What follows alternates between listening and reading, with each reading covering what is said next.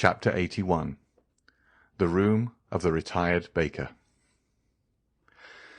The evening of the day on which the Count of Morcerf had left Danglars' house with feelings of shame and anger at the rejection of the projected alliance, Monsieur Andrea Cavalcanti, with curled hair, moustaches in perfect order, and white gloves which fitted admirably, had entered the courtyard of the banker's house in La Chaussée-d'Antin. He had not been more than 10 minutes in the drawing-room before he drew Danglars aside into the recess of a bow window, and, after an ingenious preamble, related to him all his anxieties and cares since his noble father's departure. He acknowledged the extreme kindness which had been shown him by the banker's family, in which he had been received as a son, and where, besides his warmest affections, had found an object on which to centre in Mademoiselle Danglars. Danglars listened with the most profound attention. He had expected this declaration for the last 2 or 3 days, and when at last it came his eyes glistened as much as they had lowered on listening to Morcerf. He would not, however, yield immediately to the young man's request, but made a few conscientious objections. "Are you not rather young, Monsieur Andrea, to think of marrying?" "I think not, sir," replied Monsieur Cavalcanti. "In Italy, the nobility generally marry young. Life is so uncertain that we ought to secure happiness while it is within our reach." "Well, sir," said Danglars, "in case your proposals, which do me honour, are accepted by my wife and daughter, by whom shall the preliminary arrangements be settled? So important a negotiation should, I think, be conducted by the respective fathers of the young people." "Sir, my father is a man of great foresight and prudence. Thinking that I might wish to settle in France, he left me at his departure together with the papers establishing my identity, a letter promising, if he approved of my choice, 150,000 livres per annum from the day I was married. So far as I can judge, I suppose this to be a quarter of my father's revenue." "I," said Danglars, "have always intended giving my daughter 500,000 francs as her dowry. She is, besides, my sole heiress." "All would then be easily arranged if the Baroness and her daughter are willing. We should command an annuity of 175,000 livres. Supposing also I should persuade the Marquis to give me my capital, which is not likely, but still is possible, we would place these 2 or 3 millions in your hands, whose talent might make it realize 10%. "I never give more than 4%, and generally only 3.5. But to my son-in-law I would give 5, and we would share the profit." "Very good, father-in-law," said Cavalcanti, yielding to his low-born nature, which would escape sometimes through the aristocratic gloss with which he sought to conceal it. Correcting himself immediately, he said, "Excuse me, sir. Hope alone makes me almost mad. What will not reality do?" "But," said Danglars, who on his heart did not perceive how soon the conversation, which was at first disinterested, was turning to a business transaction, "there is doubtless a part of your fortune your father could not refuse you." "Which?" asked the young man. "That you inherit from your mother." "Truly from my mother, Leonora Corsinari." "How much may it amount to?"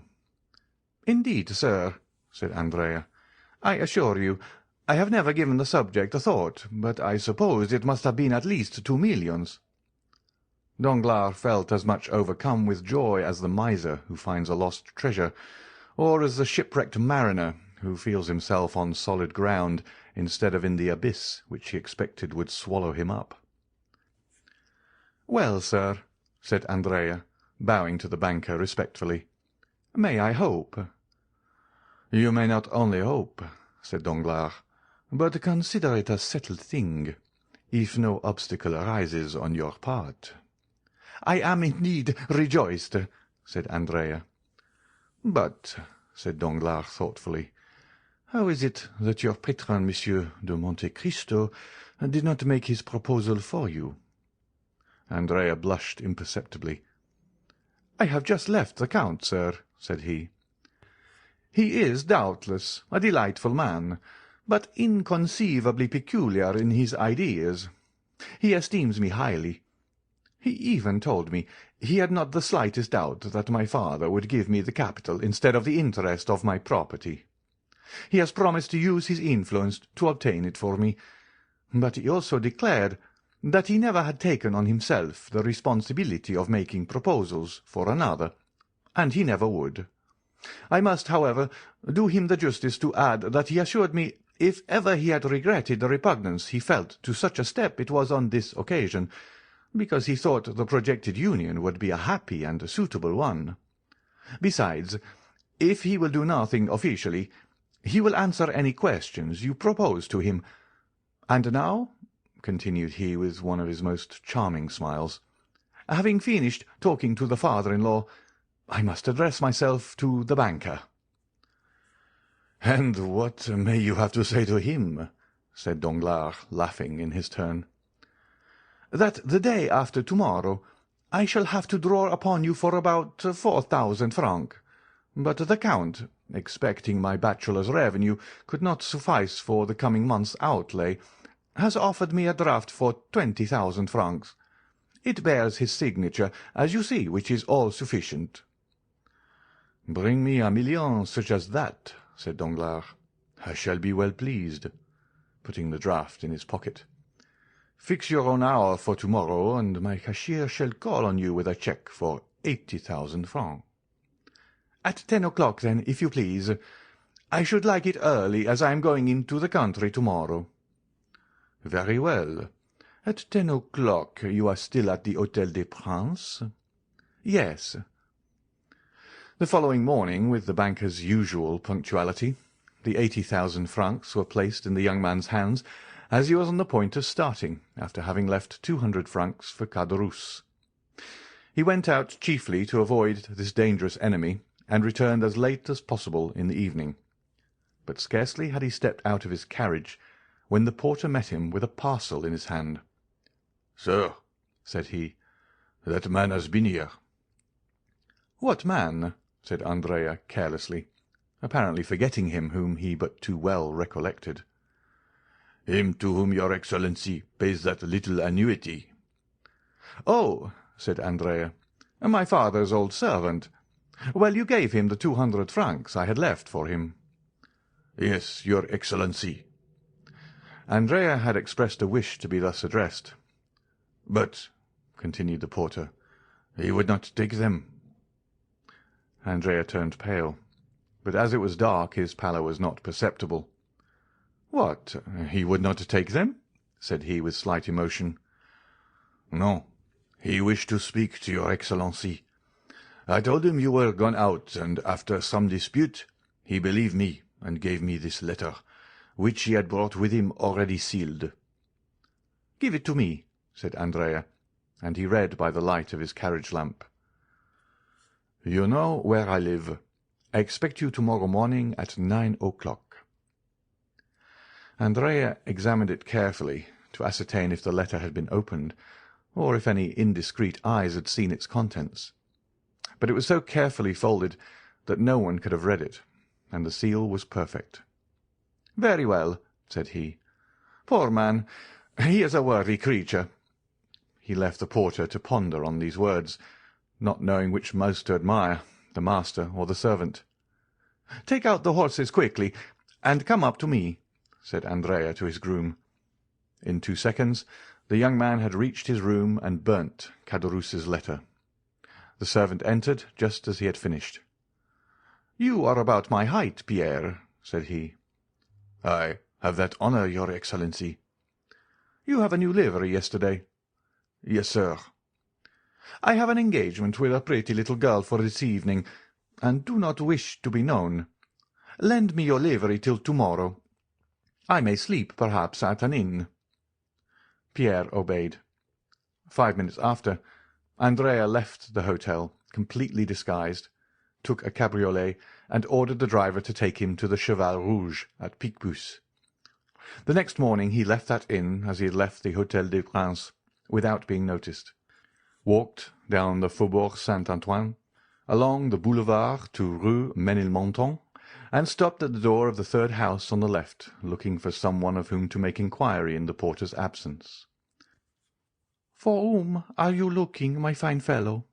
asked the fruiteress on the opposite side. "Monsieur Pailletine, if you please, my good woman," replied Andrea. "A retired baker?" asked the fruiteress. "Exactly." "He lives at the end of the yard on the left, on the third story." Andrea went as she directed him, and on the third floor he found a hare's paw, which by the hasty ringing of the bell it was evident he pulled with considerable ill-temper. A moment after Caderousse's face appeared at the grating in the door. "Ah, you are punctual," said he, as he drew back the door. "Confound you and your punctuality," said Andrea, throwing himself into a chair in a manner which implied that he would rather have flung it at the head of his host. "Come, come, my little fellow, don't be angry. See, I have thought about you. Look at the good breakfast we are going to have. Nothing but what you are fond of." Andrea indeed inhaled the scent of something cooking, which was not unwelcome to him, hungry as he was. It was that mixture of fat and garlic peculiar to provincial kitchens of an inferior order, added to that of dried fish, and above all the pungent smell of musk and cloves. These odours escaped from two deep dishes which were covered and placed on a stove, and from a copper pan placed in an old iron pot. In an adjoining room Andrea saw also a tolerably clean table prepared for two bottles of wine sealed, the one with green, the other with yellow, a supply of brandy in a decanter, and a measure of fruit in a cabbage leaf, cleverly arranged on an earthenware plate. "What do you think of it, my little fellow?" said Caderousse. "Ah, that smells good. You know I used to be a famous cook. Do you recollect how you used to lick your fingers? You are among the first who tasted any of my dishes, and I think you relish them tolerably." While speaking, Caderousse went on peeling a fresh supply of onions. "But," said Andrea ill-temperedly, "by my faith, if it was only to breakfast with you that you disturbed me, I wish the devil had taken you." "My boy," said Caderousse sententiously, "one can talk while eating, and then, you ungrateful being, you are not pleased to see an old friend? I am weeping with joy." He was truly crying, but it would have been difficult to say whether joy or the onions produced the greatest effect on the lachrymal glands of the old innkeeper of the Pont du Gard. "Hold your tongue, you hypocrite," said Andrea. "You love me?" "Yes, I do, or make the devil take me. I know it is a weakness," said Caderousse, "but it overpowers me." "And yet it has not prevented your sending for me to play me some trick." "Come," said Caderousse, wiping his large knife on his apron, "if I do not like you, do you think I should endure the wretched life you lead me? Think for a moment. You have your servant's clothes on. You therefore keep a servant. I have none, and am obliged to prepare my own meals. You abuse my cookery because you dine at the table d'hôte of the Hôtel des Princes or the Café de Paris. Well, I too could keep a servant. I too could have a tilbury. I too could dine where I like. But why do I not? Because I would not annoy my little Benedetto. Come, just acknowledge that I could, eh?" This address was accompanied by a look which was by no means difficult to understand. "Well," said Andrea, "admitting your love, why do you want me to breakfast with you?" "That I may have the pleasure of seeing you, my little fellow." "What is the use of seeing me after we have made all our arrangements?" "Eh, dear friend," said Caderousse, "are wills ever made without codicils? But you first came to breakfast, did you not? Well, sit down, and let us begin with these pilchards, and this fresh butter, which I have put on some vine leaves to please you, wicked one. Ah, yes, you look at my room, my 4 straw chairs, my image, 3 francs each. But what do you expect? This is not the Hôtel des Princes." "Come, you are growing discontented. You are no longer happy. You, who only wish to live like a retired baker." Caderousse sighed. "Well, what have you to say? You have seen your dream realized." I can still say it is a dream.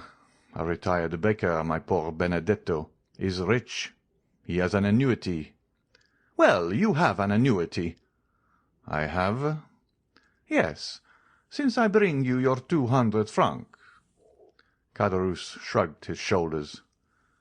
"It is humiliating," said he, "thus to receive money given grudgingly, an uncertain supply which may soon fail. You see, I am obliged to economize, in case your prosperity should cease. Well, my friend, fortune is inconstant, as the chaplain of the regiment said. I know your prosperity is great, you rascal. You are to marry the daughter of Danglars." "What? Of Danglars?" "Yes, to be sure. Must I say Baron Danglars? I might as well say Count Benedetto. He was an old friend of mine, and if he had not so bad a memory, he ought to invite me to your wedding, seeing he came to mine." Yes, to mine. Gad, he was not so proud then. He was an under-clerk to the good Monsieur Morel. I have dined many times with him, and the Count of Morcerf. So you see I have some high connections, and were I to cultivate them a little, we might meet in the same drawing-rooms." "Come, your jealousy represents everything to you in the wrong light." "That is all very fine, Benedetto mio, but I know what I am saying. Perhaps I may one day put on my best coat, and, presenting myself at the great gate, introduce myself. Meanwhile let us sit down and eat." Caderousse set the example, and attacked the breakfast with good appetite, praising each dish he set before his visitor. The latter seemed to have resigned himself. He drew the corks, and partook largely of the fish with the garlic and fat. "Ah, mate," said Caderousse, "you are getting on better terms with your old landlord."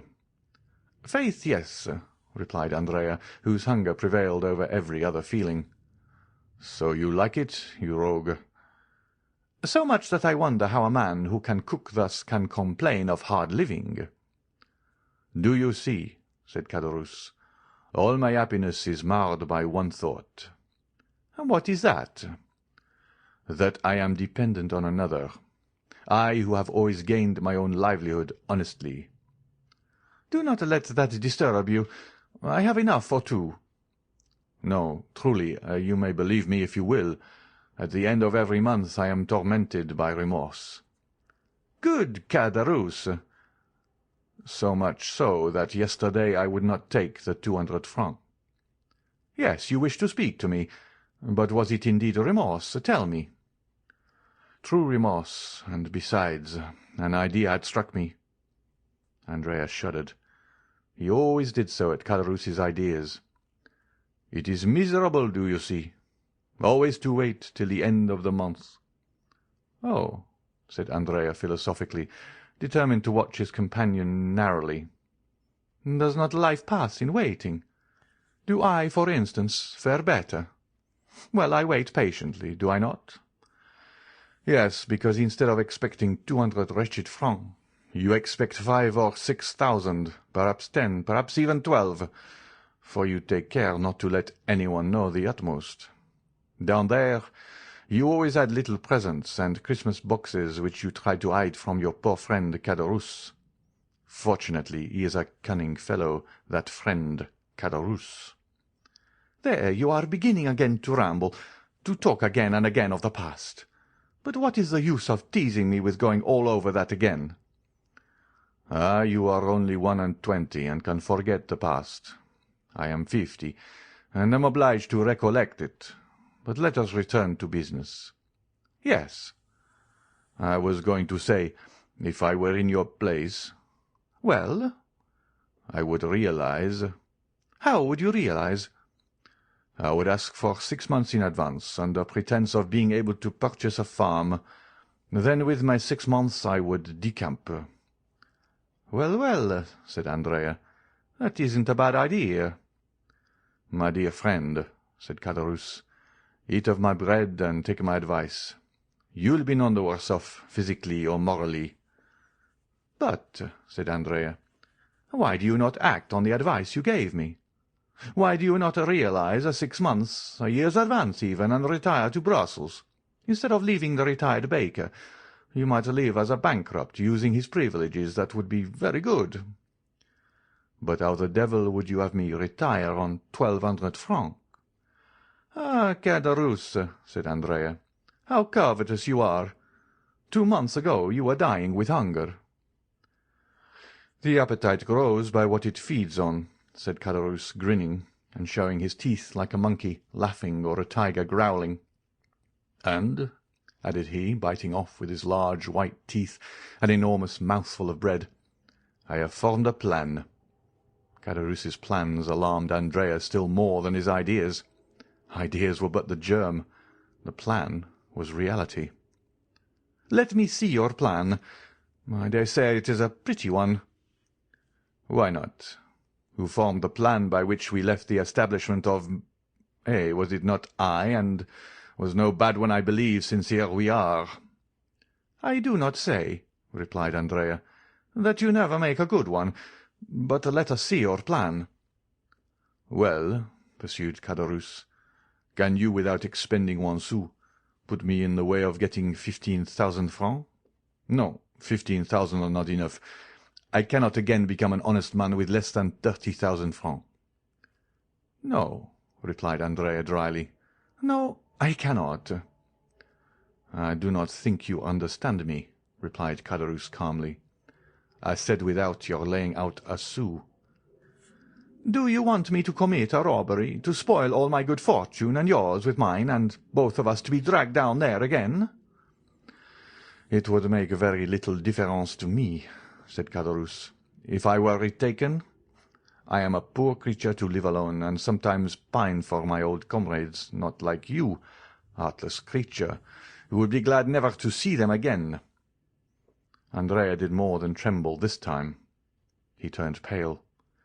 "Come, Caderousse, no nonsense," said he.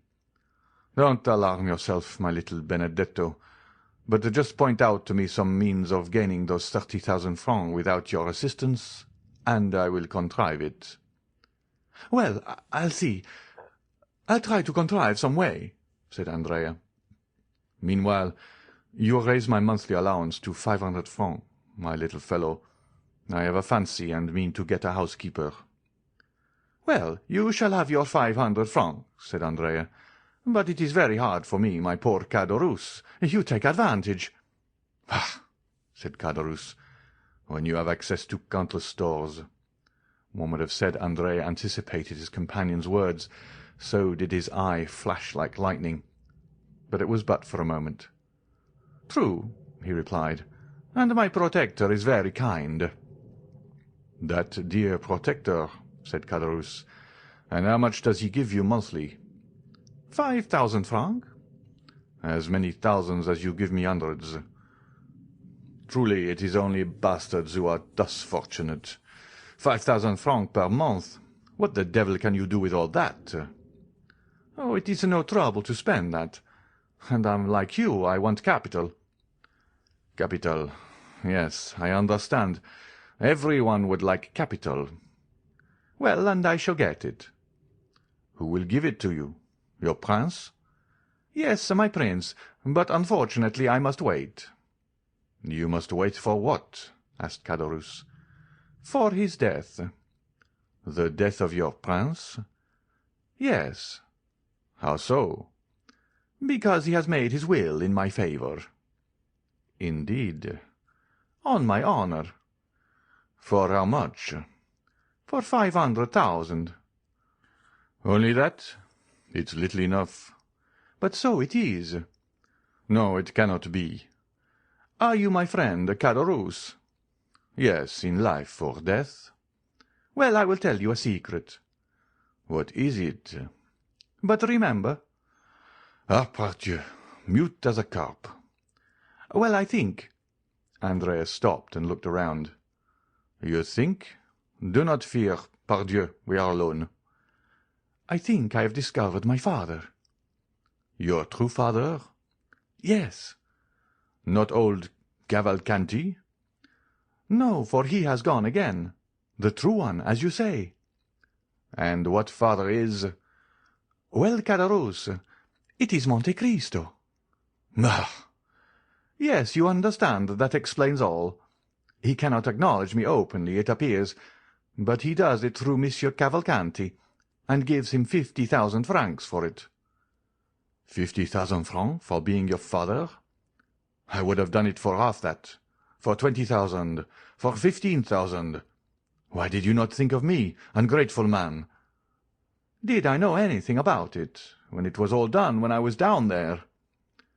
"Ah, truly. And you say that by his will—" "He leaves me 500,000 livres." "Are you sure of it?"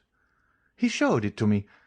But that is not all. There is a codicil, as I said just now." "Probably." "And in that codicil he acknowledges me." "Oh, the good father, the brave father, the very honest father," said Caderousse, twirling a plate in the air between his two hands. "Now say if I conceal anything from you." "No, and your confidence makes you honourable in my opinion. And your princely father, is he rich? Very rich?" "Yes, he is that. He does not himself know the amount of his fortune." "Is it possible?" "It is evident enough to me, who am always at his house. The other day a banker's clerk brought him 50,000 francs in a portfolio about the size of your plate. Yesterday his banker brought him 100,000 francs in gold." Caderousse was filled with wonder. The young man's words sounded to him like metal, and he thought he could hear the rushing of cascades of louis. "And you go into that house?" cried he briskly. "When I like." Caderousse was thoughtful for a moment. It was easy to perceive he was revolving some unfortunate idea in his mind. Then suddenly, "How I should like to see all that!" cried he. "How beautiful it must be!" "It is in fact magnificent," said Andrea. "And does he not live in the Champs-Élysées?" "Yes, number 30. "Ah," said Caderousse, "Numéro 30. "Yes, a fine house, standing alone, between a courtyard and a garden. You must know it." "Possibly, but it is not the exterior I care for, it is the interior. What beautiful furniture there must be in it." "Have you ever seen the Tuileries?" "No." "Well, it surpasses that." "It must be worth one's while to stoop, Andrea, when that good Monsieur Monte Cristo lets fall his purse." "It is not worth while to wait for that," said Andrea. "Money is as plentiful in that house as fruit in an orchard." "But you should take me there one day with you." "How can I? On what plea?" "You are right, but you have made my mouth water. I must absolutely see it. I shall find a way." "No nonsense, Caderousse." "I will offer myself as floor polisher." "The rooms are all carpeted." "Well, then, I must be contented to imagine it." "That is the best plan, believe me." "Try at least to give me an idea of what it is." "How can I?" "Nothing is easier. Is it large?" "Middling." "How is it arranged?" "Faith, I should require pen, ink, and paper to make a plan." "They are all here," said Caderousse briskly. He fetched from an old secretary a sheet of white paper and pen and ink. "Here," said Caderousse, "draw me all that on the paper, my boy." Andrea took the pen with an imperceptible smile and began. "The house, as I said, is between the court and the garden. In this way, do you see?" Andrea drew the garden, the court, and the house. "High walls?" "Not more than 8 or 10 feet." "That is not prudent," said Caderousse. "In the court are orange trees in pots, turf, and clumps of flowers." "And no steel traps?" "No." "The stables?" "Are on either side of the gate, which you see there." And Andrea continued his plan. "Let us see the ground floor," said Caderousse. "On the ground floor, dining room, 2 drawing rooms, billiard room, staircase in the hall, and a little black staircase." "Windows?" "Magnificent windows, so beautiful, so large, that I believe a man of your size should pass through each frame." "Why the devil have they any stairs with such windows?" Luxury has everything. But shutters? Yes, but they are never used. That Count of Monte Cristo is an original, who loves to look at the sky, even at night. And where do the servants sleep? Oh, they have a house to themselves. Picture to yourself a pretty coach-house at the right-hand side, where the ladders are kept. Well, over that coach-house are the servants' rooms, with bells corresponding with the different apartments. Ah, diable! Bells, did you say? What do you mean? Oh, nothing. I only say they cost a load of money to hang. And what is the use of them, I should like to know? There used to be a dog let loose in the yard at night, but it has been taken to the house at Auteuil, to that you went to, you know. Yes. I was saying to him only yesterday, "You are imprudent, Monsieur Count, for when you go to Auteuil and take your servants, the house is left unprotected." "Well," said he, "what next?" "Well, next some day you will be robbed." What did he answer? He quietly said, "What do I care if I am?" Andrea, he has some secretary with a spring. How do you know? Yes, which catches the thief in a trap and plays a tune. I was told there was such at the last exhibition. He has a simple, mahogany secretary in which the key is always kept. And he is not robbed? No, his servants are all devoted to him. There ought to be some money in that secretary. There may be. No one knows what there is. And where is it? On the first floor. Sketch me the plan of that floor, as you have done of the ground floor, my boy. That is very simple. Andrea took the pen. On the first story, do you see, there is the ante-room and the drawing-room. To the right of the drawing-room, a library and a study. To the left, a bedroom and a dressing-room. The famous secretary is in the dressing-room. Is there a window in the dressing-room? Two, one here and one there. Andrea sketched 2 windows in the room, which formed an angle on the plan, and appeared as a small square added to the rectangle of the bedroom. Caderousse became thoughtful. "Does he often go to Auteuil?" added he. 2 or 3 times a week. Tomorrow, for instance. He is going to spend the day and night there. Are you sure of it? He has invited me to dine there. There's a life for you, said Caderousse. A town house and a country house. That is what it is to be rich. And shall you dine there? Probably. When you dine there, do you sleep there? If I like. I am at home there. Caderousse looked at the young man as if to get at the truth from the bottom of his heart. But Andrea drew a cigar-case from his pocket, took a Havana, quietly lit it, and began smoking. "When do you want your 1,200 francs?" said he to Caderousse. "Now, if you have them." Andrea took 25 louis from his pocket. "Yellow boys?" said Caderousse. "No, I thank you." "Oh, you despise them." "On the contrary, I esteem them, but will not have them." "You can change them, idiot. Gold is worth 5 sous." "Exactly. And he who changes them will follow friend Caderousse, lay hands on him, and demand what farmers pay him their rent in gold. No nonsense, my good fellow, silver simply, round coins with the head of some monarch or other on them.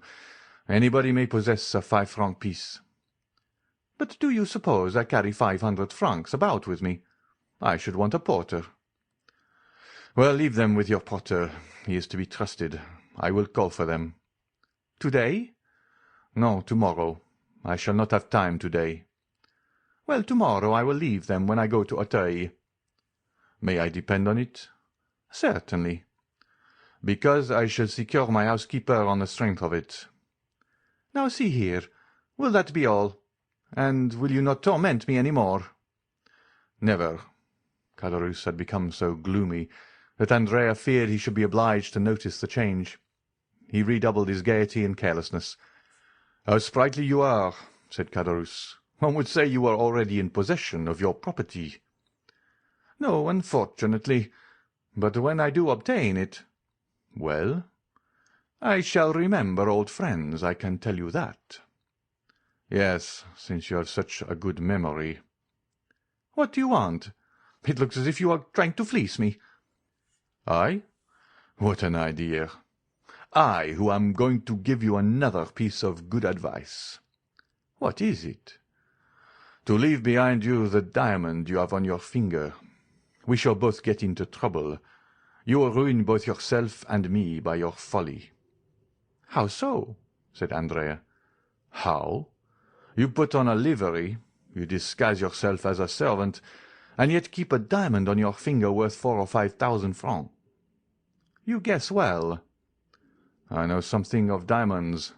I have had some. You do well to boast of it, said Andrea, who, without becoming angry, as Caderousse feared, at this new extortion, quietly resigned the ring. Caderousse looked so closely at it that Andrea well knew that he was examining to see if all the edges were perfect. "It is a false diamond," said Caderousse. "You are joking now," replied Andrea. "Do not be angry. We can try it." Caderousse went to the window, touched the glass with it, and found it would cut. "Confiture," said Caderousse, putting the diamond on his little finger. "I was mistaken. But those thieves of jewellers imitate so well that it is no longer worth while to rob a jeweller's shop. It is another branch of industry paralyzed." "Have you finished?" said Andrea. "Do you want anything more? Will you have my waistcoat or my hat? Make free, now you have begun." "No, you are, after all, a good companion. I will not detain you, and will try to cure myself of my ambition." "But take care the same thing does not happen to you in selling the diamond you feared with the gold." "I shall not sell it. Do not fear." "Not at least until the day after tomorrow," thought the young man. "Happy rogue," said Caderousse. "You are going to find your servants, your horses, your carriage, and your betrothed." "Yes," said Andrea. "Well, I hope you will make a handsome wedding present the day you marry Mademoiselle Danglars." "I have already told you it is a fancy you have taken in your head." "What fortune has she?" "But I tell you—" "1,000,000?" Andrea shrugged his shoulders. "Let it be 1,000,000," said Caderousse. "You can never have so much as I wish you." "Thank you," said the young man. "Oh, I wish it you with all my heart," added Caderousse with his hoarse laugh. "Stop! Let me show you the way." "It is not worth while." "Yes, it is." "Why?" "Because there is a little secret, a precaution I thought it desirable to take. One of Huret et Fichet's locks, revised and improved by Gaspard Caderousse. I will manufacture you a similar one when you are a capitalist." "Thank you," said Andrea. "I will let you know a week beforehand." They parted. Caderousse remained on the landing until he had not only seen Andrea go down the 3 stories, but also across the court. Then he returned hastily, shut his door carefully, and began to study like a clever architect the plan Andrea had left him. "Dear Benedetto," said he, "I think he will not be sorry to inherit his fortune, and he who hastens the day when he can touch his 500,000 will not be his worst friend." End of chapter 81. Chapter 82. The Burglary. The day following that on which the conversation we have related took place, the Count of Monte Cristo set out for Auteuil, accompanied by Ali and several attendants, and also taking with him some horses whose qualities he was desirous of ascertaining. He was induced to undertake this journey, of which the day before he had not even thought, and which had not occurred to Andrea either, by the arrival of Bertuccio from Normandy with intelligence respecting the house and sloop. The house was ready, and the sloop, which had arrived a week before, lay at anchor in a small creek with her crew of 6 men, who had observed all the requisite formalities, and were ready again to put to sea. The Count praised Bertuccio's zeal, and ordered him to prepare for a speedy departure, as his stay in France would not be prolonged more than a month. Now, said he. "I may require to go in one night from Paris to Tréport. Let 8 fresh horses be in readiness on the road, which will enable me to go 50 leagues in 10 hours." "Your Highness has already expressed that wish," said Bertuccio, "and the horses are ready. I have bought them, and stationed them myself at the most desirable posts, that is, in villages where no one generally stops." "That's well," said Monte Cristo. "I remain here a day or two. Arrange accordingly." As Bertuccio was leaving the room to give the requisite orders, Baptistin opened the door. He held a letter on a silver waiter. "What are you doing here?" asked the Count, seeing him covered with dust. "I did not send for you, I think." Baptistin, without answering, approached the Count and presented the letter. "Important and urgent," said he. The Count opened the letter and read, "Monsieur de Monte Cristo is apprised that this night a man will enter his house in the Champs-Élysées with the intention of carrying off some papers supposed to be in the secretary in the dressing-room. The Count's well-known courage will render unnecessary the aid of the police, whose interference might seriously affect him who sends this advice. The Count, by any opening from the bedroom, or by concealing himself in the dressing-room, would be able to defend his property himself. Many attendants or apparent precautions would prevent the villain from the attempt, and Monsieur de Monte Cristo would lose the opportunity of discovering an enemy whom chance has revealed to him, who now sends this warning to the Count, a warning he might not be able to send another time, if this first attempt should fail and another be made."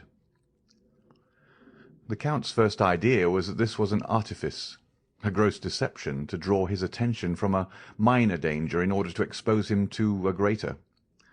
He was on the point of sending the letter to the commissary of police, notwithstanding the advice of his anonymous friend, or perhaps because of that advice, when suddenly the idea occurred to him that it might be some personal enemy whom he alone should recognize, and over whom, if such were the case, he alone would gain any advantage, as Fiesco had done over the Moor who would have killed him. We know the Count's vigorous and daring mind, denying anything to be impossible, with that energy which marks the great man. From his past life, from his resolution to shrink from nothing, the Count had acquired an inconceivable relish for the contests in which he had engaged, sometimes against nature, that is to say, against God, and sometimes against the world, that is, against the devil. "They do not want my papers," said Monte Cristo.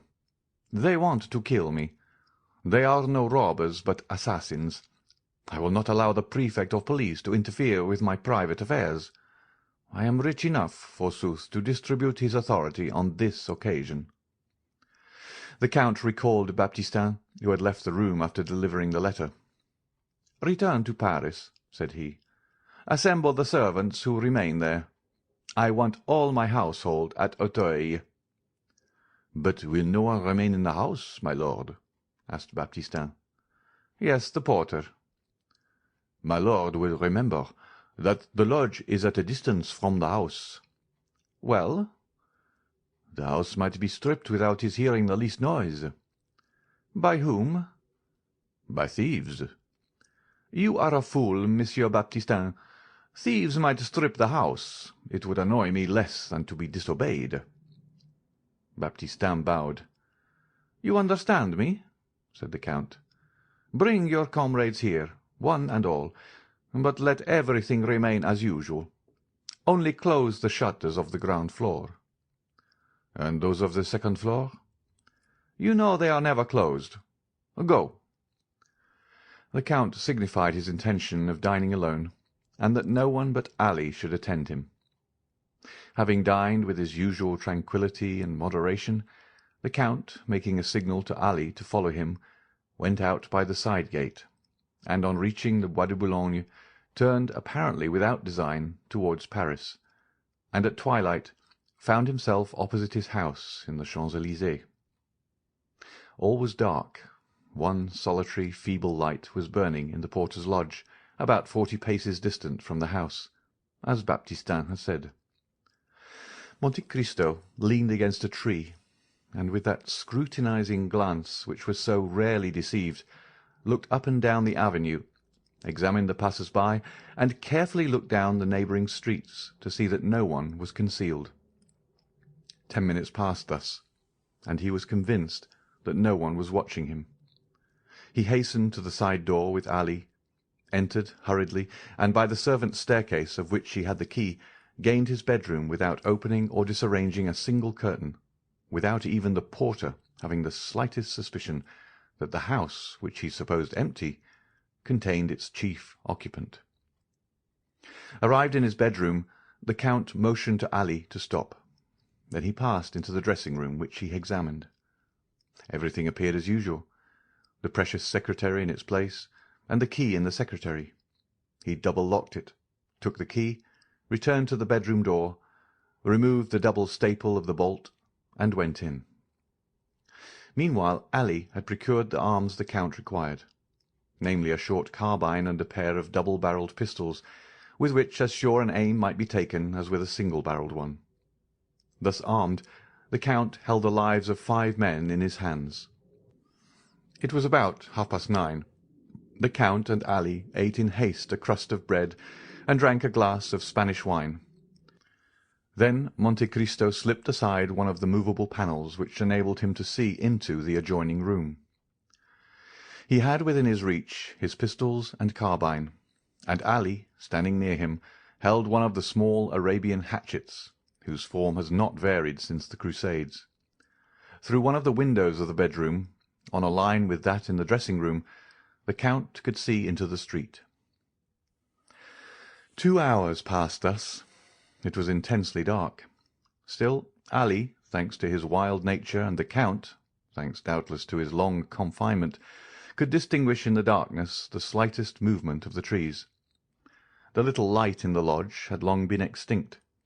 It might be expected that the attack, if indeed an attack was projected, would be made from the staircase of the ground floor, and not from a window. In Monte Cristo's opinion, the villains sought his life, not his money. It would be his bedroom they would attack, and they must reach it by the back staircase or by the window in the dressing-room. The clock of the Invalides struck 11:45.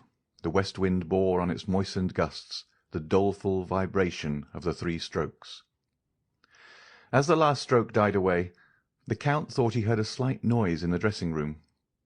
This first sound, or rather this first grinding, was followed by a second, then a third.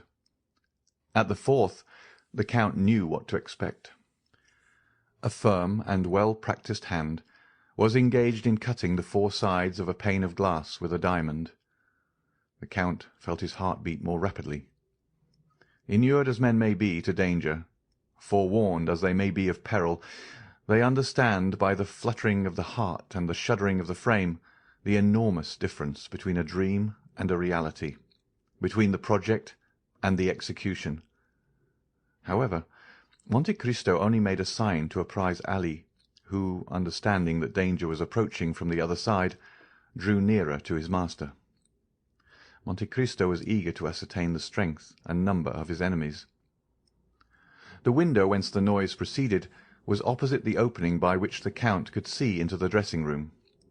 He fixed his eyes on that window. He distinguished a shadow in the darkness. Then one of the panes became quite opaque, as if a sheet of paper was stuck on the outside. Then the square cracked without falling. Through the opening an arm was passed to find the fastening, then a second. The window turned on its hinges, and a man entered. He was alone. "That's a daring rascal," whispered the Count. At that moment Ali touched him slightly on the shoulder. He turned. Ali pointed to the window of the room in which they were facing the street. "I see," said he. "There are 2 of them. One does the work while the other stands guard." He made a sign to Ali not to lose sight of the man in the street, and turned to the one in the dressing-room. The glass-cutter had entered, and he was feeling his way, his arms stretched out before him. At last he appeared to have made himself familiar with his surroundings. There were 2 doors. He bolted them both. When he drew near to the bedroom door, Monte Cristo expected that he was coming in, and raised one of his pistols. But he simply heard the sound of the bolts sliding in their copper rings. It was only a precaution. The nocturnal visitor, ignorant of the fact that the Count had removed the staples, might now think himself at home, and pursue his purpose with full security. Alone and free to act as he wished, the man then drew from his pocket something which the Count could not discern, placed it on a stand, then went straight to the secretary, felt the lock, and, contrary to his expectation, found that the key was missing. But the glass-cutter was a prudent man who had provided for all emergencies. The Count soon heard the rattling of a bunch of skeleton keys, such as the locksmith brings when called to force a lock, and which thieves call nightingales, doubtless from the music of their nightly song when they grind against the bolt. "Aha!" whispered Monte Cristo with a smile of disappointment. "He is only a thief." But the man in the dark could not find the right key. He reached the instrument he had placed on the stand, touched a spring, and immediately a pale light, just bright enough to render objects distinct, was reflected on his hands and countenance. "By heavens!" exclaimed Monte Cristo, starting back. "It is—" Ali raised his hatchet. "Don't stir," whispered Monte Cristo, "and put down your hatchet. We shall require no arms." Then he added some words in a low tone, for the exclamation which surprise had drawn from the Count, faint as it had been, had startled the man who remained in the pose of the old knife-grinder. It was an order the Count had just given, for immediately Ali went noiselessly and returned bearing a black dress and a 3-cornered hat. Meanwhile, Monte Cristo had rapidly taken off his greatcoat, waistcoat, and shirt, and one might distinguish by the glimmering through the open panel that he wore a pliant tunic of steel mail, of which the last in France, where daggers are no longer dreaded, was worn by King Louis XVI, who feared the dagger at his breast, and whose head was cleft with a hatchet. The tunic soon disappeared under a long cassock, as did his hair under a priest's wig. The 3-cornered hat over this effectually transformed the Count into an abbé. The man, hearing nothing more, stood erect, and while Monte Cristo was completing his disguise, had advanced straight to the secretary, whose lock was beginning to crack under his nightingale. "Try again," whispered the Count, who depended on the secret spring, which was unknown to the picklock, clever as he might be. "Try again. You have a few minutes' work there." And he advanced to the window. The man whom he had seen seated on a fence had got down, and was still pacing the street, but strange as it appeared, he cared not for those who might pass from the avenue of the Champs-Élysées or by the Faubourg Saint-Honoré. His attention was engrossed with what was passing at the Count's, and his only aim appeared to be to discern every movement in the dressing-room. Monte Cristo suddenly struck his finger on his forehead, and a smile passed over his lips. Then, drawing near to Ali, he whispered, "Remain here, concealed in the dark, and whatever noise you hear, whatever passes, only come in or show yourself if I call you." Ali bowed in token of strict obedience. Monte Cristo then drew a lighted taper from a closet, and when the thief was deeply engaged with his lock, silently opened the door, taking care that the light should shine directly on his face. The door opened so quietly that the thief heard no sound, but to his astonishment the room was suddenly illuminated. He turned. "Ah, good evening, my dear Monsieur Caderousse," said Monte Cristo. "What are you doing here at such an hour?" "The Abbé Busoni!" exclaimed Caderousse, and, not knowing how this strange apparition could have entered when he had bolted the doors, he let fall his bunch of keys and remained motionless and stupefied. The Count placed himself between Caderousse and the window, thus cutting off from the thief his only chance of retreat. "The Abbé Busoni!" repeated Caderousse, fixing his haggard gaze on the Count. "Yes, undoubtedly, the Abbé Busoni himself," replied Monte Cristo, "and I am very glad you recognize me, dear Monsieur Caderousse. It proves you have a good memory, for it must be about 10 years since we last met." This calmness of Busoni, combined with his irony and boldness, staggered Caderousse. "The abbé! The abbé!" murmured he, clinching his fists and his teeth chattering. "So you would rob the Count of Monte Cristo," continued the false abbé. "Reverend sir," murmured Caderousse, seeking to regain the window which the Count pitilessly blocked. "Reverend sir, I don't know. Believe me, I take my oath." "A pane of glass out," continued the Count, "a dark lantern, a bunch of false keys, a secretary half forced. It is tolerably evident." Caderousse was choking. He looked around for some corner to hide in, some way of escape. "Come, come," continued the Count, "I see you are still the same. An assassin." "Reverend sir, since you know everything, you know it was not I, it was La Carconte. That was proved at the trial, since I was only condemned to the galleys." "Is your time, then, expired, since I find you in a fair way to return there?" "No, reverend sir, I have been liberated by someone." "That someone has done society a great kindness." "Ah," said Caderousse, "I had promised." "And you are breaking your promise," interrupted Monte Cristo. "Alas, yes," said Caderousse very uneasily. "A bad relapse that will lead you, if I mistake not, to the Place de Grève. So much the worse, so much the worse, diavolo, as they say in my country." "Reverend sir, I am impelled." "Every criminal says the same thing." "Poverty." "Pah!" said Busoni disdainfully. "Poverty may make a man beg, steal a loaf of bread at a baker's door, but not cause him to open a secretary in a house supposed to be inhabited. And when the jeweller Johannes had just paid you 40,000 francs for the diamond I had given you, and you killed him to get the diamond and the money both, was that also poverty?" "Pardon, reverend sir," said Caderousse. "You have saved my life once. Save me again." "That is but poor encouragement." "Are you alone, reverend sir, or have you there soldiers ready to seize me?" "I am alone," said the abbé, "and I will again have pity on you, and will let you escape at the risk of the fresh miseries my weakness may lead to, if you tell me the truth." "Ah, reverend sir," cried Caderousse, clasping his hands, and drawing nearer to Monte Cristo, "I may indeed say you are my deliverer." "You mean to say you have been freed from confinement?" "Yes, that is true, reverend sir." "Who was your liberator?" "An Englishman." "What was his name?" "Lord Wilmore." "I know him. I shall know if you lie." "Ah, reverend sir, I tell you the simple truth."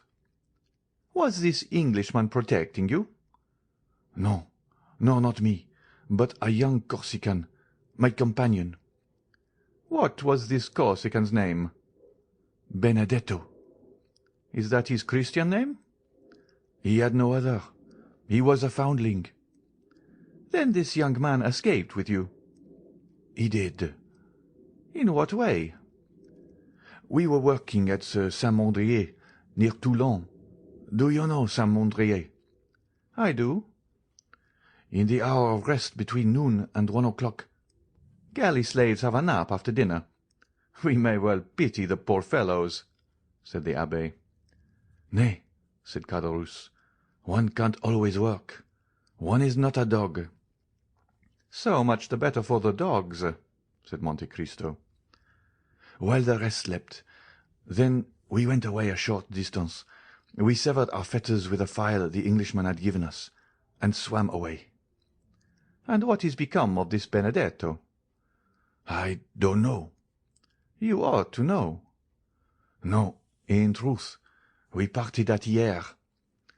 And to give more weight to his protestation, Caderousse advanced another step towards the abbé, who remained motionless in his place, as calm as ever, and pursuing his interrogation. "You lie," said the abbé Busoni, with a tone of irresistible authority. "Reverend sir, You lie. This man is still your friend, and you, perhaps, make use of him as your accomplice. Oh, reverend sir. Since you left Toulon, what have you lived on? Answer me. On what I could get. You lie, repeated the abbe a third time, with a still more imperative tone. Caderousse, terrified, looked at the count. You have lived on the money he has given you. True, said Caderousse. Benedetto has become the son of a great lord. How can he be the son of a great lord? A natural son. And what is that great lord's name? The Count of Monte Cristo, the very same in whose house we are in. Benedetto the count's son, replied Monte Cristo, astonished in his turn. Well, I should think so, since the count has found him a false father, since the count gives him 4,000 francs a month, and leaves him 500,000 francs in his will. Ah, yes, said the fictitious abbe, who began to understand. And what name does the young man bear meanwhile? Andrea Cavalcanti. Is it then that young man whom my friend the Count of Monte Cristo has received into his house, and who is going to marry Mademoiselle Danglars? Exactly. And you suffer that, you wretch, you who know his life and his crime? Why should I stand in a comrade's way? Said Caderousse. You are right. It is not you who should apprise Monsieur Danglars. It is I. Do not do so, reverend sir. Why not? Because you would bring us to ruin.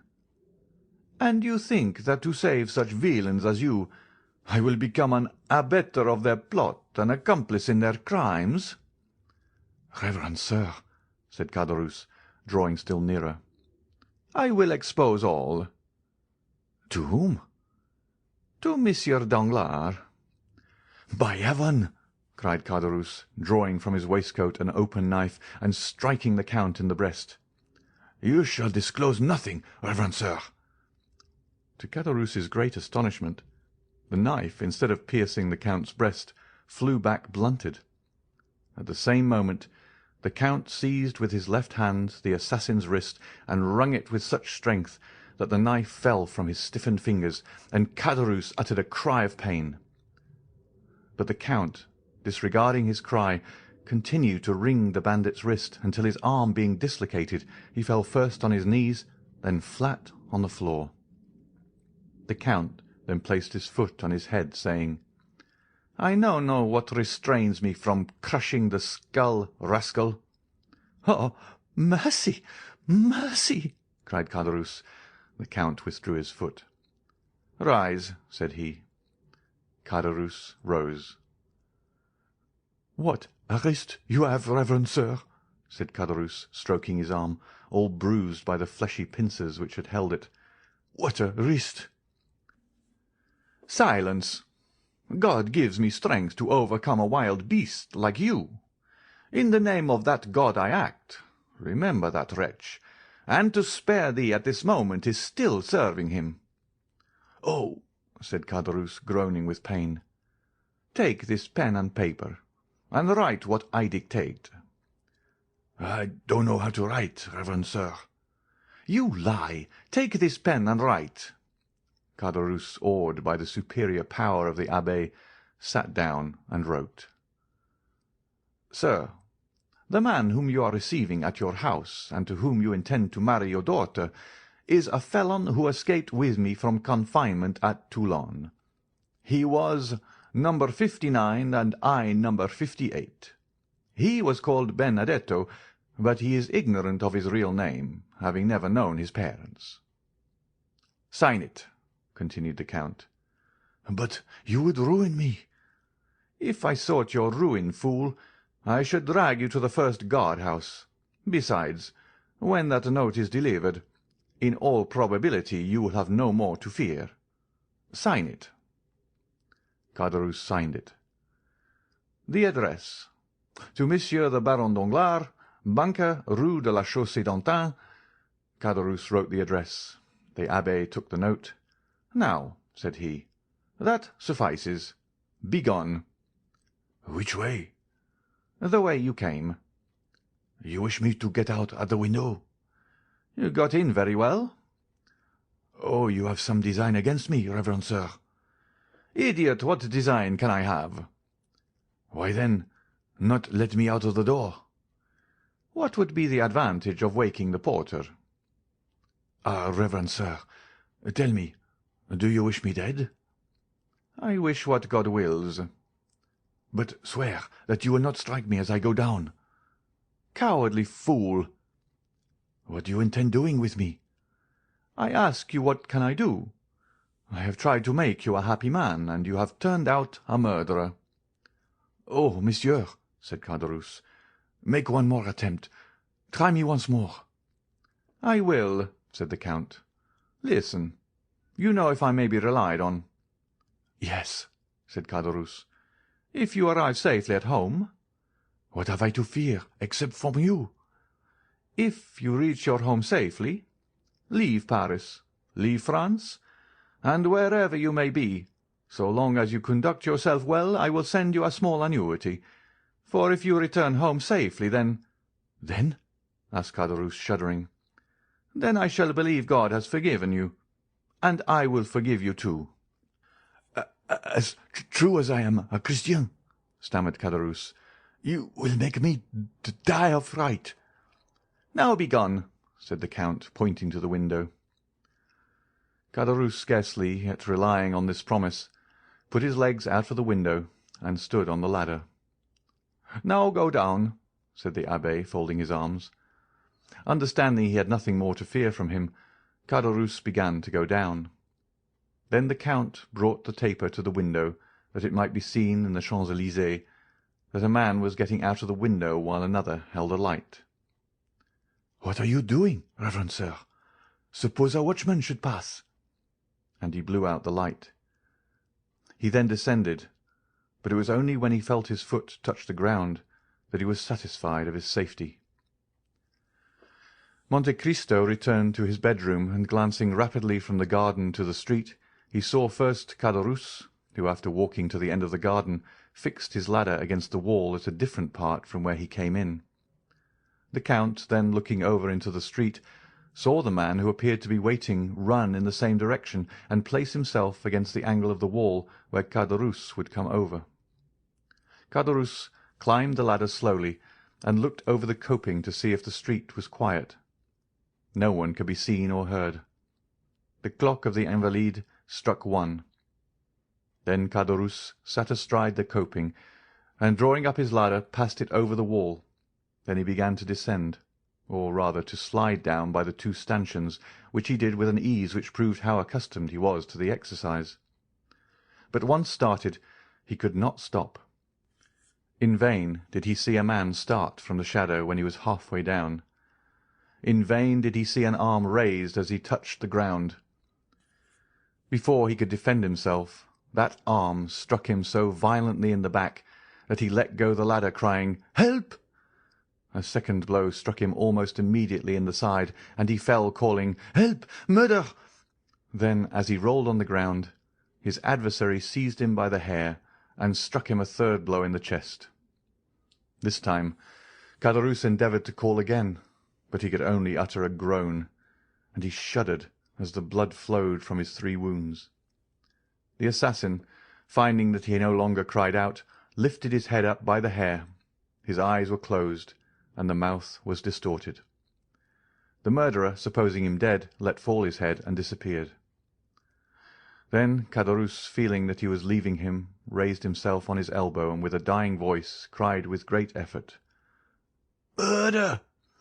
I am dying! Help, reverend sir! Help!" This mournful appeal pierced the darkness. The door of the back staircase opened, then the side gate of the garden, and Ali and his master were on the spot with lights. End of chapter 82. Chapter 83. The Hand of God. Caderousse continued to call piteously, "Help! Reverend sir, help!" "What is the matter?" asked Monte Cristo. "Help!" cried Caderousse. "I am murdered!" "We are here. Take courage." "Oh, it's all over! You are come too late. You are come to see me die. What blows! What blood!" He fainted. Ali and his master conveyed the wounded man into a room. Monte Cristo motioned to Ali to undress him, and he then examined his dreadful wounds. "My God!" he exclaimed, "thy vengeance is sometimes delayed, but only that it may fall the more effectually." Ali looked at his master for further instructions. "Bring here immediately the king's attorney, Monsieur de Villefort, who lives in the Faubourg Saint-Honoré. As you pass the lodge, wake the porter and send him for a surgeon." Ali obeyed, leaving the abbé alone with Caderousse, who had not yet revived.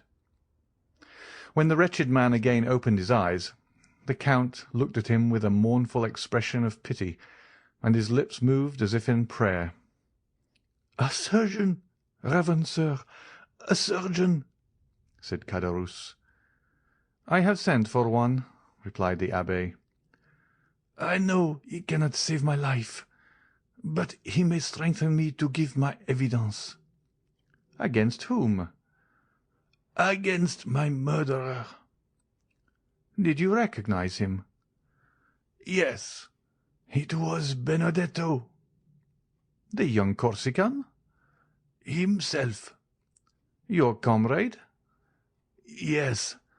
After giving me the plan of his house, doubtless hoping I should kill the count and he thus become his heir, or that the count would kill me and I should be out of his way, he waylaid me and has murdered me." "I have also sent to the procureur." "He will not come in time. I feel my life fast ebbing." "Wait a moment," said Monte Cristo. He left the room and returned in 5 minutes with the file. The dying man's eyes were all the time riveted on the door, through which he hoped succour would arrive. "Hasten, reverend sir, hasten! I shall faint again." Monte Cristo approached and dropped on his purple lips 3 or 4 drops of the contents of the phial. Caderousse drew a deep breath. "Oh," said he, "that is life to me. More, more." 2 drops more would kill you," replied the abbé. "Oh, send for someone to whom I can denounce the wretch." "Shall I write your deposition? You can sign it." "Yes, yes," said Caderousse, and his eyes glistened at the thought of this posthumous revenge. Monte Cristo wrote, "I die, murdered by the Corsican Benedetto, my comrade in the galleys at Toulouse, numéro 59. "Quick, quick," said Caderousse, "or I shall be unable to sign it." Monte Cristo gave the pen to Caderousse, who collected all his strength, signed it, and fell back on his bed, saying, "You will relate all the rest, reverend sir. You will say he calls himself Andrea Cavalcanti. He lodges at the Hôtel des Princes. Oh, I am dying!" He again fainted. The abbé made him smell the contents of the phial, and he again opened his eyes. His desire for revenge had not forsaken him. "You will tell all I have said, will you not, reverend sir?" "Yes, and much more." "What more will you say?" "I will say he had doubtless given you the plan of this house, in the hope the count would kill you. I will say likewise he had apprised the count by a note of your intention, and, the count being absent, I read the note and sat up to await for you." "And he will be guillotined, will be not?" said Caderousse. "Promise me that, and I will die with that hope." "I will say," continued the count, "that he followed and watched you the whole time, and, when he saw you leave the house, ran to the angle of the wall to conceal himself." "Did you see all that?" "Remember my words.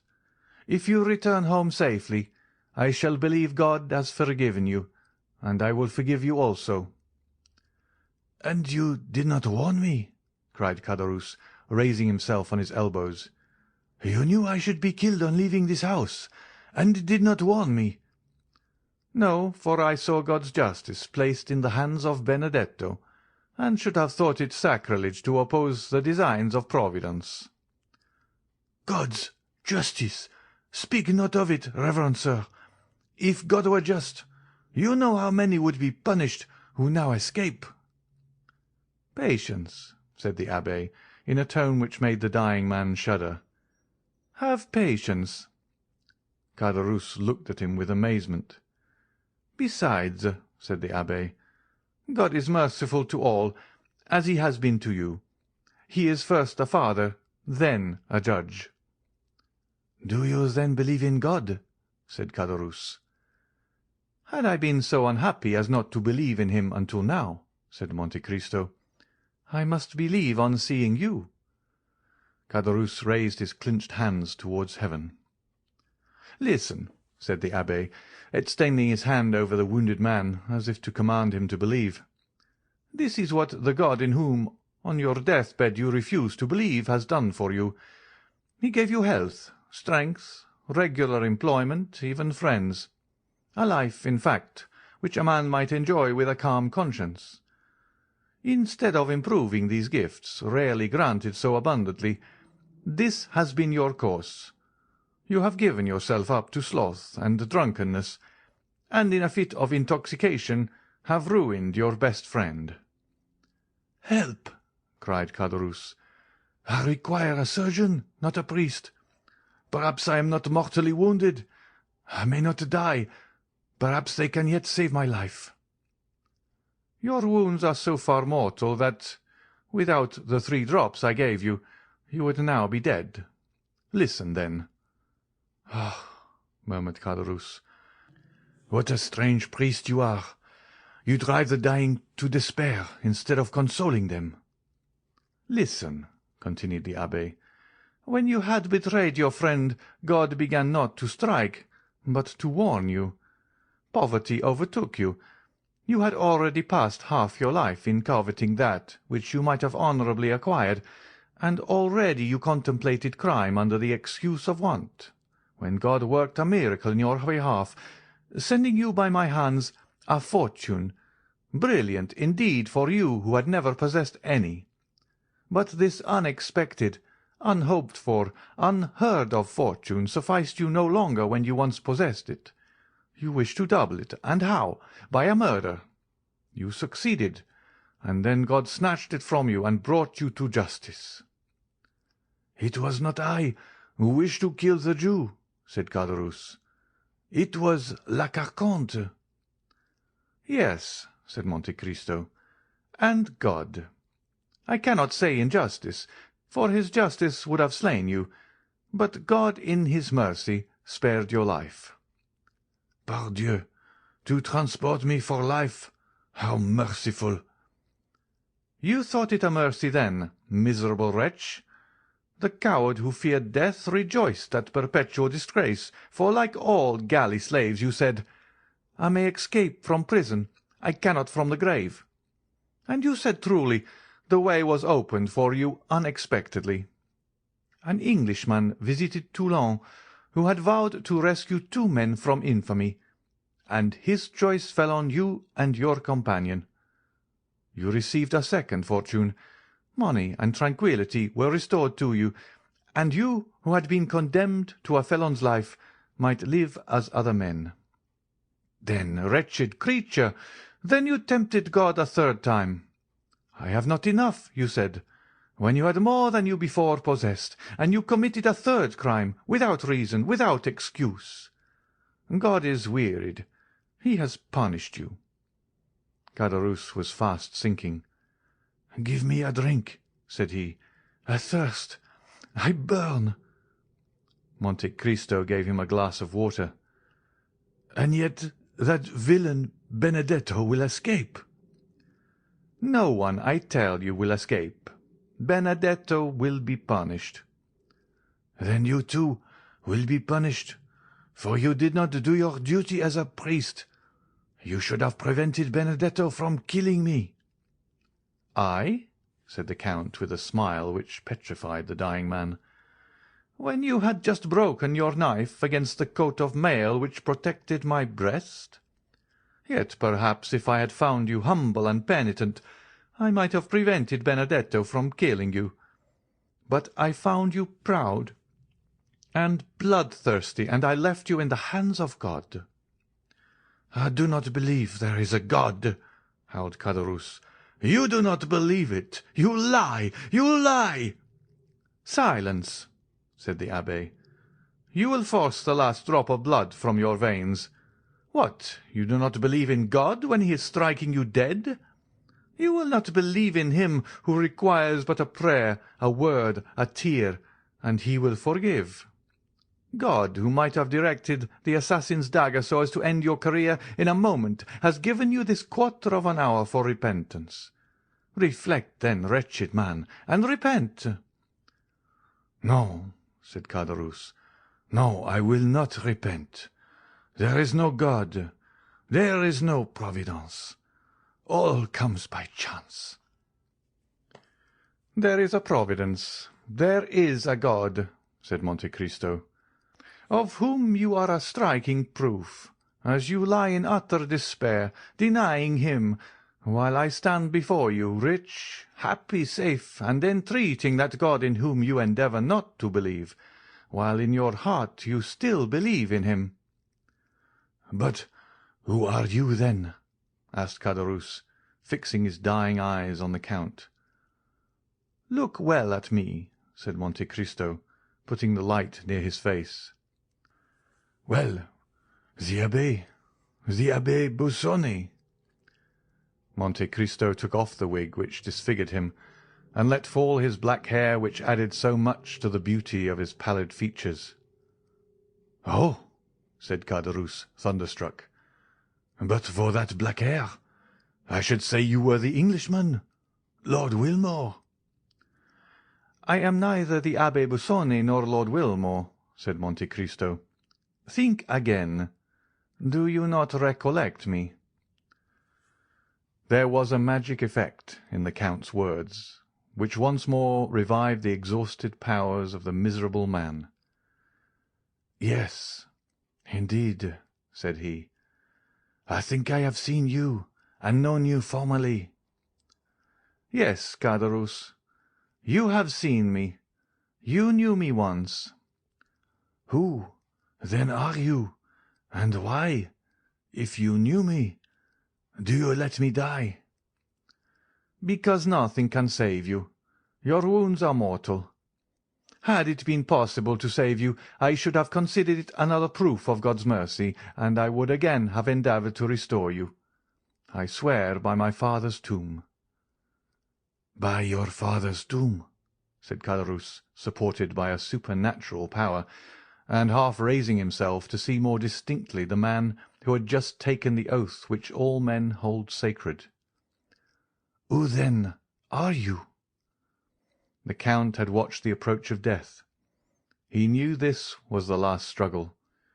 He approached the dying man, and leaning over him with a calm and melancholy look, he whispered, "I am, and his almost closed lips uttered a name so low that the Count himself appeared afraid to hear it. Caderousse, who had raised himself on his knees and stretched out his arm, tried to draw back, then clasping his hands and raising them with a desperate effort, "Oh, my God, said he, "pardon me for having denied thee. Thou dost exist. Thou art indeed man's father in heaven, and his judge on earth. My God, my Lord, I have long despised thee. Pardon me, my God. Receive me, O my Lord." Caderousse sighed deeply and fell back with a groan. The blood no longer flowed from his wounds. He was dead. "One," said the Count mysteriously, his eyes fixed on the corpse, disfigured by so awful a death.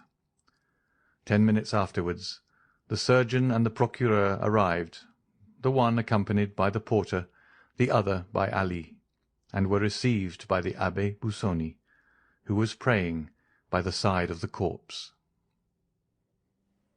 End of chapter 83.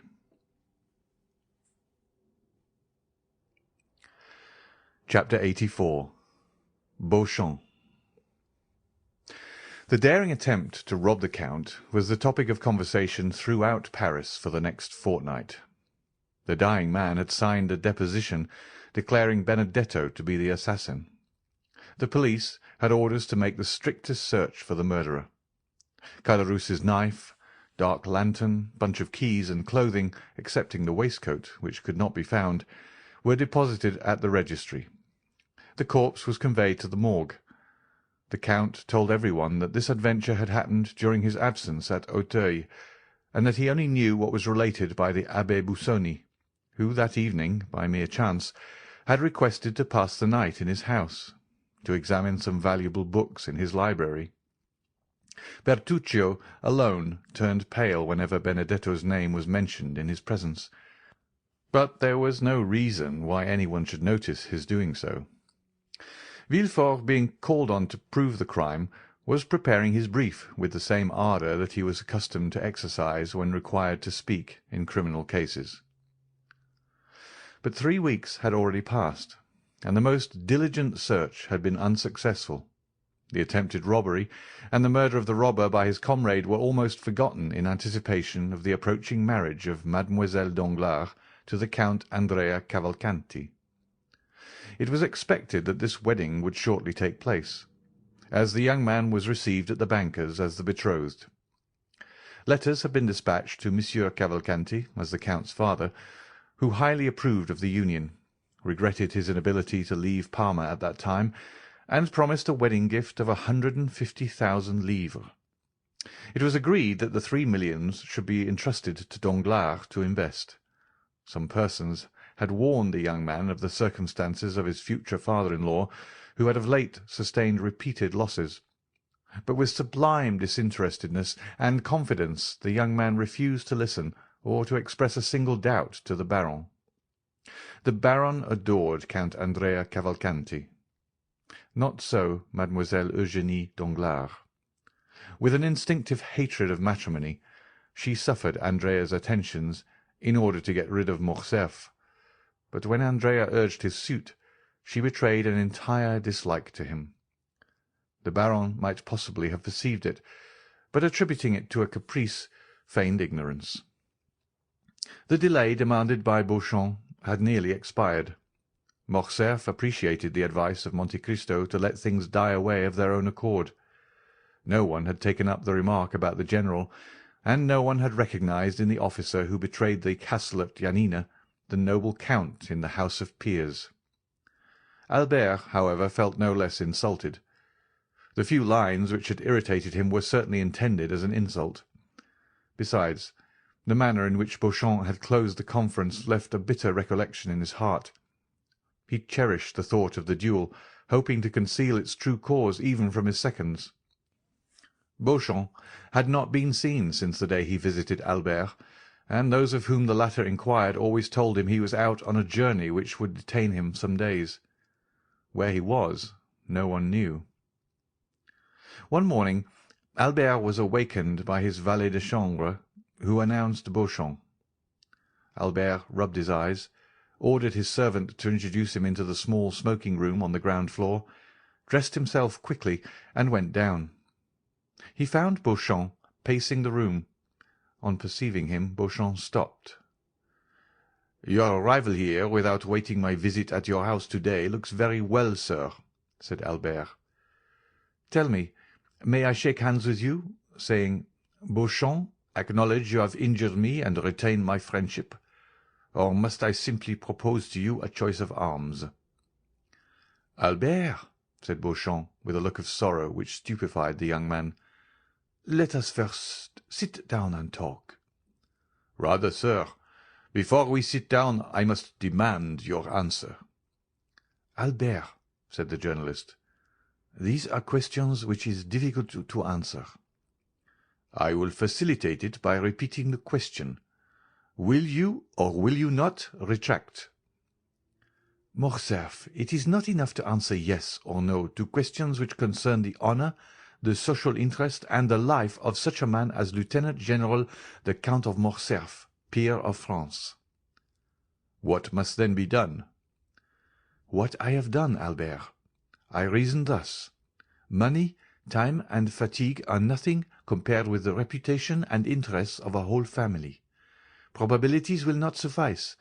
Only facts will justify a deadly combat with a friend. If I strike with the sword, or discharge the contents of a pistol at a man with whom for 3 years I have been on terms of intimacy, I must at least know why I do so. I must meet him with a heart at ease, and that quiet conscience which a man needs when his own arm must save his life." "Well," said Morcerf impatiently, "what does all this mean?" "It means that I have just returned from Yanina." "From Yanina?" "Yes." "Impossible!" "Here is my passport. Examine the visa. Geneva, Milan, Venice, Trieste, Delvino, Yanina. Will you believe the government of a republic, a kingdom, and an empire?" Albert cast his eyes on the passport, then raised them in astonishment to Beauchamp. "You have been to Yanina?" said he. "Albert, had you been a stranger, a foreigner, a simple lord, like that Englishman who came to demand satisfaction 3 or 4 months since, and whom I killed to get rid of, I should not have taken this trouble. But I thought this mark of consideration due to you. I took a week to go, another to return, 4 days of quarantine and 48 hours to stay there. That makes 3 weeks. I returned last night, and here I am." "What circumlocution! How long you are before you tell me what I most wish to know." "Because in truth, Albert—" "You hesitate?" "Yes, I fear." "You fear to acknowledge that your correspondent has deceived you. Oh no, self-love, Beauchamp, acknowledge it. Beauchamp, your courage cannot be doubted." "Not so," murmured the journalist. "On the contrary." Albert turned frightfully pale. He endeavoured to speak, but the words died on his lips. "My friend," said Beauchamp, in the most affectionate tone, "I should gladly make an apology, but, alas!" "But what?" "The paragraph was correct, my friend." "What? That French officer?" "Yes." "Fernand?" "Yes." "The traitor who surrendered the castle of the man in whose service he was—" "Pardon me, my friend. That man was your father." Albert advanced furiously towards Beauchamp, but the latter restrained him more by a mild look than by his extended hand. "My friend," said he, "here is a proof of it." Albert opened the paper. It was an attestation of 4 notable inhabitants of Yanina, proving that Colonel Fernand Mondego, in the service of Ali Tepelini, had surrendered the castle for 2,000,000 crowns. The signatures were perfectly legal. Albert tottered and fell overpowered in a chair. It could no longer be doubted. The family name was fully given. After a moment's mournful silence, his heart overflowed, and he gave way to a flood of tears. Beauchamp, who had watched with sincere pity the young man's paroxysm of grief, approached him. "Now, Albert," said he, "you understand me, do you not? I wish to see all and to judge of everything for myself, hoping the explanation would be in your father's favour, and that I might do him justice. But, on the contrary, the particulars which are given prove that Fernand Mondego, raised by Ali Pasha to the rank of Governor-General, is no other than Count Fernand of Morcerf. Then, recollecting the honour you had done me in admitting me to your friendship, I hasten to you." Albert, still extended on the chair, covered his face with both hands, as if to prevent the light from reaching him. "I hasten to you," continued Beauchamp, "to tell you, Albert, that in this changing age the faults of a father cannot revert upon his children. Few have passed through this revolutionary period, in the midst of which we were born, without some stain of infamy or blood to soil the uniform of the soldier or the gown of the magistrate. Now I have these proofs, Albert, and I am in your confidence. No human power can force me to a duel which your own conscience would reproach you with as criminal. But I come to offer you what you can no longer demand of me. Do you wish these proofs, these attestations which I alone possess, to be destroyed? Do you wish this frightful secret to remain with us? Confide it to me. It shall never escape my lips. Say, Albert, my friend, do you wish it?" Albert threw himself on Beauchamp's neck. "Ah, noble fellow!" cried he. "Take these," said Beauchamp, presenting the papers to Albert. Albert seized them with a convulsive hand, tore them in pieces, and trembling lest the least vestige should escape and one day appear to confront him, he approached the wax light always kept burning for cigars, and burned every fragment. "Dear, excellent friend," murmured Albert, still burning the papers. "Let all be forgotten as a sorrowful dream," said Beauchamp. "Let it vanish as the last sparks from the blackened paper, and disappear as the smoke from those silent ashes." "Yes, yes," said Albert, "and may there remain only the eternal friendship which I promised to my deliverer, which shall be transmitted to our children's children, and shall always remind me that I owe my life and the honour of my name to you. For had this been known, oh Beauchamp, I should have destroyed myself. Oh, no, my poor mother! I could not have killed her by the same blow. I should have fled from my country." "Dear Albert," said Beauchamp, but this sudden and factitious joy soon forsook the young man and was succeeded by a still greater grief. "Well," said Beauchamp, "what still oppresses you, my friend?" "I am broken-hearted," said Albert. "Listen, Beauchamp. I cannot thus, in a moment, relinquish the respect, the confidence, and the pride with which a father's untarnished name inspires a son. Oh, Beauchamp, Beauchamp, how shall I now approach mine? Shall I draw back my forehead from his embrace, or withhold my hand from his? I am the most wretched of men.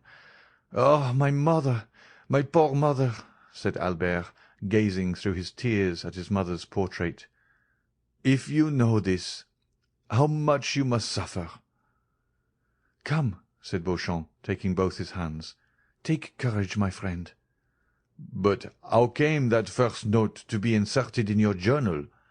Some unknown enemy, an invisible foe, has done this." "The more must you fortify yourself, Albert. Let no trace of emotion be visible on your countenance. Bear your grief, as the cloud bears within it ruin and death, a fatal secret, known only when the storm bursts. Go, my friend.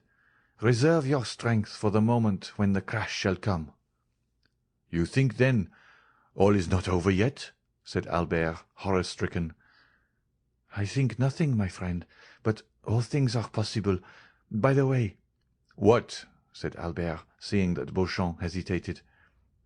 "Are you going to marry Mademoiselle Danglars?" "Why do you ask me now?" "Because the rupture or fulfilment of this engagement is connected with the person of whom we are speaking." "How?" said Albert, whose brow reddened. "You think Monsieur Danglars—" "I ask you only how your engagement stands. Pray put no construction on my words I do not mean they should convey, and give them no undue weight." "No," said Albert. "The engagement is broken off." "Well," said Beauchamp.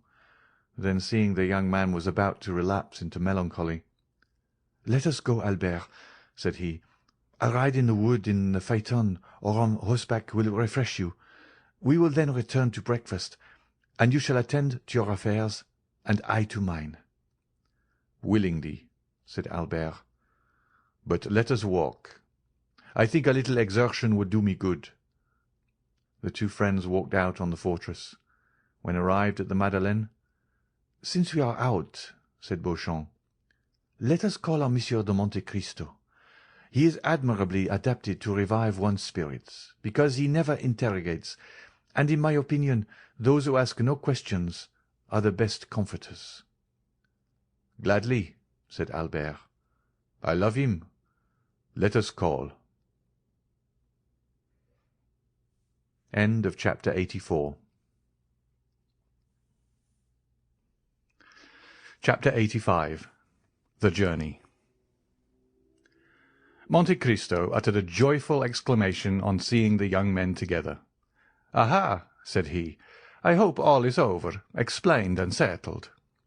"Yes," said Beauchamp. "The absurd reports have died away, and should they be renewed, I would be the first to oppose them. So let us speak no more of it."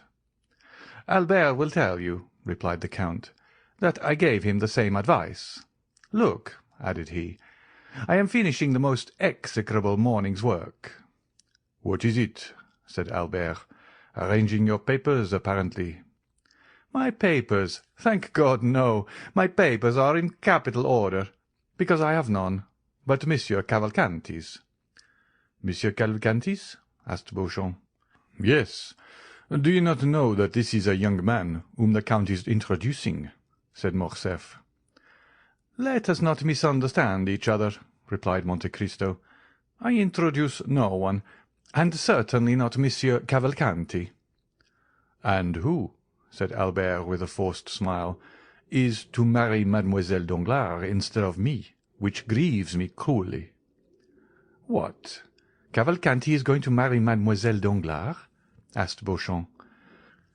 "Certainly. Do you come from the end of the world?" said Monte Cristo. "You, a journalist, the husband of renown? It is the talk of all Paris." "And you, Count, have made this match?" asked Beauchamp. "I?" "Silence, purveyor of gossip, do not spread that report. I make a match? No, you do not know me. I have done all in my power to oppose it." "Ah, I understand," said Beauchamp. "On our friend Albert's account." "On my account?" said the young man. "Oh, no, indeed.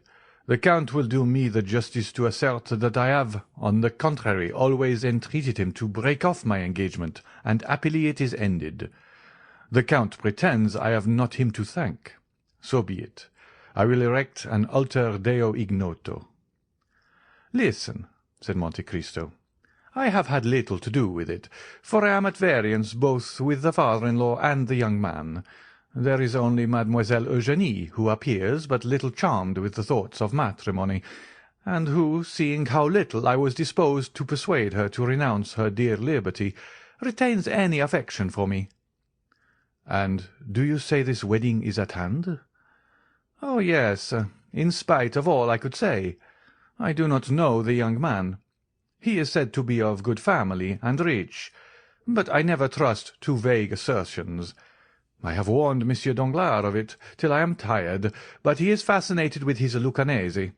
I have even informed him of a circumstance I consider very serious. The young man was either charmed by his nurse, stolen by gipsies, or lost by his tutor, I scarcely know which. But I do know his father lost sight of him for more than 10 years. What he did during those 10 years, God only knows. Well, all that was useless. They have commissioned me to write to the Major to demand papers, and here they are. I send them, but like Pilate, washing my hands." "And what does Mademoiselle d'Armilly say to you for robbing her of her pupil?" "Oh, well, I don't know, but I understand that she is going to Italy. Madame Danglars asked me for letters of recommendation for the impresari. I gave her a few lines for the director of the Valle Theatre, who is under some obligation to me. But what is the matter, Albert? You look dull. Are you, after all, unconsciously in love with Mademoiselle Eugénie?" "I am not aware of it," said Albert, smiling sorrowfully. Beauchamp turned to look at some paintings. "But," continued Monte Cristo, "you are not in your usual spirits." "I have a dreadful headache," said Albert. "Well, my dear Viscount," said Monte Cristo, "I have an infallible remedy to propose to you." "What is that?" asked the young man. "A change." "Indeed?" said Albert. "Yes, and as I am just now excessively annoyed, I shall go from home. Shall we go together?" "You annoyed, Count?" said Beauchamp. "And by what?" "Ah, you think very lightly of it. I should like to see you with a brief preparing in your house." "What brief?" "The one Monsieur de Villefort is preparing against my amiable assassin, some brigand escaped from the gallows, apparently." "True," said Beauchamp. "I saw it in the paper. Who is this Caderousse?" "Some provincial, it appears. Monsieur de Villefort heard of him at Marseille, and Monsieur Danglars recollects having seen him. Consequently, the procureur is very active in the affair, and the prefect of police very much interested, and thanks to that interest, for which I am very grateful, they send me all the robbers of Paris and the neighbourhood, under pretence of their being Caderousse's murderers, so that in 3 months, if this continues, every robber and assassin in France will have the plan of my house at his finger's end. I am resolved to desert them, and go to some remote corner of the earth, and shall be happy if you will accompany me, Viscount." "Willingly." "Then it is settled." "Yes, but where?" "I have told you. Where the air is pure, where every sound soothes, where one is sure to be humbled, however proud may be his nature. I love that humiliation, I who am master of the universe, as was Augustus." "But where are you really going?" "To sea, Viscount. You know I am a sailor. I was rocked when an infant in the arms of old Ocean, and on the bosom of the beautiful Amphitrite. I have sported with the green mantle of the one and the azure robe of the other. I love the sea as a mistress, and pine if I do not often see her." "Let us go, Count." "To sea?" "Yes." "You accept my proposal?" "I do." "Well, Viscount, there will be in my courtyard this evening a good travelling britzka with 4 post horses, in which one may rest as in a bed. Monsieur Beauchamp, it holds 4 very well. Will you accompany us?" "Thank you. I have just returned from the sea." "What? You have been to sea?" "Yes. I have just made a little excursion to the Borromean Islands." "What of that? Come with us," said Albert. "No, dear Morcerf. You know I only refuse when the thing is impossible. Besides, it is important," added he in a low tone, "that I should remain in Paris just now to watch the paper."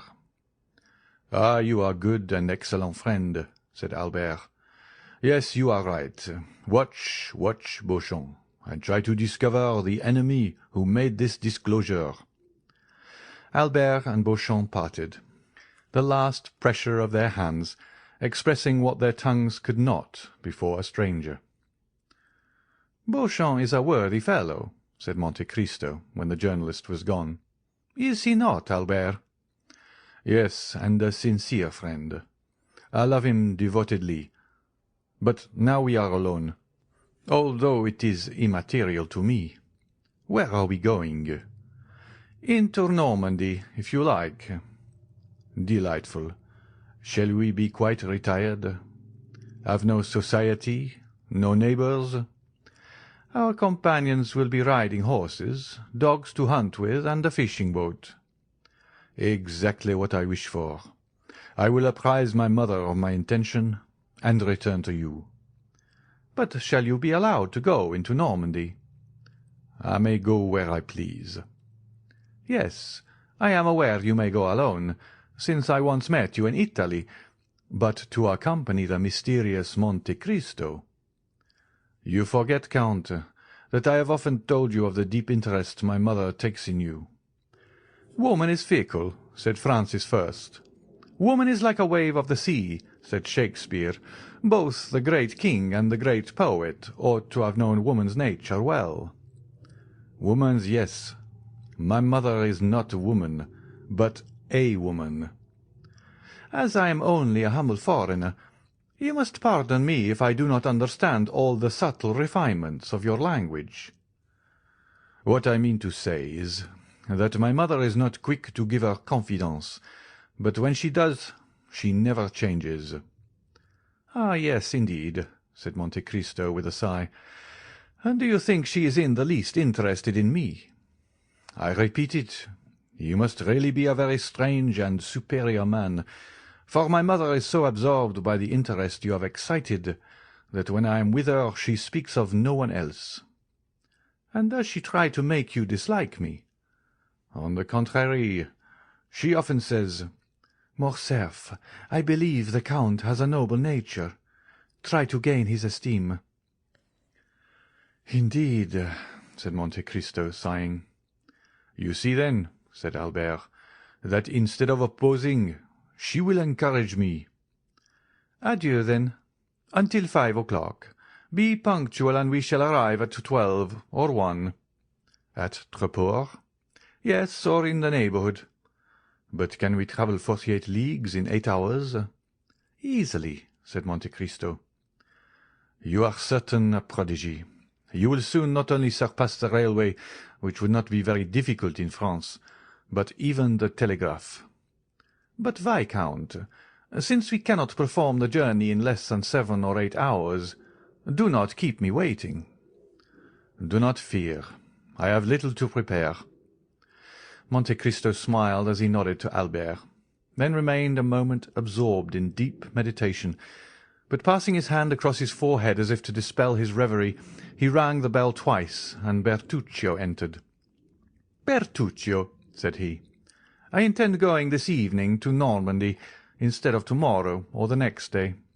You will have sufficient time before 5 o'clock. Dispatch a messenger to apprise the grooms at the first station. Monsieur de Morcerf will accompany me." Bertuccio obeyed, and dispatched a courier to Pontoise to say the travelling carriage would arrive at 6 o'clock. From Pontoise another express was sent to the next stage, and in 6 hours all the horses stationed on the road were ready. Before his departure, the Count went to Haydée's apartments, told her his intention, and resigned everything to her care. Albert was punctual. The journey soon became interesting from its rapidity, of which Morcerf had formed no previous idea. "Truly," said Monte Cristo, "with your post-horses going at the rate of 2 leagues an hour, and that absurd law that one traveller shall not pass another without permission, so that an invalid or ill-tempered traveller may detain those who are well and active, it is impossible to move. I escape this annoyance by travelling with my own postillion and horses, do I not, Ali?"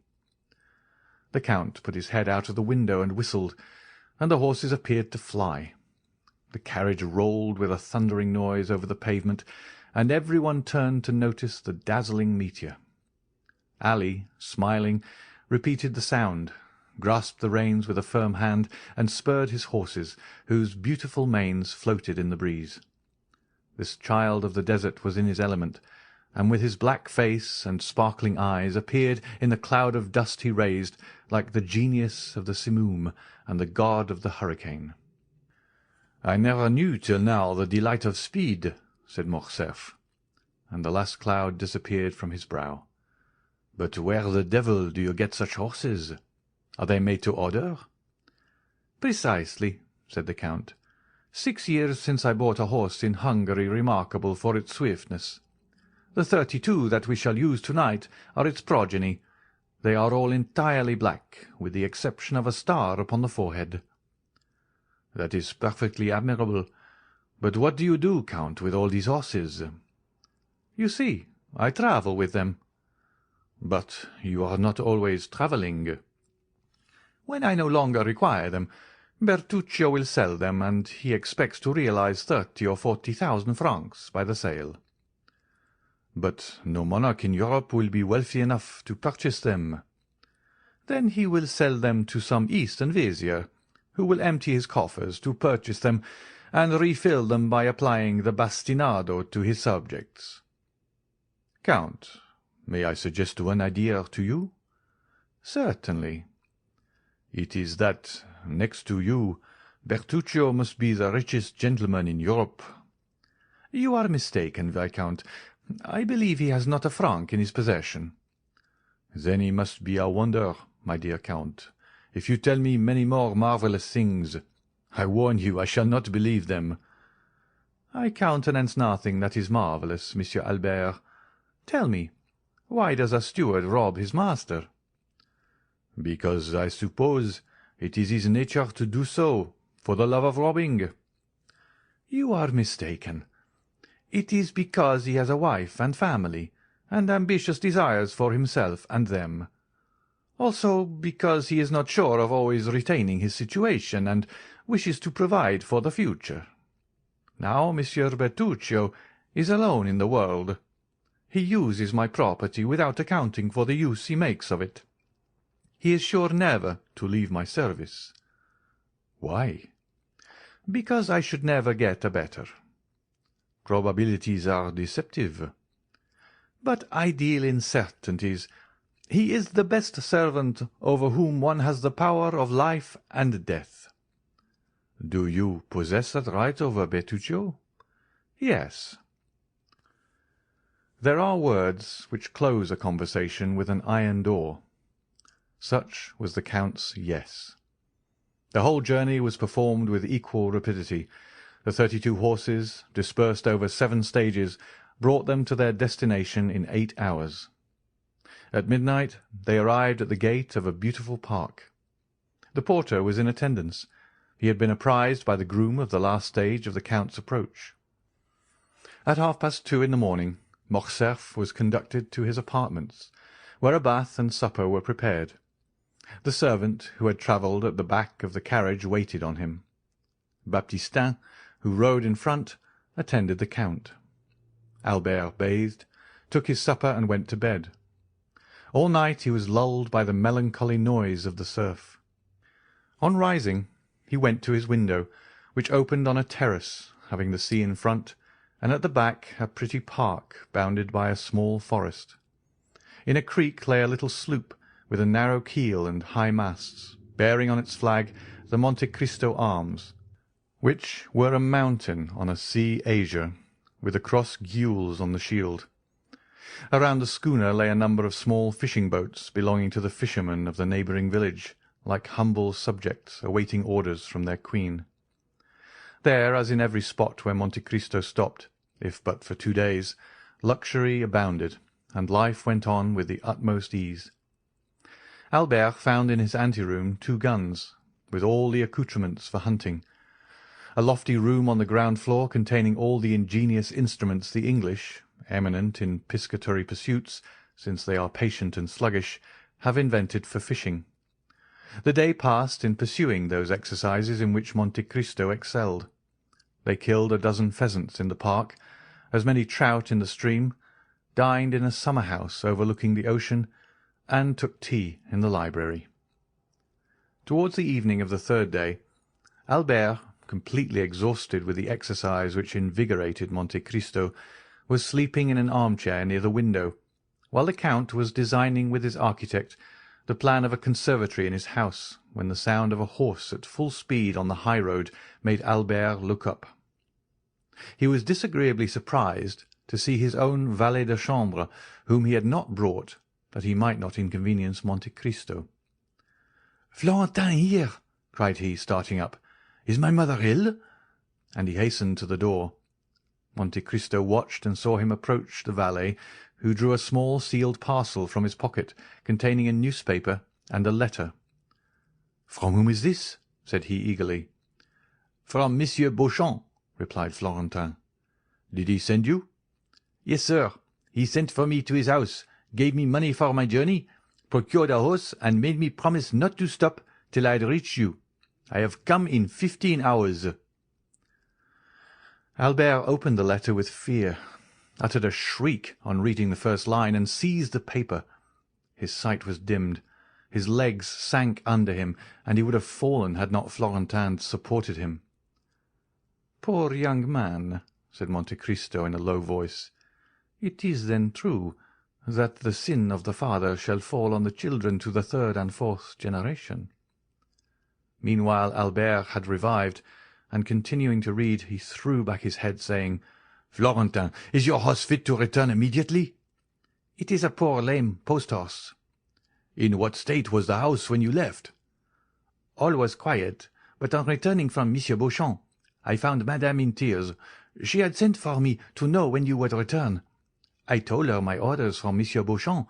She first extended her arms to prevent me, but after a moment's reflection— "'Yes, go, Florentin,' said she, 'and may he come quickly.' "Yes, my mother," said Albert. "I will return, and woe to the infamous wretch. But first of all I must get there." He went back to the room where he had left Monte Cristo. 5 minutes had sufficed to make a complete transformation in his appearance. His voice had become rough and hoarse. His face was furrowed with wrinkles. His eyes burned under the blue-veined lids, and he tottered like a drunken man. "Count," said he, "I thank you for your hospitality, which I would gladly have enjoyed longer, but I must return to Paris." "What has happened?"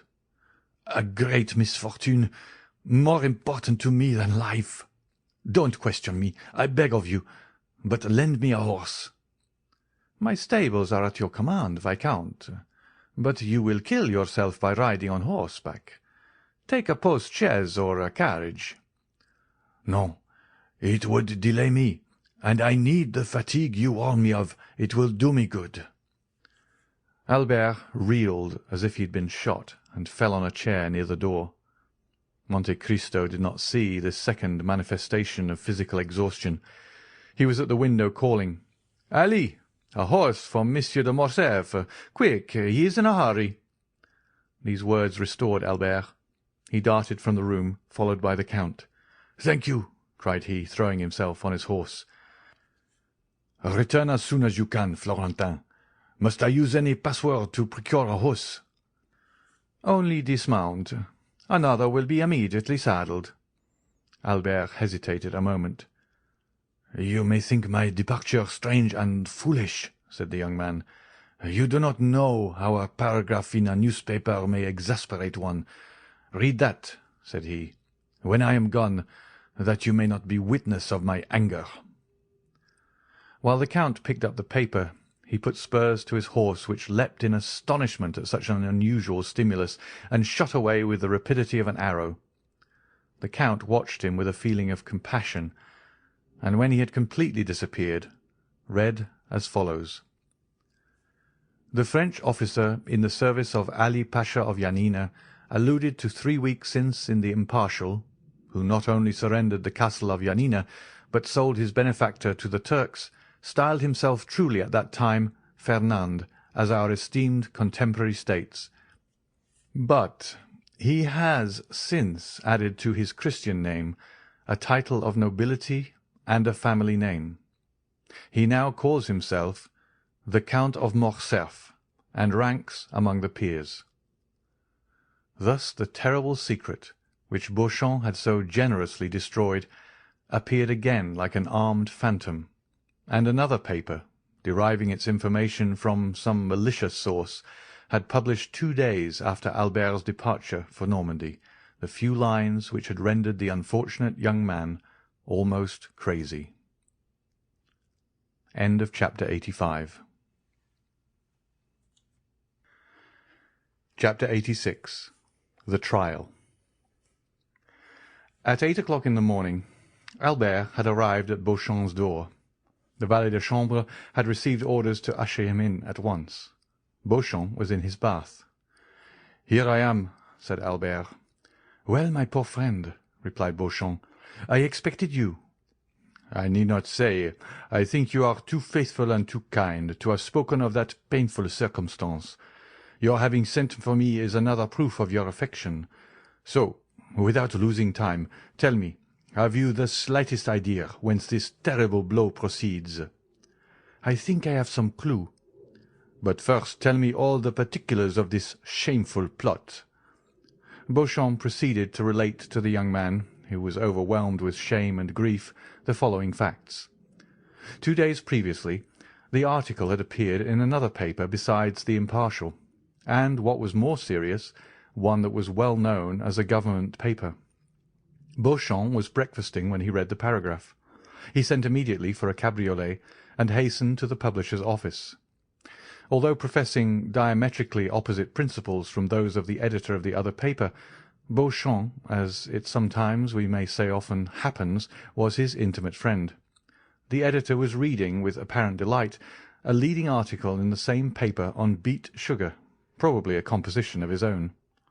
"Ah, pardieu," said Beauchamp, "with the paper in your hand, my friend, I need not tell you the cause of my visit." "Are you interested in the sugar question?" asked the editor of the ministerial paper. "No," replied Beauchamp, "I have not considered the question. A totally different subject interests me." "What is it?" "The article relative to Morcerf." "Indeed. Is it not a curious affair?" "So curious that I think you are running a great risk of a prosecution for defamation of character." "Not at all. We have received with the information all the requisite proofs, and we are quite sure Monsieur de Morcerf will not raise his voice against us.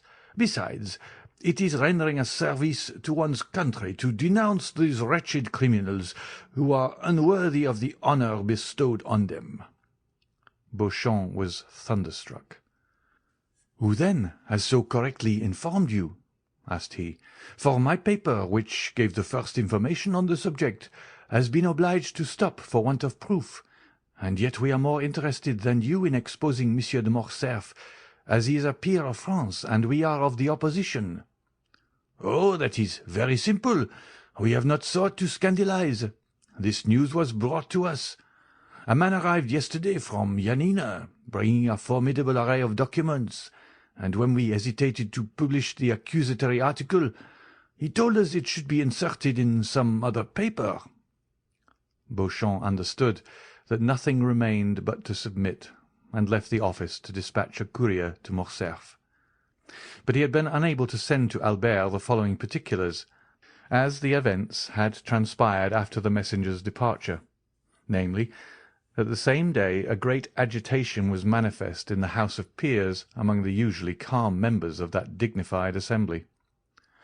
Every one had arrived almost before the usual hour, and was conversing on the melancholy event which was to attract the attention of the public towards one of their most illustrious colleagues. Some were perusing the article, others making comments and recalling circumstances which substantiated the charges still more.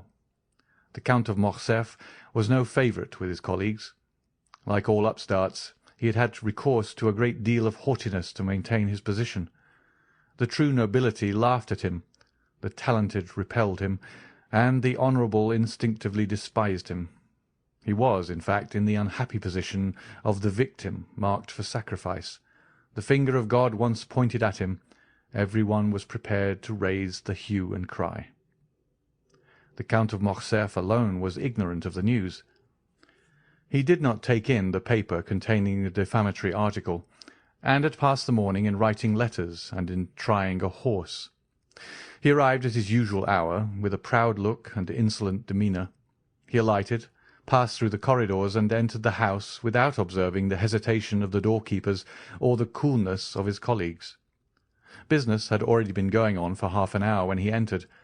Every one held the accusing paper, but as usual no one liked to take upon himself the responsibility of the attack.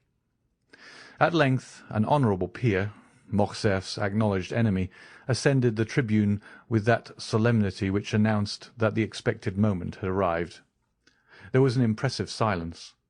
Morcerf alone knew not why such profound attention was given to an orator who was not always listened to with so much complacency. The Count did not notice the introduction, in which the speaker announced that his communication would be of that vital importance that it demanded the undivided attention of the House, but at the mention of Yanina and Colonel Fernand he turned so frightfully pale that every member shuddered and fixed his eyes upon him. Moral wounds have this peculiarity. They may be hidden, but they never close. Always painful, always ready to bleed when touched, they remain fresh and open in the heart. The article having been read during the painful hush that followed, a universal shudder pervaded the assembly, and immediately the closest attention was given to the orator as he resumed his remarks. He stated his scruples and the difficulties of the case. It was the honour of Monsieur de Morcerf and that of the whole house he proposed to defend by provoking a debate on personal questions, which are always such painful themes of discussion.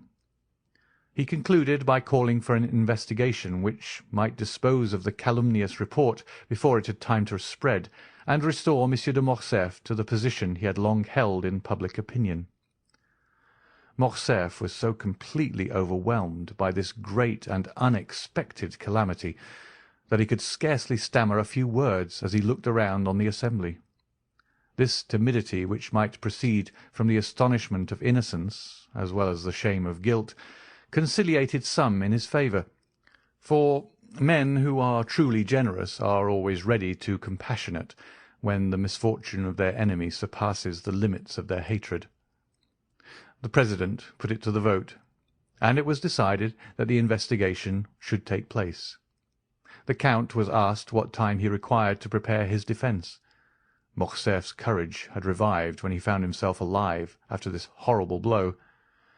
"My lords," answered he, "it is not by time I could repel the attack made on me by enemies unknown to me, and doubtless hidden in obscurity.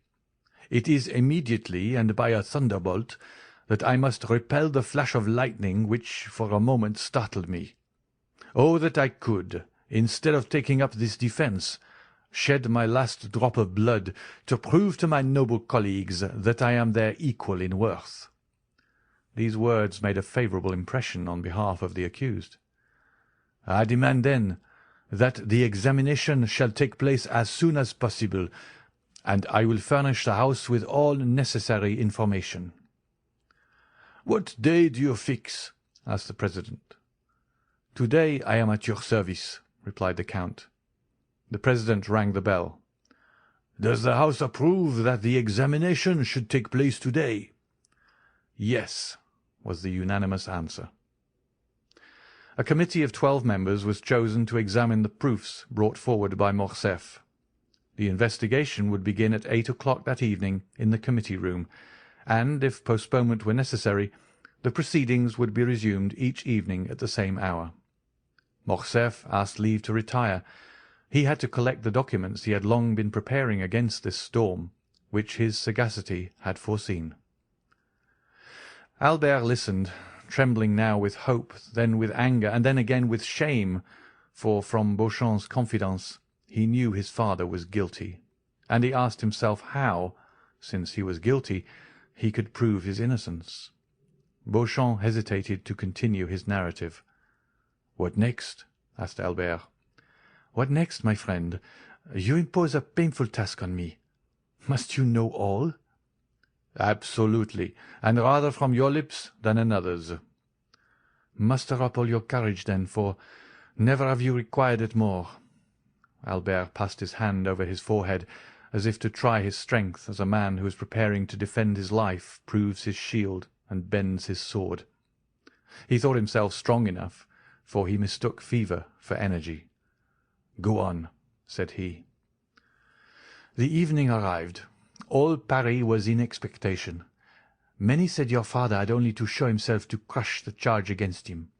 Many others said he would not appear, while some asserted that they had seen him start for Brussels, and others went to the police office to inquire if he had taken out a passport. I used all my influence with one of the committee, a young peer of my acquaintance, to get admission to one of the galleries. He called for me at 7 o'clock, and before anyone had arrived, asked one of the doorkeepers to place me in a box. I was concealed by a column, and might witness the whole of the terrible scene which was about to take place. At 8 o'clock all were in their places, and Monsieur de Morcerf entered at the last stroke. He held some papers in his hand. His countenance was calm, and his step firm, and he was dressed with great care in his military uniform, which was buttoned completely up to the chin.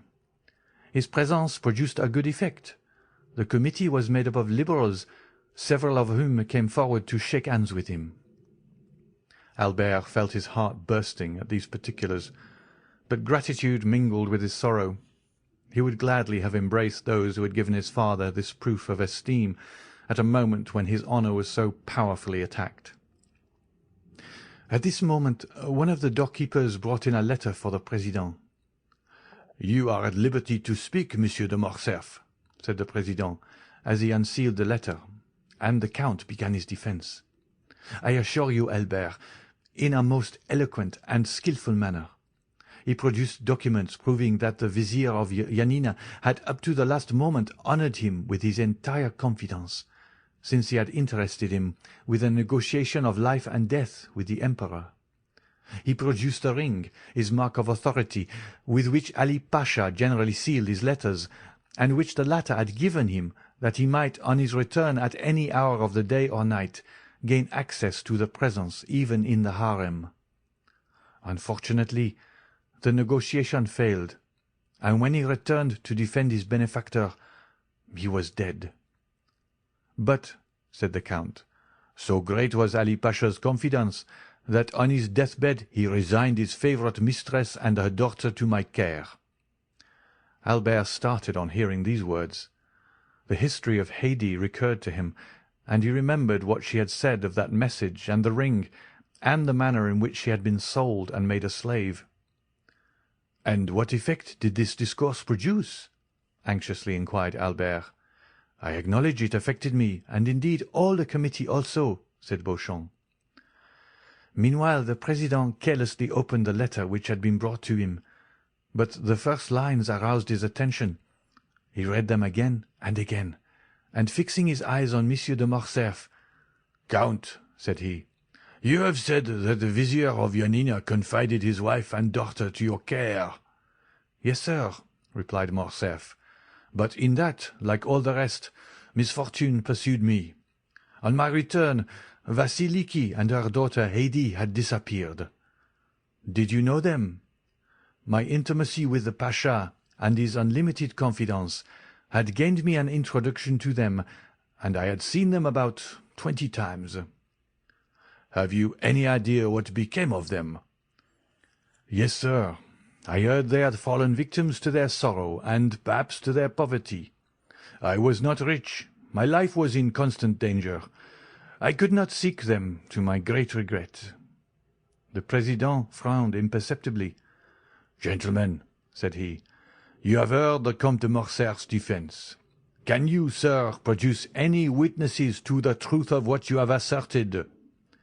"Alas, no, monsieur," replied the Count. "All those surrounding the Vizier, or who knew me at his court, are either dead or gone away, I know not where.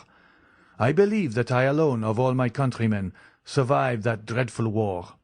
I have only the letters of Ali Tepelini, which I have placed before you, the ring, a token of his goodwill, which is here, and lastly the most convincing proof I can offer, after an anonymous attack, and that is the absence of any witness against my veracity and the purity of my military life."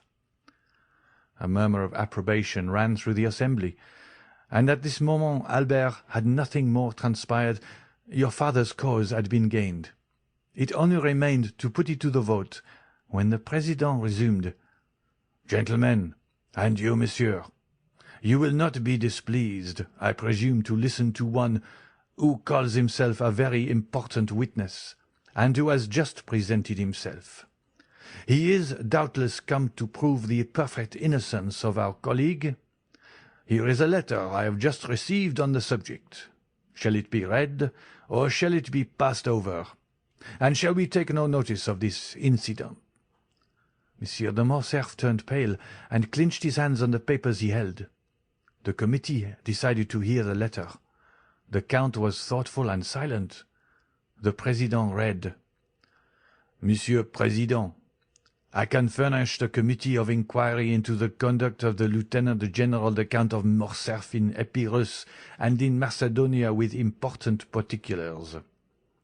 The President paused, and the Count turned pale. The President looked at his auditors. "Proceed," was heard on all sides. The President resumed. I was on the spot at the death of Ali Pasha.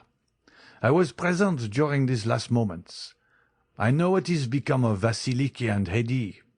I am at the command of the committee, and even claim the honor of being heard. I shall be in the lobby when this note is delivered to you." "And who is this witness, or rather this enemy?" asked the Count in a tone in which there was a visible alteration. "We shall know, sir," replied the President. "Is the committee willing to hear this witness?" "Yes, yes," they all said at once. The doorkeeper was called. "Is there anyone in the lobby?" said the President. "Yes, sir." "Who is it?" "A woman, accompanied by a servant." Everyone looked at his neighbour. "Bring her in," said the President. 5 minutes after the doorkeeper again appeared, all eyes were fixed on the door, and I, said Beauchamp, shared the general expectation and anxiety. Behind the doorkeeper walked a woman enveloped in a large veil, which completely concealed her. It was evident from her figure and the perfumes she had about her that she was young and fastidious in her tastes, but that was all. The President requested her to throw aside her veil, and it was then seen that she was dressed in the Grecian costume and was remarkably beautiful. "Ah," said Albert, "it was she." "Who?" "Haydée." "Who told you that?" "Alas, I guess it. But go on, Beauchamp. You see I am calm and strong, and yet we must be drawing near the disclosure." "Monsieur de Morcerf," continued Beauchamp, "looked at this woman with a surprise and terror. Her lips were about to pass his sentence of life or death. To the committee the adventure was so extraordinary and curious that the interest they had felt for the Count's safety became now quite a secondary matter. The President himself advanced to place a seat for the young lady, but she declined, availing herself of it. As for the Count, he had fallen on his chair. It was evident that his legs refused to support him. "Madame," said the President, "you have engaged to furnish the committee with some important particulars respecting the affair at Yanina, and you have stated that you were an eyewitness of the event." "I was indeed," said the stranger with a tone of sweet melancholy, and with the sonorous voice peculiar to the East. "But allow me to say that you must have been very young then." "I was 4 years old. But as those events deeply concerned me, not a single detail was escaped from my memory." "In what manner could these events concern you? And who are you, that they should have made so deep an impression on you?" "On them depended my father's life," replied she. "I am Haydée, the daughter of Ali Tepelini, Pasha of Yanina, and of Vasiliki, his beloved wife." The blush of mingled pride and modesty which suddenly suffused the cheeks of the young woman, the brilliancy of her eye, and her highly important communication produced an indescribable effect on the assembly. As for the Count, he could not have been more overwhelmed if a thunderbolt had fallen at his feet and opened an immense gulf before him. "Madame," replied the President, bowing with profound respect, "allow me to ask one question. It shall be the last. Can you prove the authenticity of what you have now stated?" "I can, sir," said Haydée, drawing from under her veil a satin satchel highly perfumed. "For here is the register of my birth, signed by my father and his principal officers, and that of my baptism, my father having consented to my being brought up in my mother's faith. This latter has been sealed with the Grand Primate of Macedonia and Epirus. And lastly, and perhaps the most important, the record of the sale of my person and that of my mother to the Armenian merchant El Corbier by the French officer, who in his infamous bargain with the Porte had reserved as his part of the booty the wife and daughter of his benefactor, whom he sold for the sum of 400,000 francs. A greenish pallor spread over the Count's cheeks, and his eyes became bloodshot at these terrible imputations, which were listened to by the assembly with ominous silence. Haydée, still calm, but with a calmness more dreadful than the anger of another would have been, handed to the President the record of her sale, written in Arabic. It had been supposed some of the papers might be in the Arabian, Romaic, or Turkish language, and the interpreter of the house was in attendance. One of the noble peers, who was familiar with the Arabic language, having studied it during the famous Egyptian campaign, followed with his eyes as the translator read aloud. I, El Kobir, a slave merchant and purveyor of the harem of His Highness, acknowledge having received for transmission to the sublime Emperor from the French lord, the Count of Monte Cristo, an emerald valued at 800,000 francs, as the ransom of a young Christian slave of 11 years of age, named Haydée, the acknowledged daughter of the late Lord Ali Tepelini, Pasha of Yanina and of Vasiliki, his favourite, she having been sold to me 7 years previously, with her mother, who had died on arriving at Constantinople by a French colonel in the service of the Vizier Ali Tepelini, named Fernand Mondego.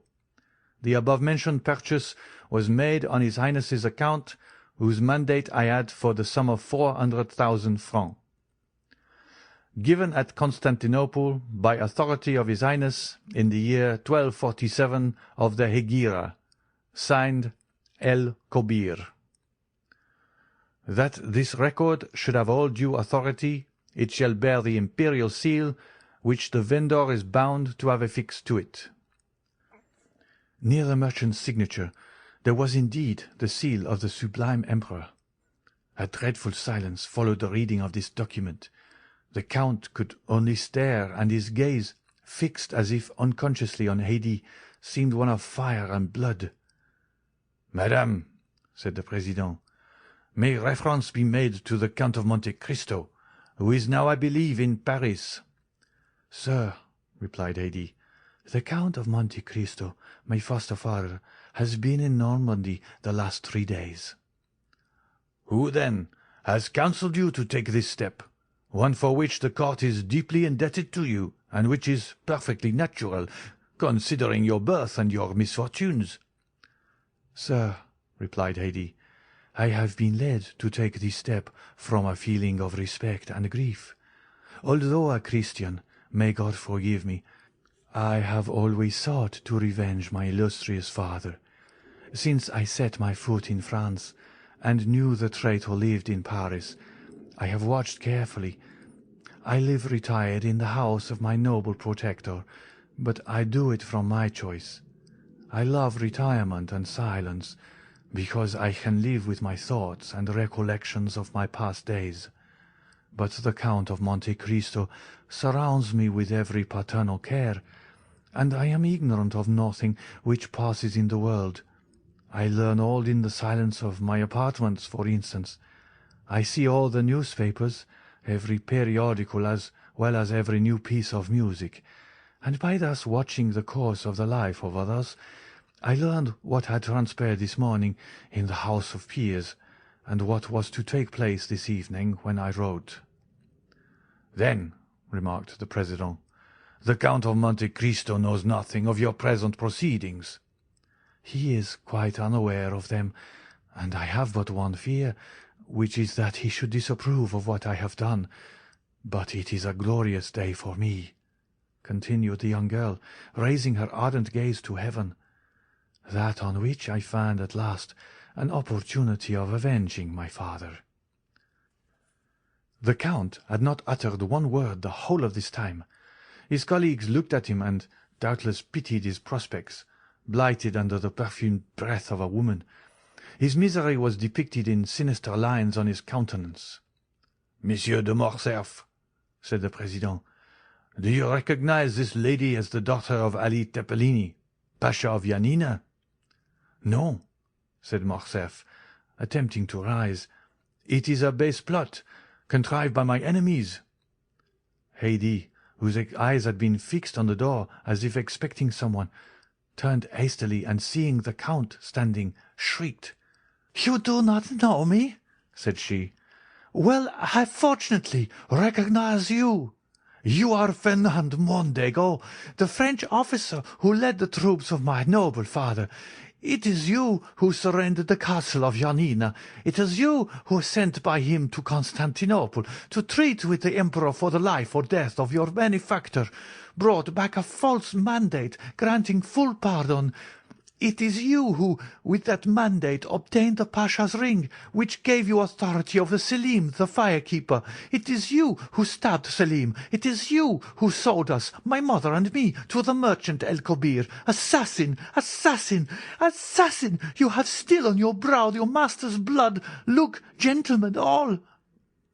These words had been pronounced with such enthusiasm and evident truth that every eye was fixed on the Count's forehead, and he himself passed his hand across it, as if he felt Ali's blood still lingered there. "You positively recognize Monsieur de Morcerf as the officer Fernand Mondego?" "Indeed I do," cried Haydée. "Oh, my mother, it was you who said, 'You were free, you had a beloved father, you were destined to be almost a queen.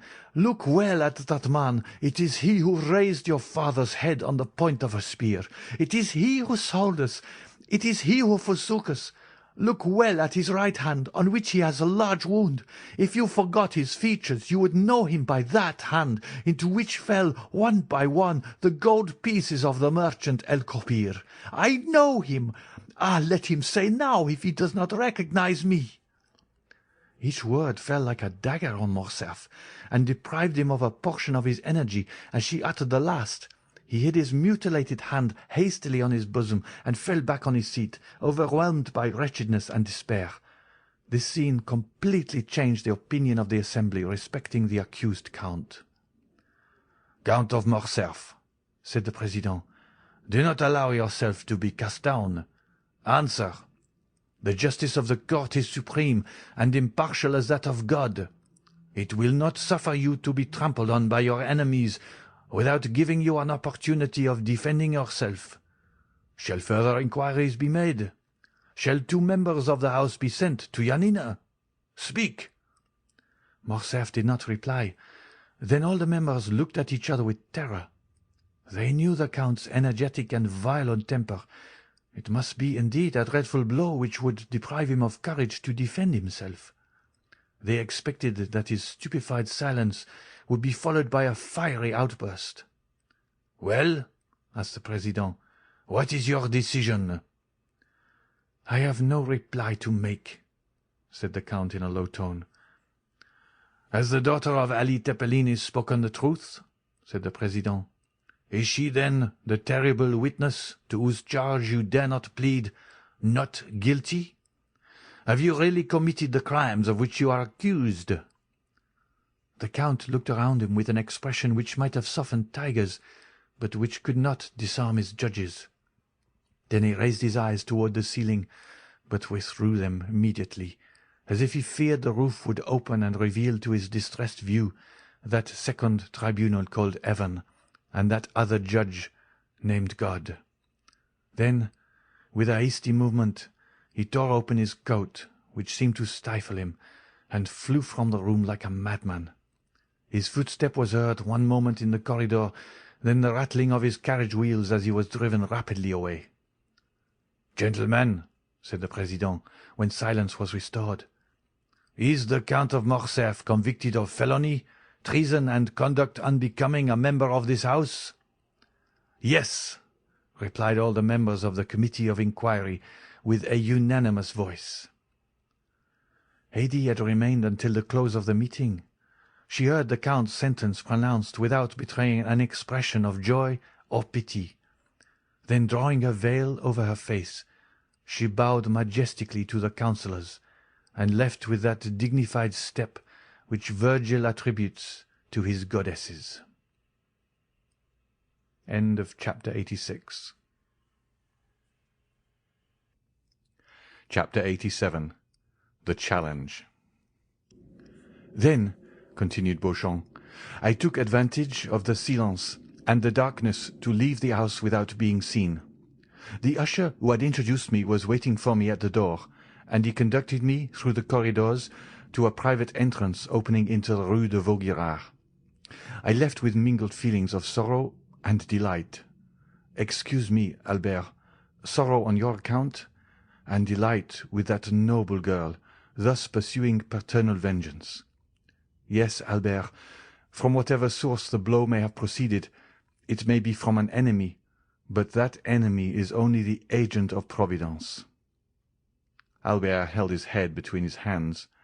He raised his face, red with shame and bathed in tears, and seizing Beauchamp's arm, "My friend," said he, "my life is ended. I cannot calmly say with you, Providence has struck the blow, but I must discover who pursues me with this hatred, and when I have found him I shall kill him, or he will kill me. I rely on your friendship to assist me, Beauchamp, if contempt has not banished it from your heart." "Contempt, my friend? How does this misfortune affect you?"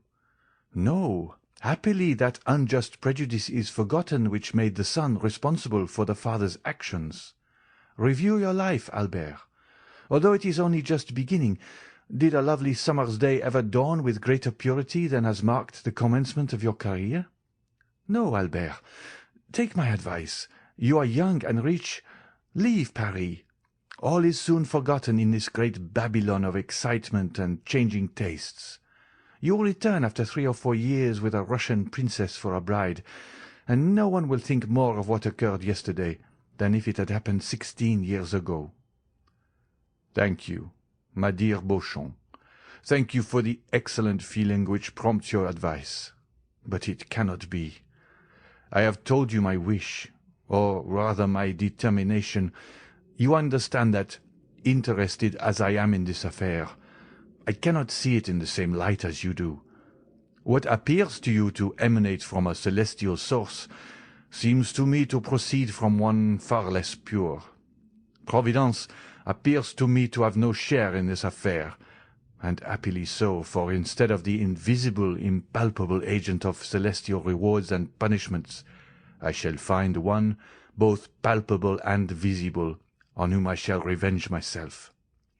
I assure you, for all I have suffered during the last month. Now, I repeat, Beauchamp, I wish to return to human and material existence, and if you are still the friend you profess to be, help me to discover the hand that struck the blow." "Be it so," said Beauchamp. "If you must have me descend to earth, I submit. And if you will seek your enemy, I will assist you, and I will engage to find him, my honor being almost as deeply interested as yours." "Well, then, you understand, Beauchamp, that we begin our search immediately. Each moment's delay is an eternity for me. The calumniator is not yet punished, and he may hope that he will not be. But on my honor, if he thinks so, he deceives himself." "Well, listen, Morcerf." "Ah, Beauchamp, I see you know something already. You will restore me to life." "I do not say there is any truth in what I am going to tell you, but it is at least a ray of light in a dark night. By following it we may discover perhaps something more certain." "Tell me. Satisfy my impatience." "Well, I will tell you what I did not like to mention on my return from Yanina." "Say on." "I went, of course, to the chief banker of the town to make inquiries. At the first word, before I had even mentioned your father's name— "Ah," said he, "I guess what brings you here." "How and why?" "Because a fortnight since I was questioned on the same subject." "By whom? By a Paris banker, my correspondent?" "Whose name is—" "Danglars." "He!" cried Albert. "Yes, it is indeed he who has so long pursued my father with jealous hatred. He, the man who would be popular, cannot forgive the Count of Morcerf for being created a peer, and this marriage broken off without a reason being assigned. Yes, it is all from the same cause." "Make inquiries, Albert, but do not be angry without reason. Make inquiries, and if it be true—" "Oh, yes, if it be true. cried the young man. "He shall pay me all I have suffered." "Beware, Morcerf. He is already an old man." "I will respect his age as he has respected the honour of my family. If my father had offended him, why did he not attack him personally? Oh no, he was afraid to encounter him face to face." "I do not condemn you, Albert. I only restrain you. Act prudently." "Oh, do not fear. Besides, you will accompany me. Beauchamp, solemn transactions should be sanctioned by a witness. Before this day closes, if Monsieur Danglars is guilty, he shall cease to live, or I shall die. Pardieu, Beauchamp, mine shall be a splendid funeral." "When such resolutions are made, Albert, they should be promptly executed. Do you wish to go to Monsieur Danglars? Let us go immediately." They sent for a cabriolet. On entering the banker's mansion, they perceived the phaeton and servant of Monsieur Andrea Cavalcanti. "Ah, parbleu! That's good," said Albert with a gloomy tone. "If Monsieur Danglars will not fight with me, I will kill his son-in-law. Cavalcanti will certainly fight." The servant announced the young man, but the banker, recollecting what had transpired the day before, did not wish him admitted. It was, however, too late. Albert had followed the footman, and, hearing the order given, forced the door open, and, followed by Beauchamp, found himself in the banker's study. "Sir," cried the latter, "am I no longer at liberty to receive whom I choose in my house? You appear to forget yourself sadly." "No, sir," said Albert coldly. "There are circumstances in which one cannot, except through cowardice. I offer you that refuge. Refuse to admit certain persons at least." "What is your errand, then, with me, sir?" "I mean," said Albert, drawing near, and without apparently noticing Cavalcanti, who stood with his back towards the fireplace, "I mean to propose a meeting in some retired corner, where no one will interrupt us for 10 minutes. That will be sufficient. Where two men, having met, one of them will remain on the ground." Danglars turned pale. Cavalcanti moved a step forward, and Albert turned towards him. "And you too," said he. "Come if you like, monsieur. You have a claim, being almost one of the family, and I will give as many rendezvous of that kind as I can find persons willing to accept them." Cavalcanti looked at Danglars with a stupefied air, and the latter, making an effort, arose and stepped between the two young men.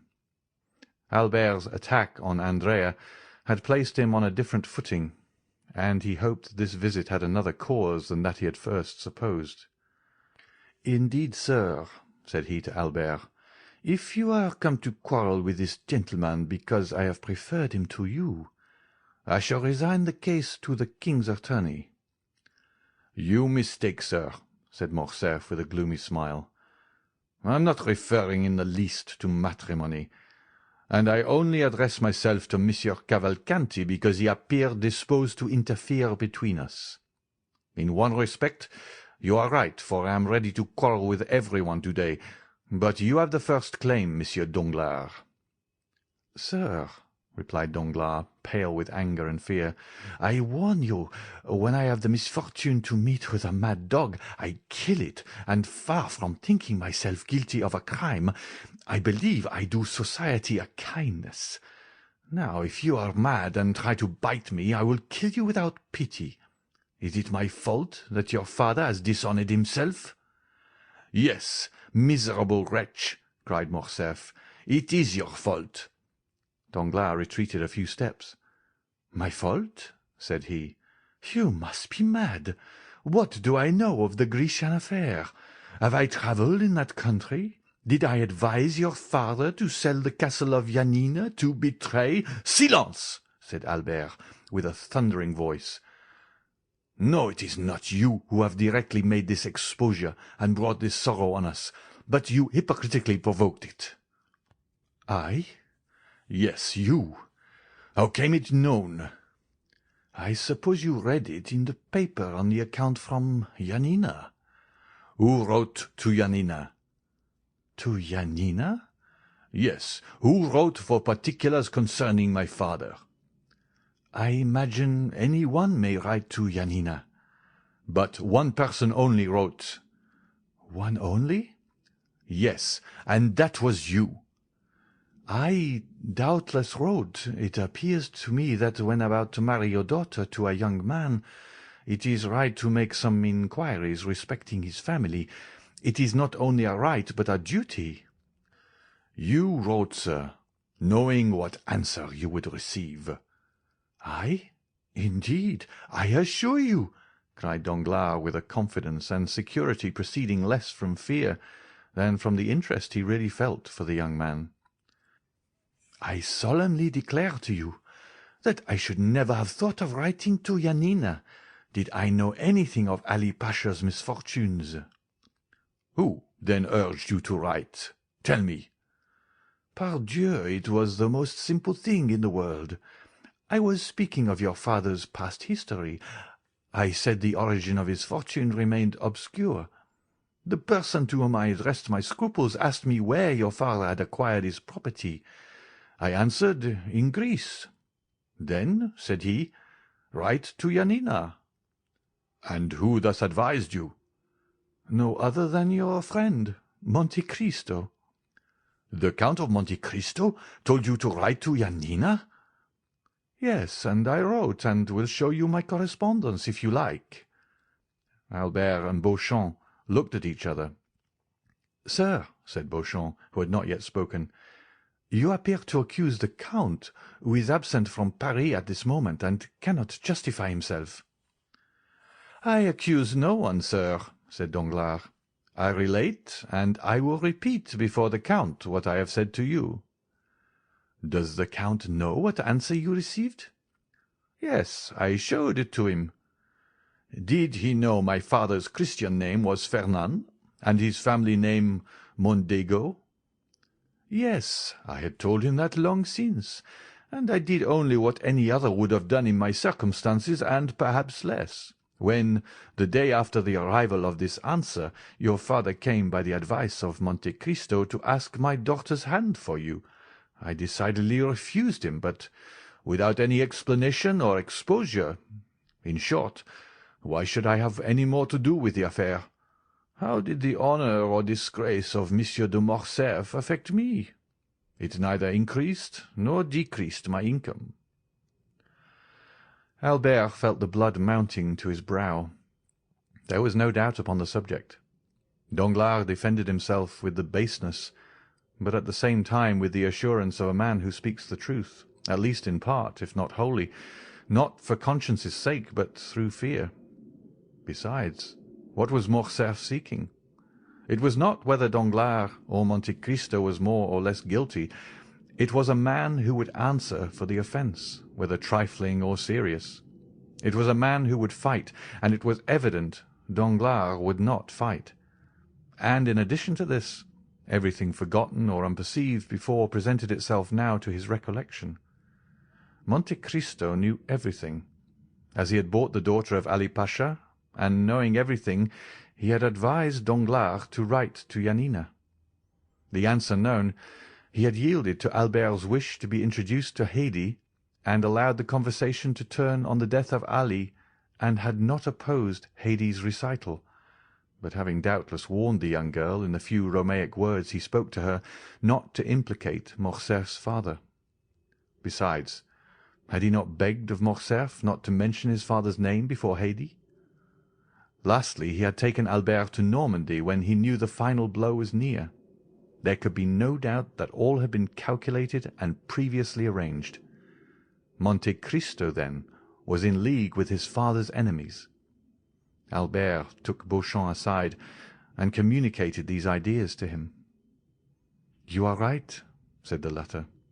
"Monsieur Danglars has only been a secondary agent in this sad affair, and it is of Monsieur de Monte Cristo that you must demand an explanation." Albert turned. "Sir," said he to Danglars, "understand that I do not take a final leave of you. I must ascertain if your insinuations are just, and am going now to inquire of the Count of Monte Cristo." He bowed to the banker, and went out with Beauchamp, without appearing to notice Cavalcanti. Danglars accompanied him to the door, where he again assured Albert that no motive of personal hatred had influenced him against the Count of Morcerf. End of chapter 87. Chapter 88. The Insult. At the banker's door, Beauchamp stopped Morcerf. "Listen," said he. "Just now I told you it was of Monsieur de Monte Cristo you must demand an explanation." "Yes, and we are going to his house." "Reflect, Morcerf. One moment before you go." "On what shall I reflect?" "On the importance of the step you are taking." "Is it more serious than going to Monsieur Danglars?" "Yes. Monsieur Danglars is a money lover, and those who love money, you know, think too much of what they risk to be easily induced to fight a duel. The other is, on the contrary, to all appearance, a true nobleman. But do you not fear to find him a bully?" "I only fear one thing, namely, to find a man who will not fight." "Do not be alarmed," said Beauchamp. "He will meet you. My only fear is that he will be too strong for you." "My friend," said Morcerf, with a sweet smile, "that is what I wish. The happiest thing that could occur to me would be to die in my father's stead. That would save us all." "Your mother would die of grief." "My poor mother," said Albert, passing his hand across his eyes. "I know she would, but better so than die of shame." "Are you quite decided, Albert?" "Yes. Let us go." "But do you think we shall find the Count at home?" "He intended returning home some hours after me, and doubtless he is now at home." They ordered the driver to take them to No. 30 Champs-Élysées. Beauchamp wished to go in alone, but Albert observed that as this was an unusual circumstance, he might be allowed to deviate from the usual etiquette in affairs of honour. The cause which the young man espoused was one so sacred that Beauchamp had only to comply with all his wishes. He yielded and contented himself with following Morcerf. Albert sprang from the porter's lodge to the steps. He was received by Baptistin. The Count had indeed just arrived, but he was in his bath, and had forbidden that anyone should be admitted. "But after his bath?" asked Morcerf. "My master will go to dinner." "And after dinner?" "He will sleep an hour." "Then?" "He is going to the opera." "Are you sure of it?" asked Albert. "Quite, sir. My master has ordered his horses at 8 o'clock precisely." "Very good," replied Albert. "That is all I wish to know." Then, turning towards Beauchamp, "If you have anything to attend to, Beauchamp, do it directly. If you have any appointment for this evening, defer it till tomorrow. I depend on you to accompany me to the opera, and if you can, bring Chateau Renaud with you." Beauchamp availed himself of Albert's permission and left him, promising to call for him at 8:15. On his return home, Albert expressed his wish to Franz Debray and Morrel to see them at the opera that evening. Then he went to see his mother, who, since the events of the day before, had refused to see anyone, and had kept her room. He found her in bed, overwhelmed with grief at this public humiliation. The sight of Albert produced the effect which might naturally be expected on Mercédès. She pressed her son's hand and sobbed aloud, but her tears relieved her. Albert stood one moment speechless by the side of his mother's bed. It was evident from his pale face and knit brows that his resolution to revenge himself was growing weaker. "My dear mother," said he, "do you know if Monsieur de Morcerf has any enemy?" Mercédès started. She noticed that the young man did not say, "My father." "My son," she said, "persons in the Count's situation have many secret enemies. Those who are known are not the most dangerous."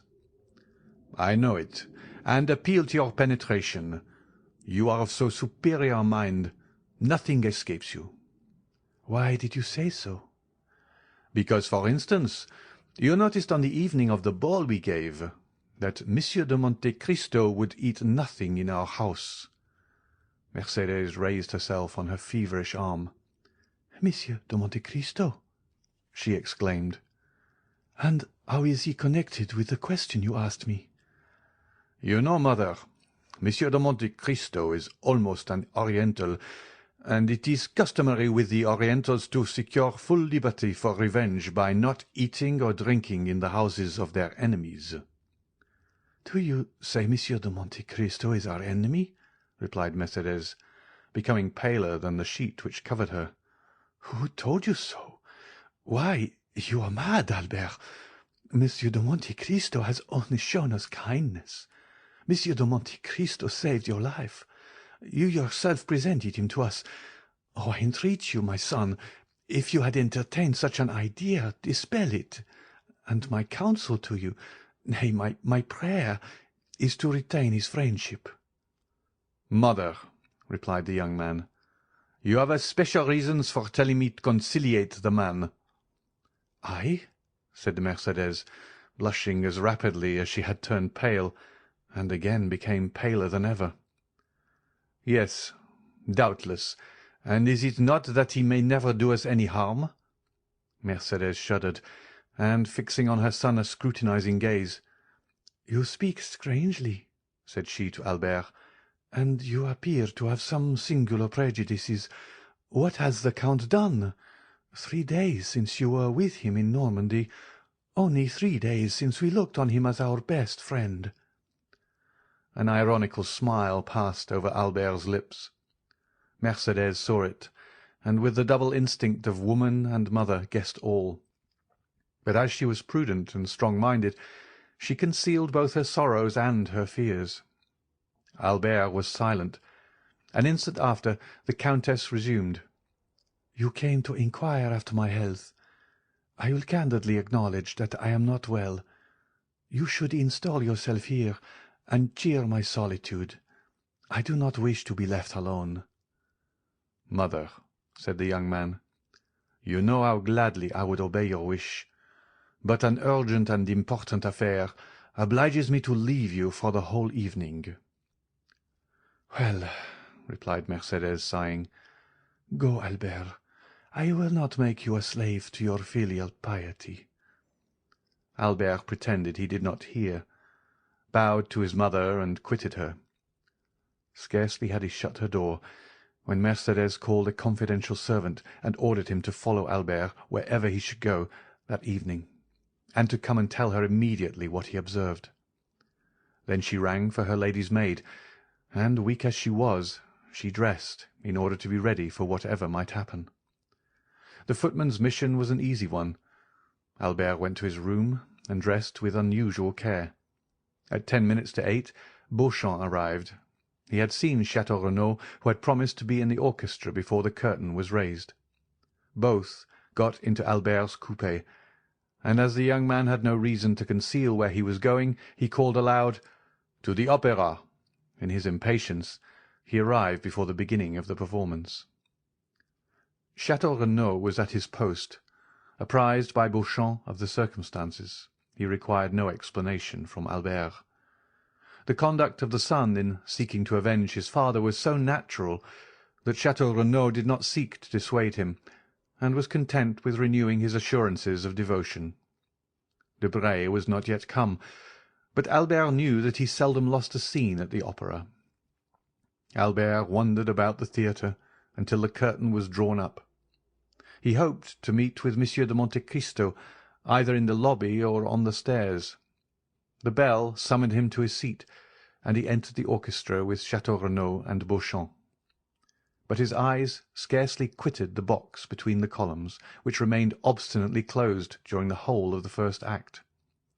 At last, as Albert was looking at his watch for about the 100th time, at the beginning of the second act, the door opened, and Monte Cristo entered, dressed in black, and, leaning over the front of the box, looked around the pit.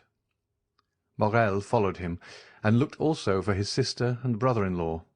He soon discovered them in another box, and kissed his hand to them. The Count, in his survey of the pit, encountered a pale face and threatening eyes, which evidently sought to gain his attention. He recognized Albert, but thought it better not to notice him as he looked so angry and discomposed. Without communicating his thoughts to his companion, he sat down, drew out his opera-glass, and looked another way. Although apparently not noticing Albert, he did not, however, lose sight of him, and when the curtain fell at the end of the second act, he saw him leave the orchestra with his two friends. Then his head was seen passing at the back of the boxes, and the Count knew that the approaching storm was intended to fall on him. He was at the moment conversing cheerfully with Morrel, but he was well prepared for what might happen. The door opened, and Monte Cristo, turning around, saw Albert, pale and trembling, followed by Beauchamp and Château Renaud. "Well," cried he, with that benevolent politeness which distinguished his salutation from the common civilities of the world, "my cavalier has attained his object. Good evening, Monsieur de Morcerf." The countenance of this man, who possessed such extraordinary control over his feelings, expressed the most perfect cordiality. Morrel only then recollected the letter he had received from the Viscount, in which, without assigning any reason, he begged him to go to the opera. But he understood that something terrible was brooding. "We are not come here, sir, to exchange hypocritical expressions of politeness, or false professions of friendship," said Albert, "but to demand an explanation." The young man's trembling voice was scarcely audible. "An explanation at the opera?" said the Count, with that calm tone and penetrating eye which characterize the man who knows his cause is good. "Little acquainted as I am with the habits of Parisians, I should not have thought this the place for such a demand." "Still, if people will shut themselves up," said Albert, "and cannot be seen, because they are bathing, dining, or asleep, we must avail ourselves of the opportunity whenever they are to be seen." "I am not difficult of access, sir, for yesterday, if my memory does not deceive me, you were at my house." "Yesterday I was at your house, sir," said the young man, "because then I knew not who you were." In pronouncing these words, Albert had raised his voice so as to be heard by those in the adjoining boxes and in the lobby. Thus the attention of many was attracted by his altercation. "Where are you come from, sir? You do not appear to be in the possession of your senses." "Provided I understand your perfidy, sir, and succeed in making you understand that I will be revenged, I shall be reasonable enough," said Albert furiously. "I do not understand you, sir," replied Monte Cristo, "and if I did, your tone is too high. I am at home here, and I alone have a right to raise my voice above another's. Leave the box, sir." Monte Cristo pointed towards the door with the most commanding dignity. "Ah, I shall know how to make you leave your home," replied Albert, clasping in his convulsed grasp the glove which Monte Cristo did not lose sight of. "Well, well," said Monte Cristo quietly, "I see you wish to quarrel with me, but I would give you one piece of advice, which you will do well to keep in mind. It is in poor taste to make a display of a challenge. Display is not becoming to everyone, Monsieur de Morcerf." At this name a murmur of astonishment passed around the group of spectators of this scene. They had talked of no one but Morcerf the whole day. Albert understood the allusion in a moment, and was about to throw his glove at the Count, when Morrel seized his hand, while Beauchamp and Château Renaud, fearing the scene would surpass the limits of a challenge, held him back.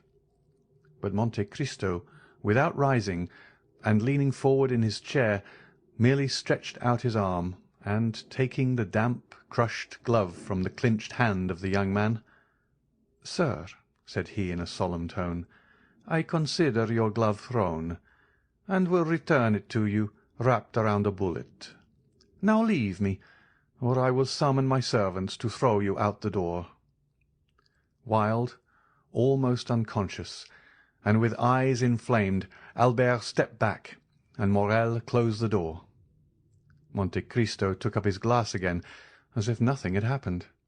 His face was like marble, and his heart was like bronze. Morrel whispered, "What have you done to him?" "I? Nothing, at least personally," said Monte Cristo.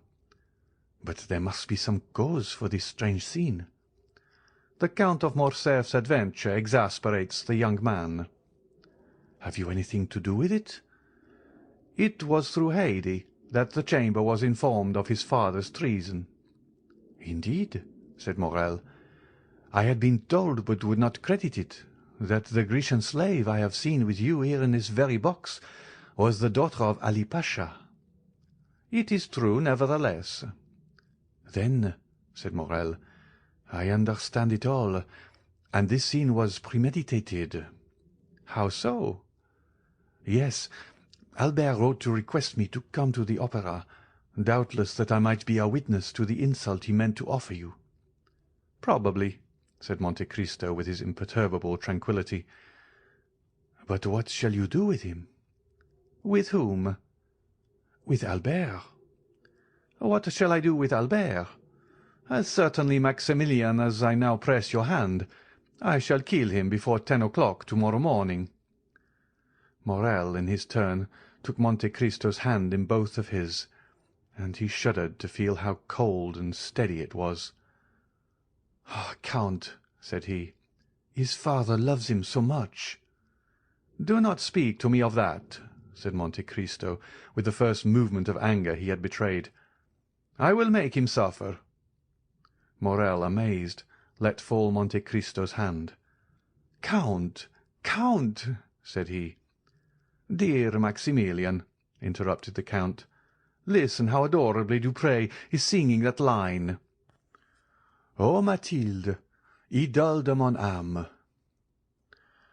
I was the first to discover Dupré at Naples, and the first to applaud him. Bravo, bravo!" Morrel saw it was useless to say more, and refrained. The curtain, which had risen at the close of the scene with Albert, again fell, and a rap was heard at the door. "Come in," said Monte Cristo with a voice that betrayed not the least emotion, and immediately Beauchamp appeared. "Good evening, Monsieur Beauchamp," said Monte Cristo, as if this was the first time he had seen the journalist that evening. "Be seated." Beauchamp bowed, and sitting down, "Sir," said he, "I just now accompanied Monsieur de Morcerf, as you saw." "And that means," replied Monte Cristo, laughing, "that you had probably just dined together. I am happy to see, Monsieur Beauchamp, that you are more sober than he was." "Sir," said Monsieur Beauchamp, "Albert was wrong, I acknowledge, to betray so much anger, and I come on my own account to apologize for him, and having done so, entirely on my own account, be it understood, I would add that I believe you too gentlemanly to refuse giving him some explanation concerning your connection with Janina. Then I will add 2 words about the young Greek girl." Monte Cristo motioned him to be silent. "Come," said he, laughing, "there are all my hopes about to be destroyed." "How so?" asked Beauchamp. "Doubtless you wish to make me appear a very eccentric character. I am, in your opinion, a Lara, a Manfred, a Lord Ruthven. Then, just as I am arriving at the climax, you defeat your own end and seek to make an ordinary man of me. You bring me down to your own level and demand explanations. Indeed, Monsieur Beauchamp, it is quite laughable." "Yet," replied Beauchamp haughtily, "there are occasions when probity commands—" "Monsieur Beauchamp," interposed this strange man, "the Count of Monte Cristo bows to none but the Count of Monte Cristo himself. Say no more, I entreat you. I do what I please, Monsieur Beauchamp, and it is always well done." "Sir," replied the young man, Honest men are not to be paid with such coin. I require honourable guarantees." "I am, sir, a living guarantee," replied Monte Cristo, motionless, but with a threatening look. "We have both blood in our veins which we wish to shed. That is our mutual guarantee. Tell the Viscount so, and that tomorrow before 10 o'clock I shall see what colour he is." "Then I have only to make arrangements for the duel," said Beauchamp. "It is quite immaterial to me," said Monte Cristo, "and it was very unnecessary to disturb me at the opera for such a trifle. In France people fight with the sword or pistol, in the colonies with the carbine, in Arabia with the dagger. Tell your client that although I am the insulted party, in order to carry out my eccentricity, I leave him the choice of arms, and will accept without discussion, without dispute, anything, even combat by drawing lots, which is always stupid, but with me different from other people, as I am sure to gain." "Sure to gain?" repeated Beauchamp, looking with amazement at the Count. "Certainly," said Monte Cristo, slightly shrugging his shoulders. "Otherwise I would not fight with Monsieur de Morcerf. I shall kill him. I cannot help it. Only by a single line this evening at my house let me know the arms and the hour. I do not like to be kept waiting." "Pistols, then, at 8 o'clock, in the Bois de Vincennes," said Beauchamp, quite disconcerted, not knowing if he was dealing with an arrogant braggadocio or a supernatural being. "Very well, sir," said Monte Cristo. "Now all that is settled. Do let me see the performance, and tell your friend Albert not to come any more this evening. He will hurt himself with all his ill-chosen barbarisms. Let him go home and go to sleep." Beauchamp left the box, perfectly amazed. "Now," said Monte Cristo, turning towards Morrel, "I may depend upon you, may I not?" "Certainly," said Morrel. "I am at your service, Count. Still—" "What?" "It is desirable I should know the real cause." "That is to say, you would rather not?" "No." "The young man himself is acting blindfolded, and knows not the true cause, which is known only to God and to me. But I give you my word, Morrel, that God, who does know it, will be on our side." "Enough," said Morrel. "Who is your second witness?" "I know no one in Paris, Morrel, on whom I could confer that honour besides you and your brother Emmanuel. Do you think Emmanuel would oblige me?" "I will answer for him, Count." "Well, that is all I require. To-morrow morning at 7 o'clock. You will be with me, will you not?" "We will." "Hush! The curtain is rising. Listen. I never lose a note of this opera if I can avoid it. The music of William Tell is so sweet." End of chapter 88. Chapter 89. A Nocturnal Interview. Monte Cristo waited, according to his usual custom, until Dupré had sung his famous Suivez-moi. Then he rose and went out. Morrel took leave of him at the door, renewing his promise to be with him the next morning at 7 o'clock, and to bring Emmanuel. Then he stepped into his coupé, calm and smiling, and was at home in 5 minutes. No one who knew the Count could mistake his expression when, on entering, he said, "Ali, bring me my pistols with the ivory cross."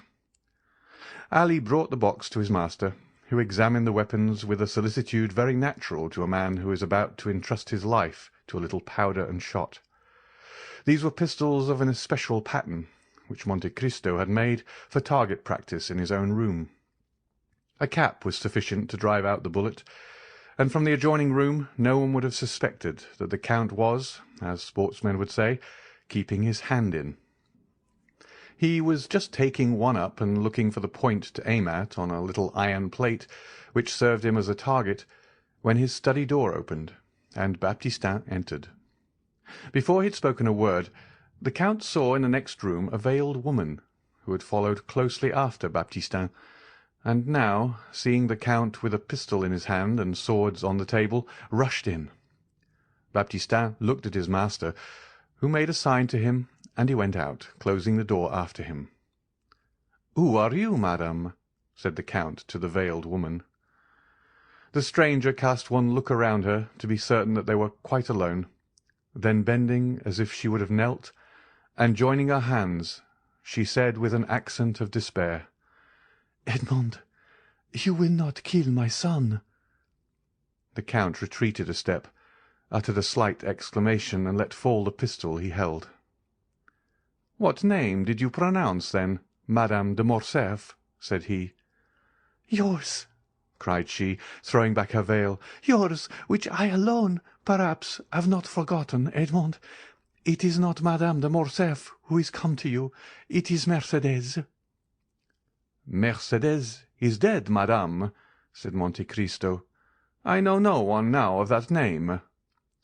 "Mercédès lives, sir, and she remembers, for she alone recognized you when she saw you, and even before she saw you, by your voice, Edmond, by the simple sound of your voice, and from that moment she has followed your steps, watched you, feared you, and she needs not to inquire what hand has dealt the blow which now strikes Monsieur de Morcerf."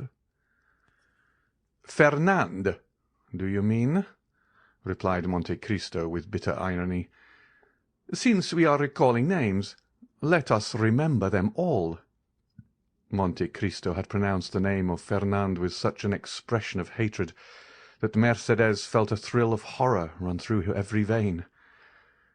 "You see, Edmond, I am not mistaken, and have cause to say, spare my son."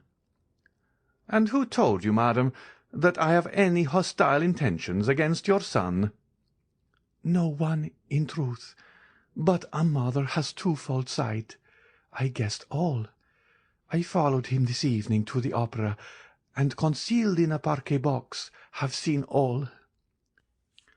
"If you have seen all, madame, you know that the son of Fernand has publicly insulted me," said Monte Cristo with awful calmness. "Oh, for pity's sake!" "You have seen that he would have thrown his glove in my face if Morel, one of my friends, had not stopped him." "Listen to me. My son has also guessed who you are.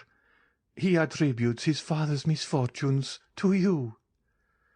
"Madame, you are mistaken. They are not misfortunes. It is a punishment. It is not I who strike Monsieur de Morcerf. It is Providence which punishes him." "And why do you represent Providence?" cried Mercédès. "Why do you remember when it forgets? What are Yanina and its vizier to you, Edmond? What injury has Fernand Mondego done you in betraying Ali Tepelini?" "Ah, madame," replied Monte Cristo, "all this is an affair between the French captain and the daughter of Vasiliki. It does not concern you. If you are right, and if I have sworn revenge myself, it is not on the French captain or the Count of Morcerf, but on the fisherman Fernand, the husband of Mercédès the Catalane." "Ah, sir," cried the Countess, "how terrible a vengeance for a fault which fatality made me commit! For I am the only culprit, Edmond, and if you owe revenge to anyone, it is to me, who had not fortitude to bear your absence and my solitude." "But," exclaimed Monte Cristo, "why was I absent? And why were you alone?" "Because you had been arrested, Edmond, and were a prisoner." "And why was I arrested? Why was I a prisoner?" "I do not know," said Mercédès. "You do not, madame. At least I hope not. But I will tell you. I was arrested and became a prisoner because under the arbour of La Réserve, the day before I was to marry you, a man named Danglars wrote this letter which the fisherman Fernand himself posted." Monte Cristo went to a secretary, opened a drawer by a spring from which he took a paper which had lost its original colour, and the ink of which had become a rusty hue. This he placed in the hands of Mercédès. It was Danglars' letter to the king's attorney, which the Count of Monte Cristo, disguised as a clerk from the house of Thomson and French, had taken from the file against Edmond Dantès, on the day he had paid the 200,000 francs to Monsieur de Beauville. Mercédès read with terror the following lines. The king's attorney is informed by a friend to the throne and religion that one Edmond Dantès, second in command on board the Pharoah, this day arrived from Smyrna, after having touched at Naples and Porto Ferraio, is the bearer of a letter from Murat to the usurper, and of another letter from the usurper to the Bonapartist Club in Paris. Ample corroboration of this statement may be obtained by arresting the above-mentioned Edmond Dantès, who either carries the letter for Paris about with him, or has it at his father's abode. Should it not be found in possession of either father or son, then it will assuredly be discovered in the cabin belonging to the said Dantès on board the Pharoah. "How dreadful!" said Mercédès, passing a hand across her brow moist with perspiration. "And that letter?" "I bought it for 200,000 francs, madame," said Monte Cristo, "but that is a trifle, since it enables me to justify myself to you." "And the result of that letter?" "You well know, madame, was my arrest. But you do not know how long that arrest lasted. You do not know that I remained for 14 years within a quarter of a league of you, in a dungeon in the Château d'If. You do not know that every day of those 14 years I renewed the vow of vengeance which I had made the first day, and yet I was not aware that you had married Fernand, my calumniator, and that my father had died of hunger." "Can it be?" cried Mercédès, shuddering. "That is what I heard on leaving my prison 14 years after I had entered it, and that is why, on account of the living Mercédès and my deceased father, I have sworn to revenge myself on Fernand, and I have revenged myself." "And you are sure the unhappy Fernand did that?" "I am satisfied, madame, that he did what I have told you.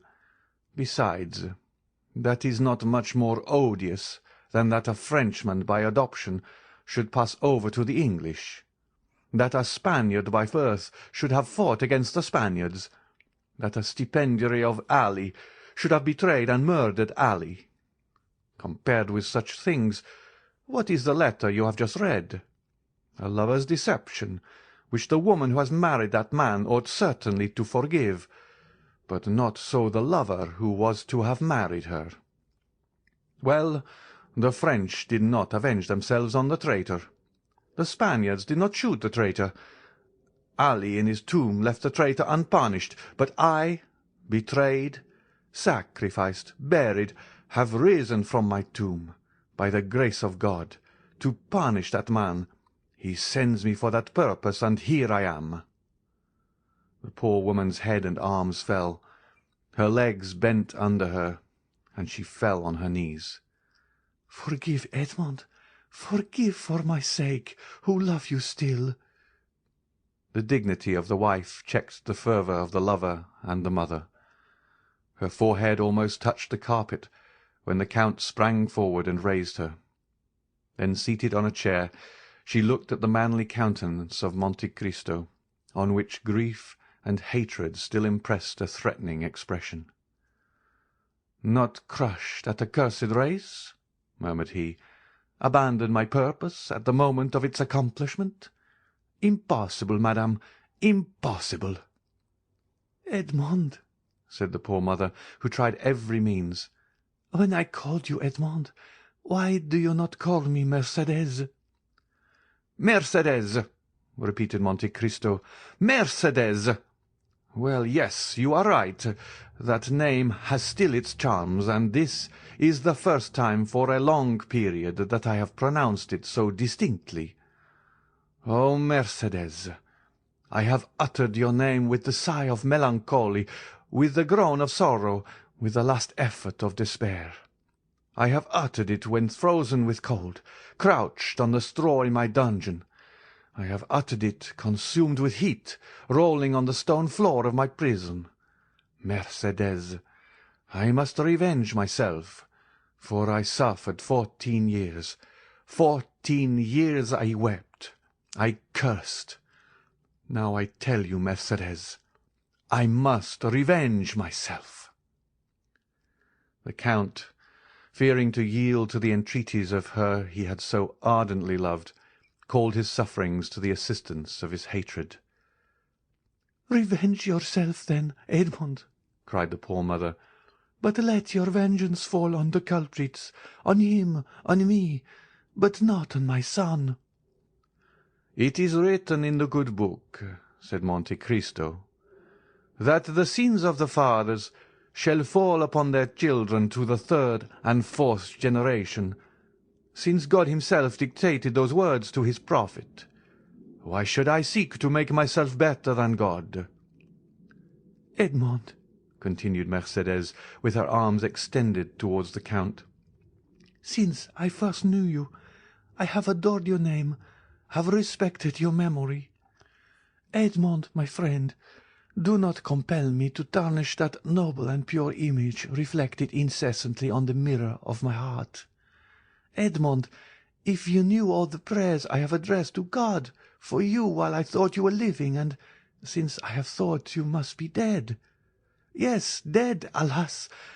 I imagined your dead body buried at the foot of some gloomy tower, or cast to the bottom of a pit by hateful jailers, and I wept.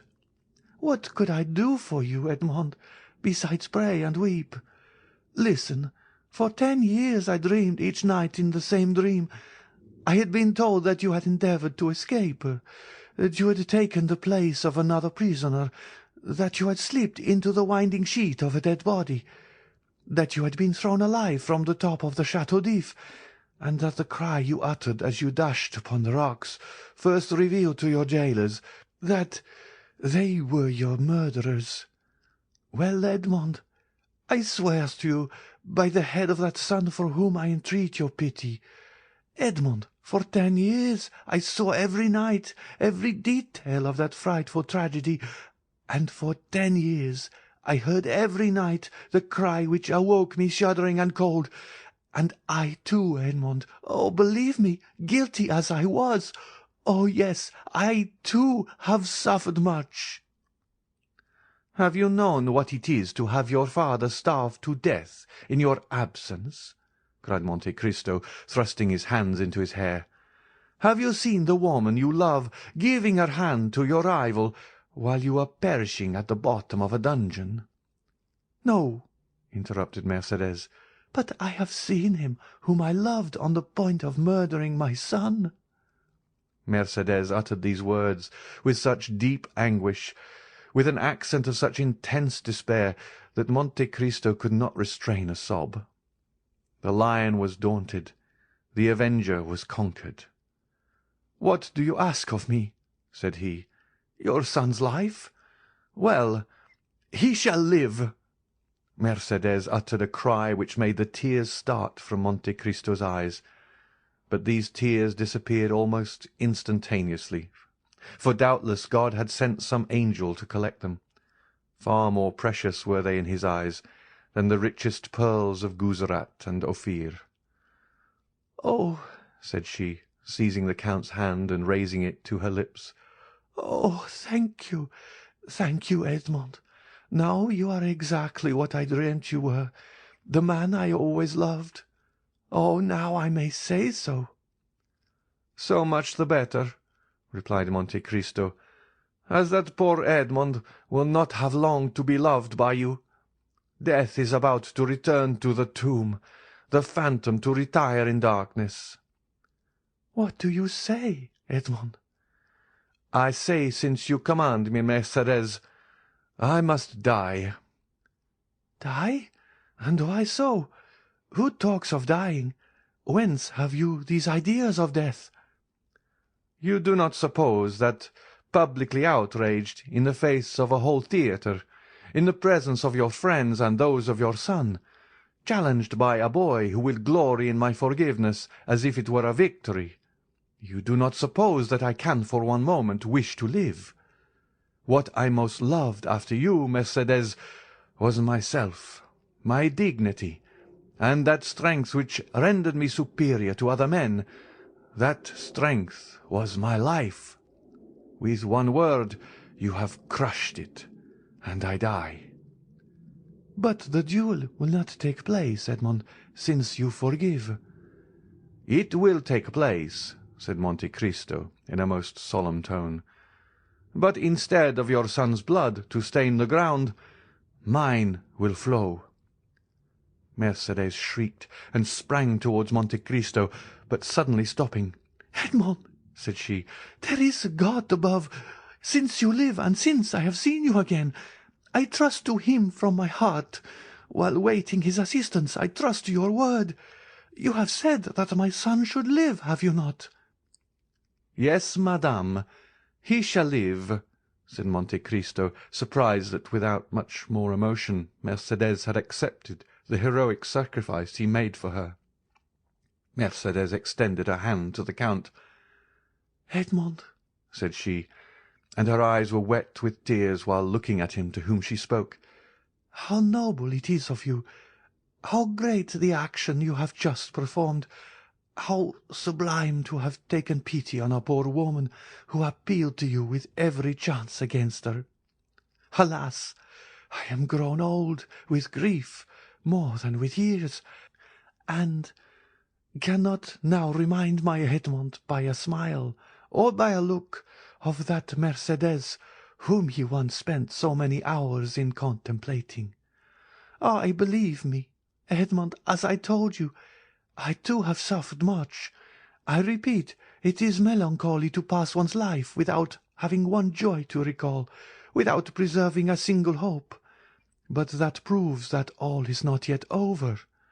No, it is not finished. I feel it by what remains in my heart. Oh, I repeat it, Edmond, what you have just done is beautiful. It is grand. It is sublime." "Do you say so now, Mercédès? Then what would you say if you knew the extent of the sacrifice I make to you? Suppose that the Supreme Being, after having created the world and fertilized chaos, had paused in the work to spare an angel the tears that might one day flow for mortal sins from her immortal eyes.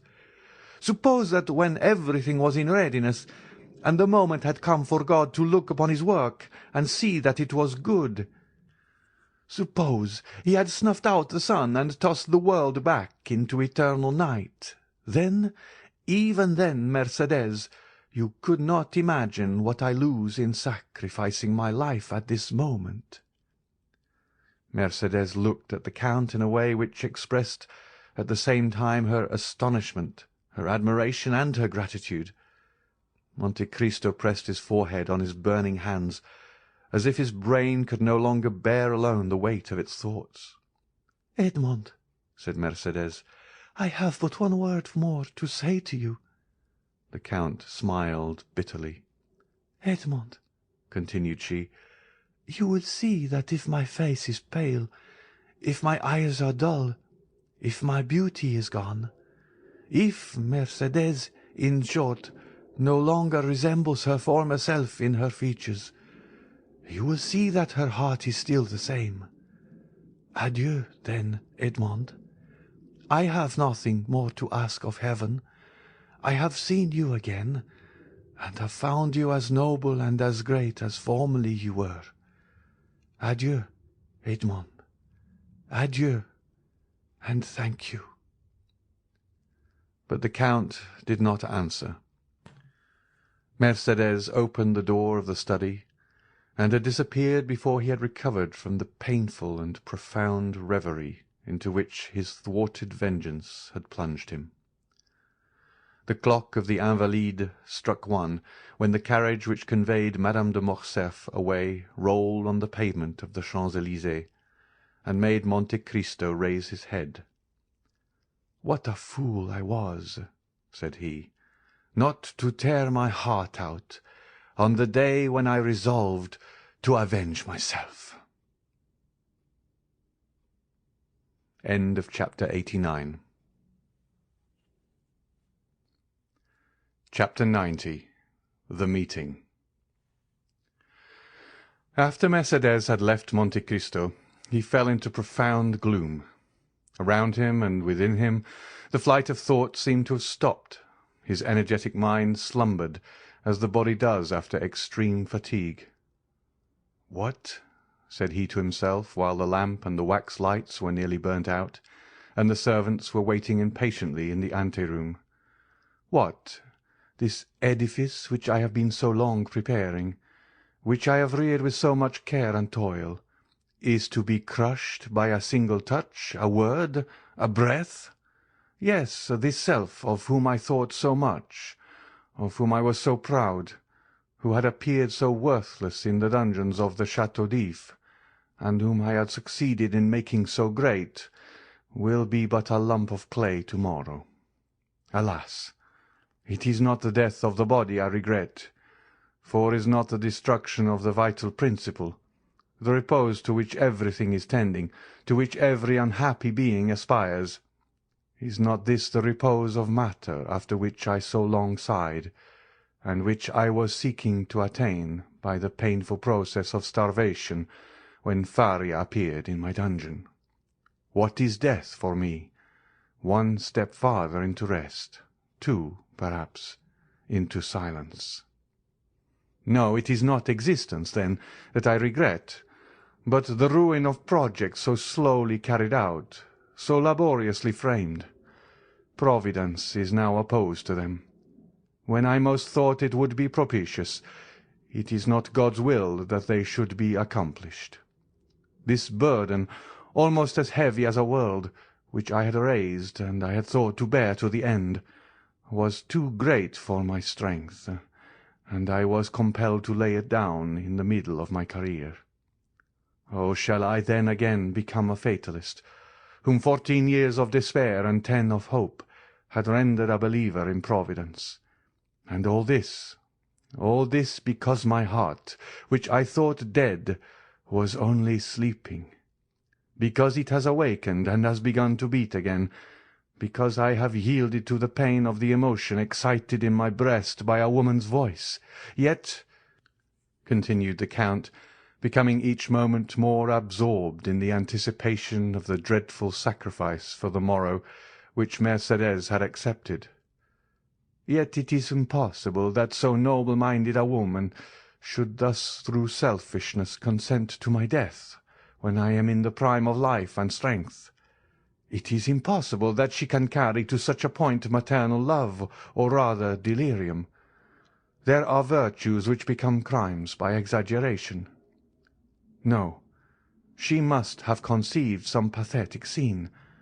She will come and throw herself between us, and what would be sublime here will there appear ridiculous. The blush of pride mounted to the Count's forehead as this thought passed through his mind. "Ridiculous?" repeated he. "And the ridicule will fall on me. I? Ridiculous? No, I would rather die." By thus exaggerating to his own mind the anticipated ill fortune of the next day, to which he had condemned himself by promising Mercédès to spare her son, the Count at last exclaimed, "Folly, folly, folly, to carry generosity so far as to put myself up as a mark for that young man to aim at. He will never believe that my death was suicide, and yet it is important for the honour of my memory, and this surely is not vanity but a justifiable pride. It is important the world should know that I have consented by my free will to stop my arm, already raised to strike, and that with the arm which has been so powerful against others I have struck myself. It must be. It shall be." Seizing a pen, he drew a paper from a secret drawer in his desk and wrote at the bottom of the document, which was no other than his will, made since his arrival in Paris, a sort of codicil clearly explaining the nature of his death. "I do this, O my God," said he, with his eyes raised to heaven, as much for thy honour as for mine. I have during 10 years considered myself the agent of thy vengeance, and other wretches like Morcerf, Danglars, Villefort, even Morcerf himself, must not imagine that chance has freed them from their enemy. Let them know, on the contrary, that their punishment, which had been decreed by Providence, is only delayed by my present determination. And although they escape it in this world, it awaits them in another, and that they are only exchanging time for eternity. While he was thus agitated by gloomy uncertainties, wretched waking dreams of grief, the first rays of morning pierced his windows, and shone upon the pale blue paper on which he had just inscribed his justification of Providence. It was just 5 o'clock in the morning, when a slight noise like a stifled sigh reached his ear. He turned his head, looked around him, and saw no one, but the sound was repeated distinctly enough to convince him of its reality. He arose, and quietly opening the door of the drawing-room, saw Haydée, who had fallen on a chair, with her arms hanging down, and her beautiful head thrown back. She had been standing at the door, to prevent his going out without seeing her, until sleep, which the young cannot resist, had overpowered her frame, wearied as she was with watching. The noise of the door did not awaken her, and Monte Cristo gazed at her with affectionate regret. "She remembered that she had a son," said he, "and I forgot I had a daughter." Then shaking his head sorrowfully, "Poor Haydée," said he, "she wished to see me, to speak to me. She has feared or guessed something.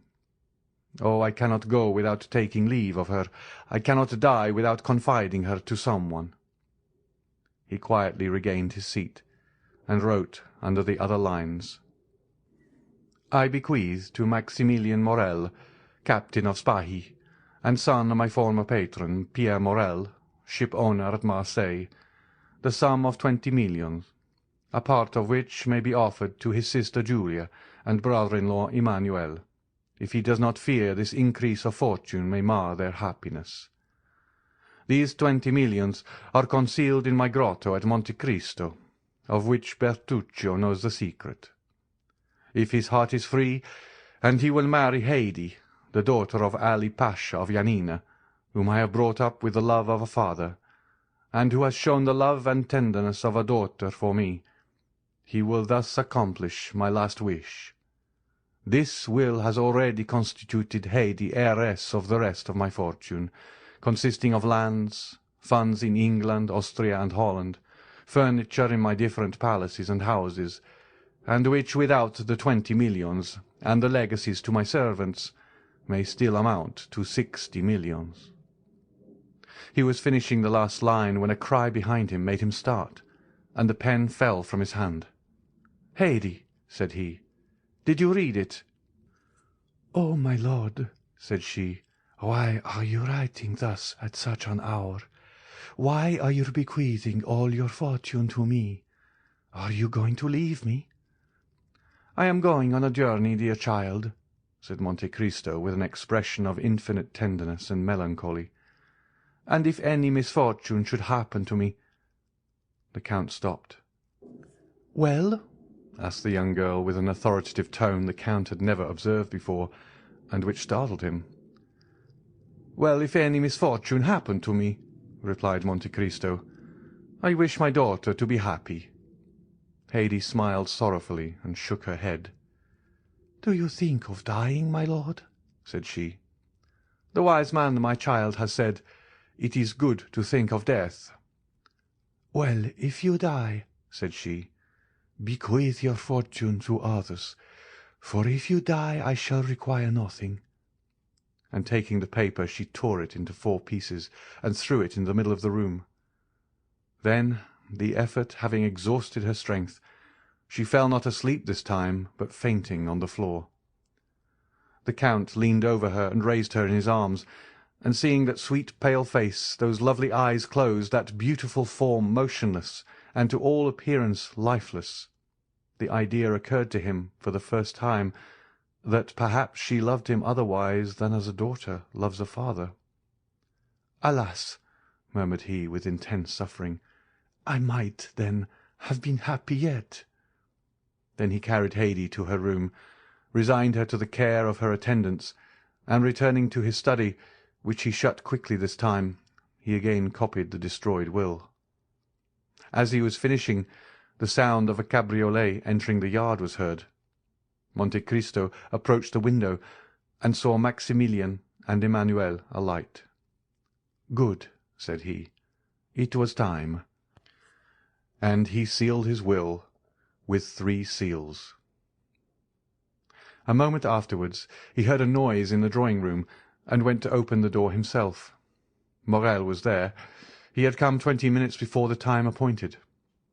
"I am perhaps come too soon, Count," said he, "but I frankly acknowledge that I have not closed my eyes all night, nor has anyone in my house. I need to see you strong in your courageous assurance to recover myself."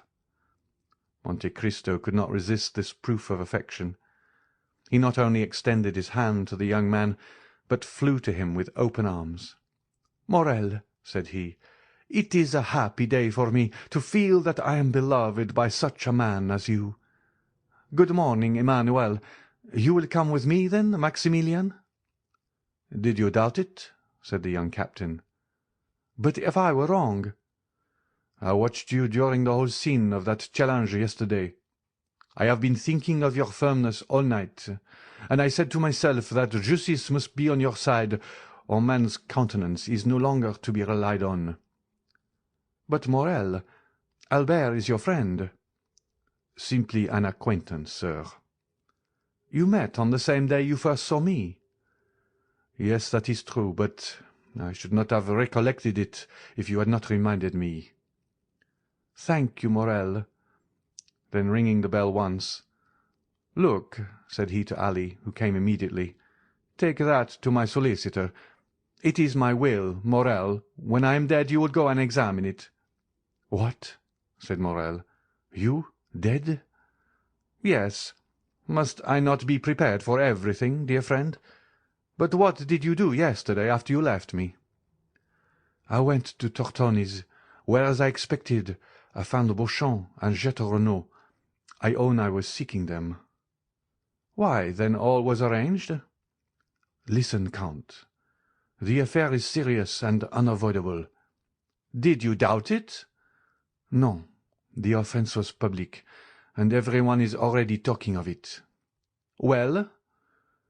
"Well, I hope to get an exchange of arms, to substitute the sword for the pistol.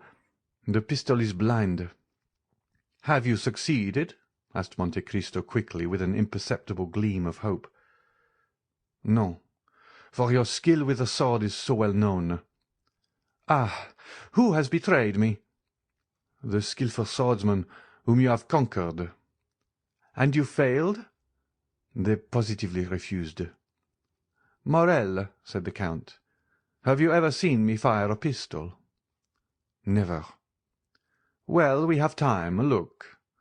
Monte Cristo took the pistols he held in his hand when Mercédès entered, and fixing an ace of clubs against the iron plate, with 4 shots, he successfully shot off the 4 sides of the club. At each shot Morrel turned pale. He examined the bullets with which Monte Cristo performed this dexterous feat, and saw that they were no larger than buckshot. "It is astonishing," said he. "Look, Emmanuel." Then turning towards Monte Cristo, "Count," said he, "in the name of all that is dear to you, I entreat you not to kill Albert. The unhappy youth has a mother." "You are right," said Monte Cristo, "and I have none." These words were uttered in a tone which made Morrel shudder. "You are the offended party, Count." "Doubtless. What does that imply?" "That you will fire first." "I fire first?" "Oh, I obtained, or rather I claimed that we had conceded enough for them to yield us that." "And at what distance?" 20 paces. A smile of terrible import passed over the Count's lips. "Morrel," said he, Do not forget what you have just seen." "The only chance for Albert's safety, then, will arise from your emotion." "I suffer from emotion?" said Monte Cristo. "Or from generosity, my friend. To so good a marksman as you are, I may say what would appear absurd to another." "What is that?" "Break his arm, wound him, but do not kill him." "I will tell you, Morrel," said the Count, "that I do not need entreating to spare the life of Monsieur de Morcerf. He shall be so well spared that he will return quietly with his two friends, while I— "And you?" "That will be another thing. I shall be brought home." "No, no!" cried Maximilian, quite unable to restrain his feelings. "As I told you, my dear Morrel, Monsieur de Morcerf will kill me." Morrel looked at him in utter amazement. "But what has happened since last evening, Count?" "The same thing that happened to Brutus the night before the battle of Philippi. I have seen a ghost." "And that ghost?" "Told me, Morrel, that I had lived long enough." Maximilian and Emmanuel looked at each other. Monte Cristo drew out his watch. "Let us go," said he. "It is 5 minutes past 7, and the appointment was for 8 o'clock." A carriage was in readiness at the door. Monte Cristo stepped into it with his two friends. He had stopped a moment in the passage to listen at a door, and Maximilian and Emmanuel, who had considerately passed forward a few steps, thought they heard him answer by a sigh to a sob from within. As the clock struck 8, they drove up to the place of meeting. "We are first," said Morrel, looking out of the window. "Excuse me, sir," said Baptistin, who had followed his master with indescribable terror, "but I think I see a carriage down there under the trees." Monte Cristo sprang lightly from the carriage, and offered his hand to assist Emmanuel and Maximilian. The latter retained the Count's hand between his. "I like," said he, "to feel a hand like this, when its owner relies on the goodness of his cause." "It seems to me," said Emmanuel, "that I see 2 young men down there who are evidently waiting." Monte Cristo drew Morrel a step or two behind his brother-in-law. "Maximilian," said he, "are your affections disengaged?" Morrel looked at Monte Cristo with astonishment. "I do not seek your confidence, my dear friend. I only ask you a simple question. Answer it. That is all I require." "I love a young girl, Count." "Do you love her much?" "More than my life." "Another hope defeated," said the Count. Then, with a sigh, "Poor Haydée," murmured he. "To tell the truth, Count, if I knew less of you, I should think that you are less brave than you are." "Because I sigh when thinking of someone I am leaving. Come, Morrel, it is not like a soldier to be so bad a judge of courage. Do I regret life? What is it to me, who have passed 20 years between life and death? Moreover, do not alarm yourself, Morrel. This weakness, if it's such, is betrayed to you alone. I know the world is a drawing-room from which we must retire politely and honestly, that is, with a bow and our debts of honour paid." "That is to the purpose. Have you brought your arms?" "I? What for? I hope these gentlemen have theirs." "I will inquire," said Morrel. "Do, but make no treaty. You understand me." "You need not fear." Morrel advanced towards Beauchamp and Château Renaud, who, seeing his intention, came to meet him. The 3 young men bowed to each other courteously, if not affably. "Excuse me, gentlemen," said Morrel, "but I do not see Monsieur de Morcerf." "He sent us word this morning," replied Château Renaud, "that he would meet us on the ground." "Ah," said Morrel. Beauchamp pulled out his watch. "It is only 5 minutes past 8, said he to Morrel. "There is not much time lost yet." "Oh, I made no allusion of that kind," replied Morrel. "There is a carriage coming," said Château Renaud. It advanced rapidly along one of the avenues leading towards the open space where they were assembled. You are doubtless provided with pistols, gentlemen? Monsieur de Monte-Cristo yields his right of using his." "We had anticipated this kindness on the part of the Count," said Beauchamp, "and I have brought some weapons which I brought 8 or 10 days since, thinking to want them on a similar occasion. They are quite new, and have not yet been used. Will you examine them?" "Oh, Monsieur Beauchamp, if you assure me that Monsieur de Morcerf does not know these pistols, you may readily believe that your word will be quite sufficient." "Gentlemen," said Château Renaud, "it is not Morcerf coming in that carriage. Faith, it is Franz and Debray." The 2 young men he announced were indeed approaching. "What chance brings you here, gentlemen?" said Château Renaud, shaking hands with each of them. "Because," said Debray, "Albert sent this morning to request us to come." Beauchamp and Château Renaud exchanged looks of astonishment. "I think I understand this reason," said Morrel. "What is it?" "Yesterday afternoon I received a letter from Monsieur de Morcerf, begging me to attend the opera." "And I," said Debray. "And I also," said Franz. "And we too," added Beauchamp and Château Renaud. "Having wished you all to witness the challenge, he now wishes you to be present at the combat." "Exactly so," said the young men. "You have probably guessed right." "But after all these arrangements, he does not come himself," said Château Renaud. "Albert is 10 minutes after time." "There he comes," said Beauchamp, "on horseback, at full gallop, followed by a servant." "How imprudent," said Château Renaud, "to come on horseback to fight a duel with pistols, after all the instructions I had given him." "And besides," said Beauchamp, "with a collar above his cravat, an open coat and white waistcoat. Why has he not painted a spot upon his heart? It would have been more simple." Meanwhile Albert had arrived within 10 paces of the group formed by the 5 young men. He jumped from his horse, threw the bridle on his servant's arms, and joined them. He was pale, and his eyes were red and swollen. It was evident that he had not slept. A shade of melancholy gravity overspread his countenance which was not natural to him. "I thank you, gentlemen," said he, "for having complied with my request.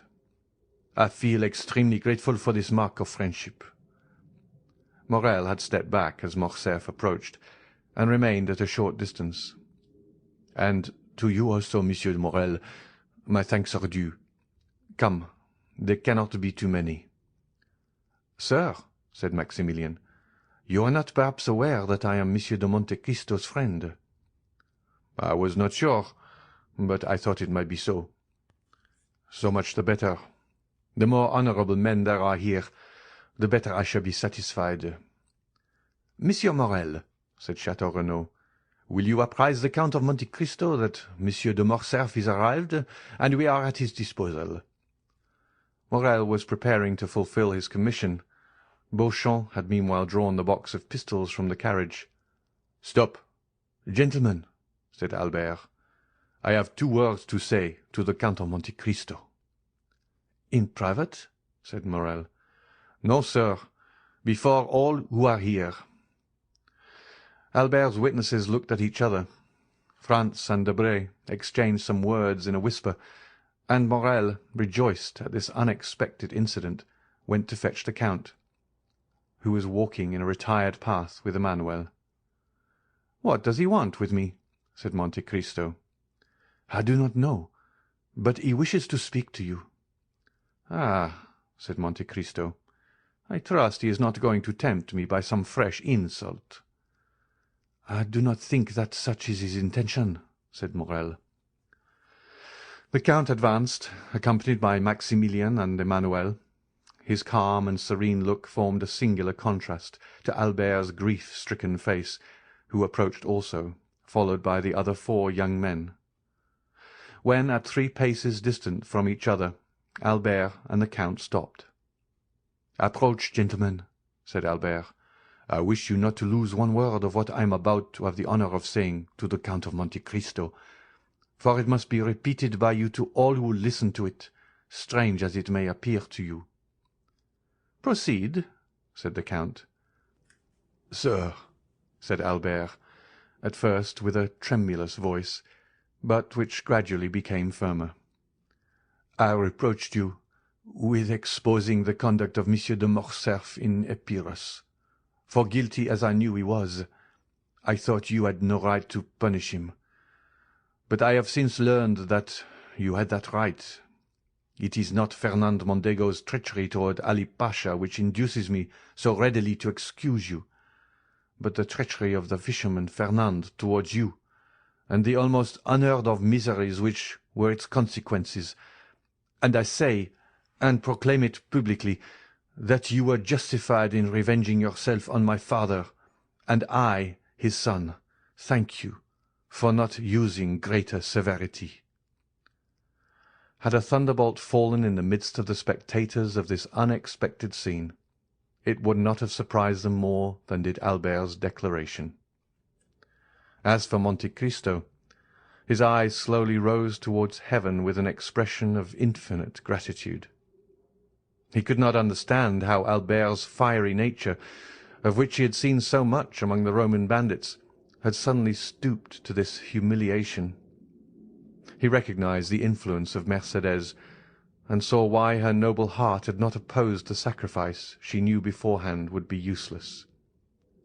"Now, sir," said Albert, "if you think my apology sufficient, pray you give me your hand. Next to the merit of infallibility which you appear to possess, I rank that of candidly acknowledging a fault. But this confession concerns me only. I acted well as a man, but you have acted better than man. An angel alone could have saved one of us from death. That angel came from heaven, if not to make us friends, which, alas, fatality renders impossible, at least to make us esteem each other." Monte Cristo, with moistened eye, having breast and lips half open, extended to Albert a hand which the latter pressed with a sentiment resembling respectful fear. "Gentlemen," said he, "Monsieur de Monte Cristo receives my apology. I had acted hastily towards him. Hasty actions are generally bad ones. Now my fault is repaired. I hope the world will not call me cowardly for acting as my conscience dictated. But if any one should entertain a false opinion of me," added he, drawing himself up as if he would challenge both friends and enemies, "I shall endeavour to correct his mistake." "What happened during the night?" asked Beauchamp of Château Renaud. "We appear to make a very sorry figure here." "In truth, what Albert has just done is either very despicable or very noble," replied the Baron. "What can it mean?" said Debray to Franz. "The Count of Monte Cristo acts dishonourably to Monsieur de Morcerf, and is justified by his son? Had I 10 Yaninas in my family, I should only consider myself the more bound to fight 10 times. As for Monte Cristo, his head was bent down, his arms were powerless. Bowing under the weight of 24 years' reminiscences, he thought not of Albert, of Beauchamp, of Château Renaud, or of any of that group, but he thought of that courageous woman who had come to plead for her son's life, to whom he had offered his, and who had now saved it by the revelation of a dreadful family secret, capable of destroying for ever in that young man's heart every feeling of filial piety. "Providence still," murmured he. "Now only am I fully convinced of being the emissary of God." End of chapter 90. Chapter 91. Mother and Son. The Count of Monte Cristo bowed to the 5 young men with a melancholy and dignified smile, and got into his carriage with Maximilien and Emmanuel. Albert, Beauchamp, and Château Renaud remained alone. Albert looked at his 2 friends, not timidly, but in a way that appeared to ask their opinion of what he had just done. "Indeed, my dear friend," said Beauchamp first, who had either the most feeling or the least dissimulation, "allow me to congratulate you. This is a very unhoped-for conclusion of a very disagreeable affair." Albert remained silent and wrapped in thought. Chateau Renaud contented himself with tapping his boot with his flexible cane. "Are we not going?" said he, after this embarrassing silence. "When you please," replied Beauchamp. "Allow me only to compliment Monsieur de Morcerf, who has given proof today of rare chivalric generosity." "Oh, yes," said Chateau Renaud. "It is magnificent," continued Beauchamp, "to be able to exercise so much self-control." "Assuredly. As for me, I should have been incapable of it," said Chateau Renaud, with most significant coolness. "Gentlemen," interrupted Albert, "I think you did not understand that something very serious had passed between Monsieur de Monte-Cristo and myself." Possibly," said Beauchamp immediately. "But every simpleton would not be able to understand your heroism, and sooner or later you will find yourself compelled to explain it to them more energetically than would be convenient to your bodily health and the duration of your life. May I give you a friendly counsel? Set out for Naples, The Hague, or St. Petersburg, calm countries, where the point of honour is better understood than among our hot-headed Parisians. Seek quietude and oblivion, so that you may return peaceably to France after a few years. Am I not right, Monsieur de Château-Renaud?" "That is quite my opinion," said the gentleman. "Nothing induces serious duels so much as a duel forsworn." "Thank you, gentlemen," replied Albert with a smile of indifference. "I shall follow your advice, not because you give it, but because I had before intended to quit France. I thank you equally for the service you have rendered me in being my seconds. It is deeply engraved on my heart, and after what you have just said, I remember that only." Chateau Renaud and Beauchamp looked at each other. The impression was the same on both of them, and the tone on which Morcerf had just expressed his thanks was so determined that the position would have become embarrassing for all if the conversation had continued. "Good-bye, Albert," said Beauchamp suddenly, carelessly extending his hand to the young man.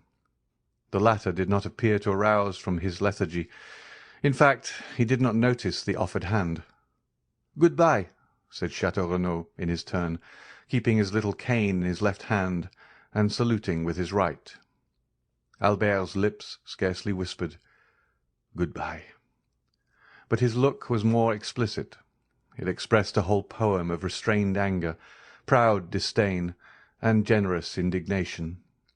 He preserved his melancholy and motionless position for some time after his two friends had regained their carriage.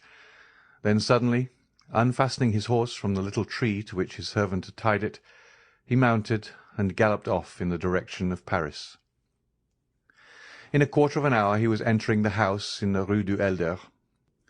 As he alighted, he thought he saw his father's pale face behind the curtain of the Count's bedroom. Albert turned away his head with a sigh, and went to his own apartments. He cast one lingering look on all the luxuries which had rendered life so easy and so happy since his infancy. He looked at the pictures, whose faces seemed to smile, and the landscapes, which appeared painted in brighter colours. Then he took away his mother's portrait, with its oaken frame, leaving the gilt frame from which he took it black and empty. Then he arranged all his beautiful Turkish arms, his fine English guns, his Japanese china, his cups mounted in silver, his artistic bronzes by Foucher and Barye, examined the cupboards, and placed the key in each, threw into a drawer of his secretary, which he left open, all the pocket-money he had about him, and with it the 1,000 fancy jewels from his vases and his jewel-boxes.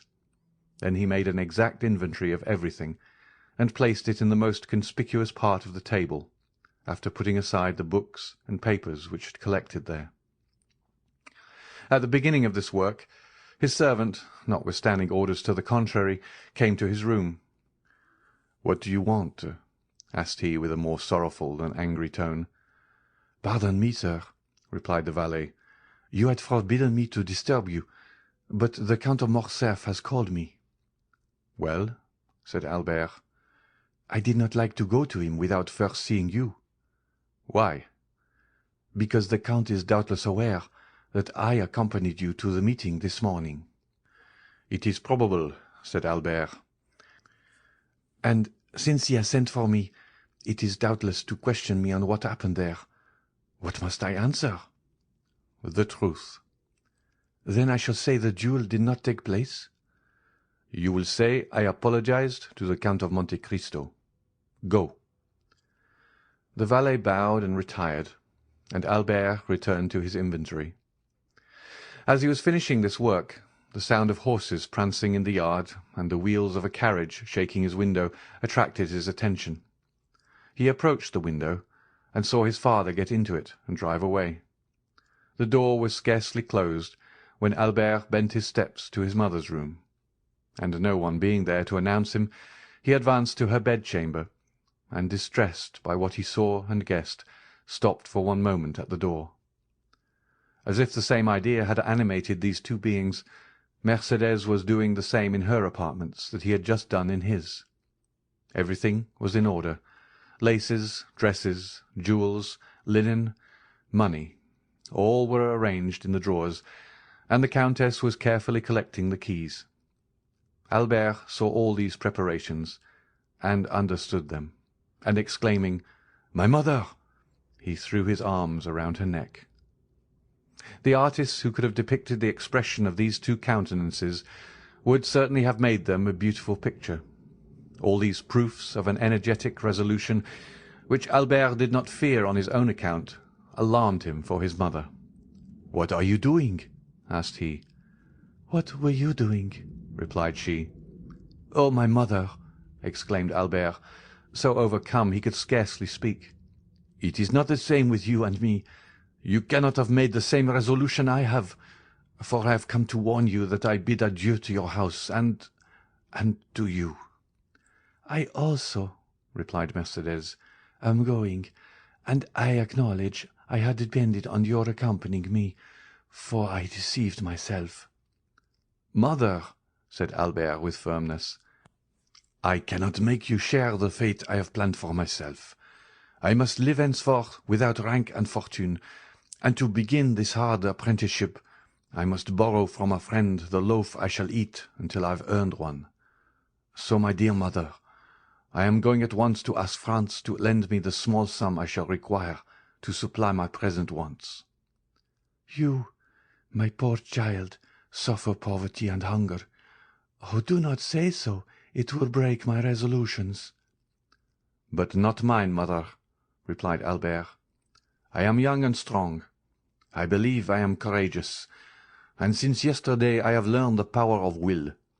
Alas, my dear mother, some have suffered so much and yet live, and have raised a new fortune on the ruin of all the promises of happiness which heaven had made them, on the fragments of all the hope which God had given them. I have seen that, mother. I know that from the gulf in which their enemies have plunged them, they have risen with so much vigour and glory that in their turn they have ruled their former conquerors and have punished them. No, mother, from this moment I have done with the past, and accept nothing from it, not even a name, because you can understand that your son cannot bear the name of a man who ought to blush for it before another." "Albert, my child," said Mercédès, "if I had a stronger heart, that is the counsel I would have given you.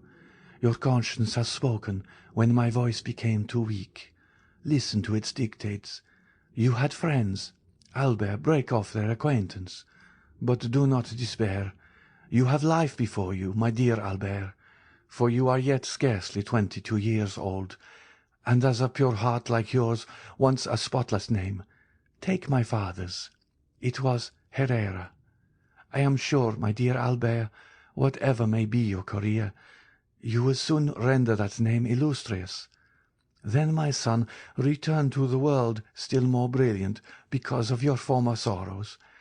And if I am wrong, still let me cherish these hopes, for I have no future to look forward to.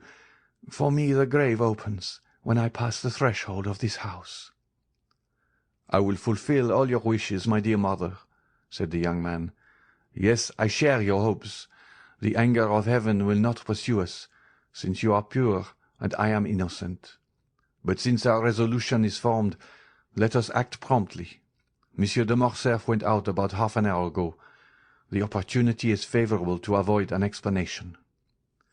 "I am ready, my son," said Mercédès. Albert ran to fetch a carriage. He recollected that there was a small furnished house to let in the Rue de Saint-Père, where his mother would find a humble but decent lodging, and thither he intended conducting the Countess. As the carriage stopped at the door, and Albert was alighting, a man approached and gave him a letter. Albert recognized the bearer. "From the Count," said Bertuccio. Albert took the letter, opened and read it, then looked round for Bertuccio, but he was gone. He returned to Mercédès with tears in his eyes and heaving breast, and without uttering a word he gave her the letter. Mercédès read: "Albert, while showing you that I have discovered your plans, I hope also to convince you of my delicacy. You are free. You leave the Count's house, and you take your mother to your home. But reflect, Albert, you owe her more than your poor noble heart can pay her. Keep the struggle for yourself, bear all the suffering, but spare her the trial of poverty which must accompany your first efforts, for she deserves not even the shadow of the misfortune which has this day fallen on her, and Providence is not willing that the innocent should suffer for the guilty. I know you are going to leave the Rue de Helder without taking anything with you. Do not seek to know how I discovered it. I know it. That is sufficient. Now listen, Albert. 24 years ago I returned proud and joyful to my country. I had a betrothed, Albert, a lovely girl whom I adored, and I was bringing to my betrothed 150 louis, painfully amassed by ceaseless toil. This money was for her. I destined it for her, and knowing the treachery of the sea, I buried our treasure in the little garden of the house my father lived in at Marseilles, on the Allée de Meilhan. Your mother, Albert, knows that poor house well. A short time since I passed through Marseilles, and went to see the old place, which revives so many painful recollections, and in the evening I took a spade and dug in the corner of the garden where I had concealed my treasure. The iron box was there. No one had touched it, under a beautiful fig tree my father had planted the day I was born, which overshadowed the spot. Well, Albert, this money, which was formerly designed to promote the comfort and tranquillity of the woman I adored, may now, through strange and painful circumstances, be devoted to the same purpose. Oh, feel for me, who could offer millions to that poor woman, but who return her only the piece of black bread forgotten under my poor roof since the day I was torn from her I loved. You are a generous man, Albert, but perhaps you may be blinded by pride or resentment. If you refuse me, if you ask another for what I have a right to offer you, I will say it is ungenerous of you to refuse the life of your mother at the hands of a man whose father was allowed by your father to die in all the horrors of poverty and despair." Albert stood pale and motionless to hear what his mother would decide after she had finished reading this letter. Mercédès turned her eyes with an ineffable look towards heaven. "I accept it," said she. "He has a right to pay the dowry, which I should take with me to some convent." Putting the letter in her bosom, she took her son's arm, and with a firmer step than she even herself expected, she went downstairs.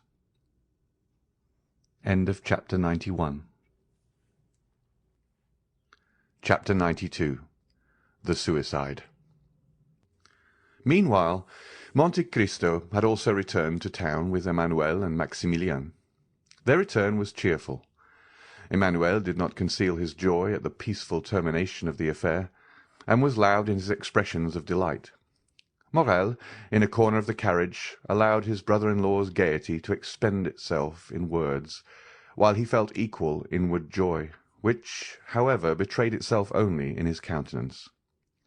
At the Barrière du Trône they met Bertuccio, who was waiting there, motionless as a sentinel at his post. Monte Cristo put his head out of the window, exchanged a few words with him in a low tone, and the steward disappeared. "Count," said Emmanuel, when they were at the end of the Place Royale, "put me down at my door, that my wife may not have a single moment of needless anxiety on my account or yours. If it were not ridiculous to make a display of our triumph, I would invite the Count to our house. Besides that, he doubtless has some trembling heart to comfort. So we will take leave of our friend and let him hasten home." "Stop a moment," said Monte Cristo. "Do not let me lose both my companions. Return, Emmanuel, to your charming wife, and present my best compliments to her. And do you, Morrel, accompany me to the Champs-Élysées?" "Willingly," said Maximilien, "particularly as I have business in that quarter." "Shall we wait breakfast for you?" asked Emmanuel. "No," replied the young man. The door was closed, and the carriage proceeded. "See what good fortune I brought you," said Morrel, when he was alone with the Count. "Have you not thought so?" "Yes," said Monte Cristo. "For that reason I wished to keep you near me." "It is miraculous," continued Morrel, answering his own thoughts. "What?" said Monte Cristo. "What has just happened." "Yes," said the Count, "you are right, it is miraculous." "For Albert is brave," resumed Morrel. "Very brave," said Monte Cristo. "I have seen him sleep with a sword suspended over his head." "And I know he has fought 2 duels," said Morrel. "How can you reconcile that with his conduct this morning?" "All allowing to your influence," replied Monte Cristo, smiling. "It is well for Albert he is not in the army," said Morrel. "Why?" "An apology on the ground?" said the young captain, shaking his head. "Come," said the Count mildly, "do not entertain the prejudices of ordinary men. Acknowledge that if Albert is brave, he cannot be a coward. He must then have had some reason for acting as he did this morning, and confess that his conduct is more heroic than otherwise." "Doubtless, doubtless," said Morrel, "but I shall say, like the Spaniard, he has not been so brave today as he was yesterday." "You will breakfast with me, will you not, Morrel?" said the Count, to turn the conversation. "No, I must leave you at 10 o'clock." "Your engagement was for breakfast, then?" said the Count. Morrel smiled and shook his head. "Still, you must breakfast somewhere." "But if I am not hungry?" said the young man. "Oh," said the Count, "I only know 2 things which destroy the appetite. Grief, and as I am happy to see you are very cheerful, it is not that, and love. Now, after what you told me this morning of your heart, I may believe."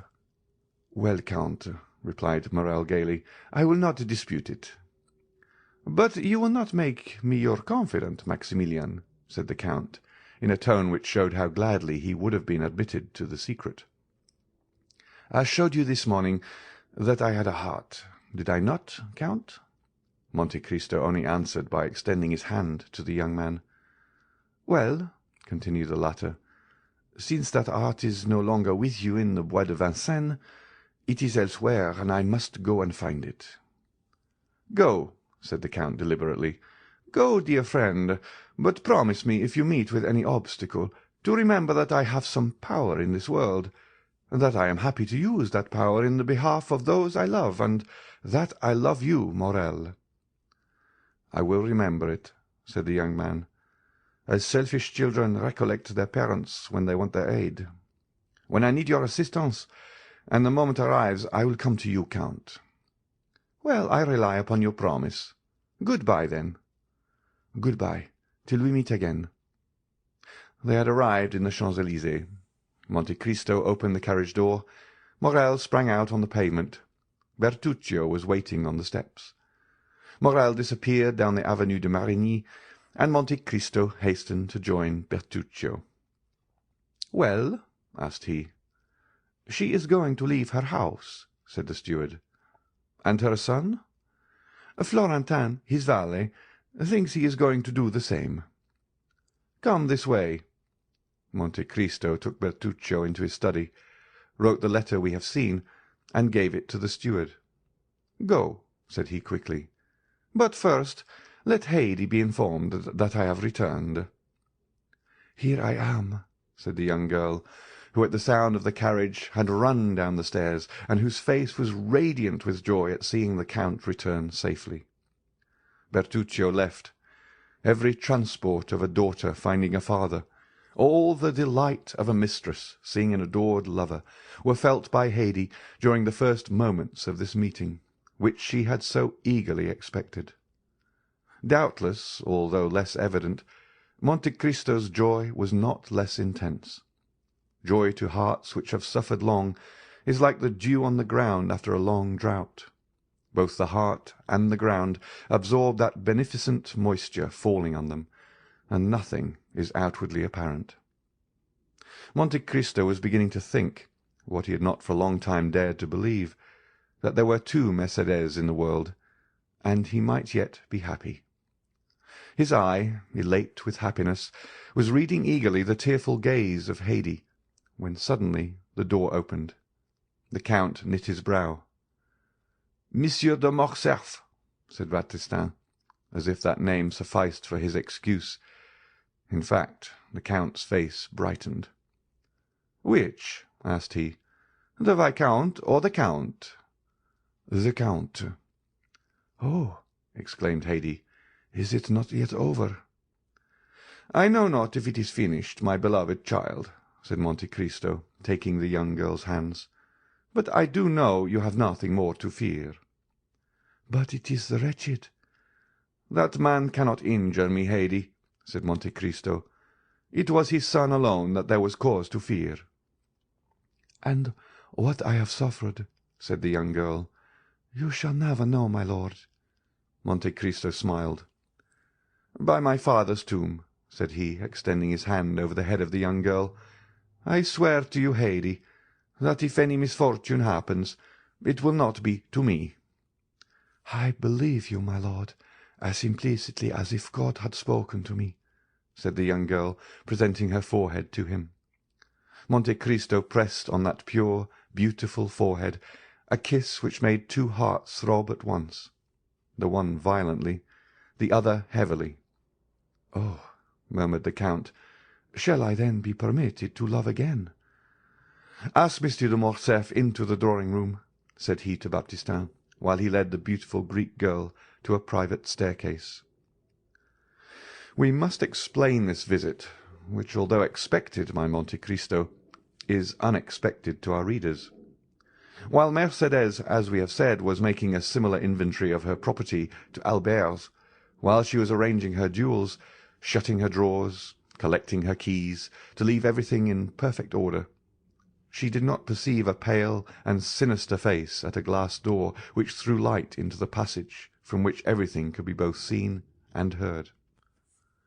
He who was thus looking, without being heard or seen, probably heard and saw all that passed in Madame de Morcerf's apartments. From that glass door the pale-faced man went to the Count's bedroom, and raised with a constricted hand the curtain of a window overlooking the courtyard. He remained there 10 minutes, motionless and dumb, listening to the beating of his own heart. For him those 10 minutes were very long. It was then Albert, returning from his meeting with the Count, perceived his father watching for his arrival behind a curtain, and turned aside. The Count's eyes expanded. He knew Albert had insulted the Count dreadfully, and that in every country in the world such an insult would lead to a deadly duel. Albert returned safely. Then the Count was revenged. An indescribable ray of joy illumined that wretched countenance like the last ray of the sun before it disappears behind the clouds which bear the aspect, not of a downy couch, but of a tomb. But, as we have said, he waited in vain for his son to come to his apartment with the account of his triumph. He easily understood why his son did not come to see him, before he went to avenge his father's honour. But when that was done, why did not his son come and throw himself into his arms? It was then, when the Count could not see Albert, that he sent for his servant, who knew was authorized not to conceal anything from him. 10 minutes afterwards, General Morcerf was seen on the steps in a black coat with a military collar, black pantaloons, and black gloves. He had apparently given previous orders, for as he reached the bottom step, his carriage came from the coach-house ready for him. The valet threw into the carriage his military cloak, in which 2 swords were wrapped, and shutting the door, he took his seat by the side of the coachman. The coachman stooped down for his orders.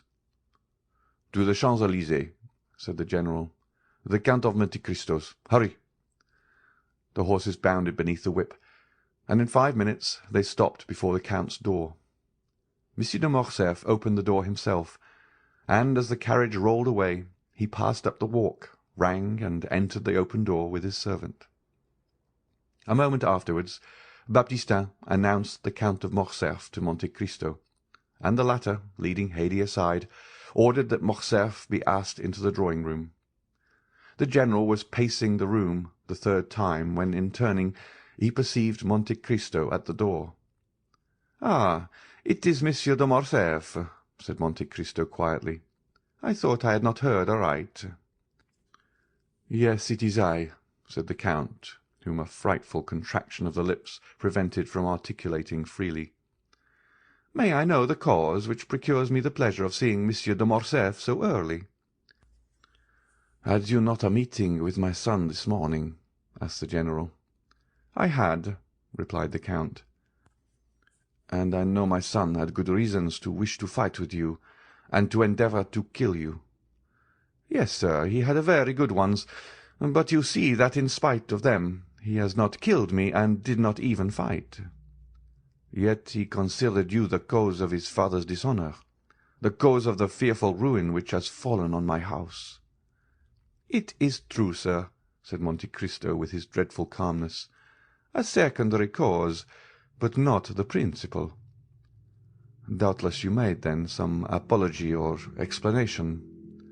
"I explained nothing, and it is he who apologized to me." "But to what do you attribute this conduct?" "To the conviction, probably, that there was one more guilty than I." "And who was that?" "His father."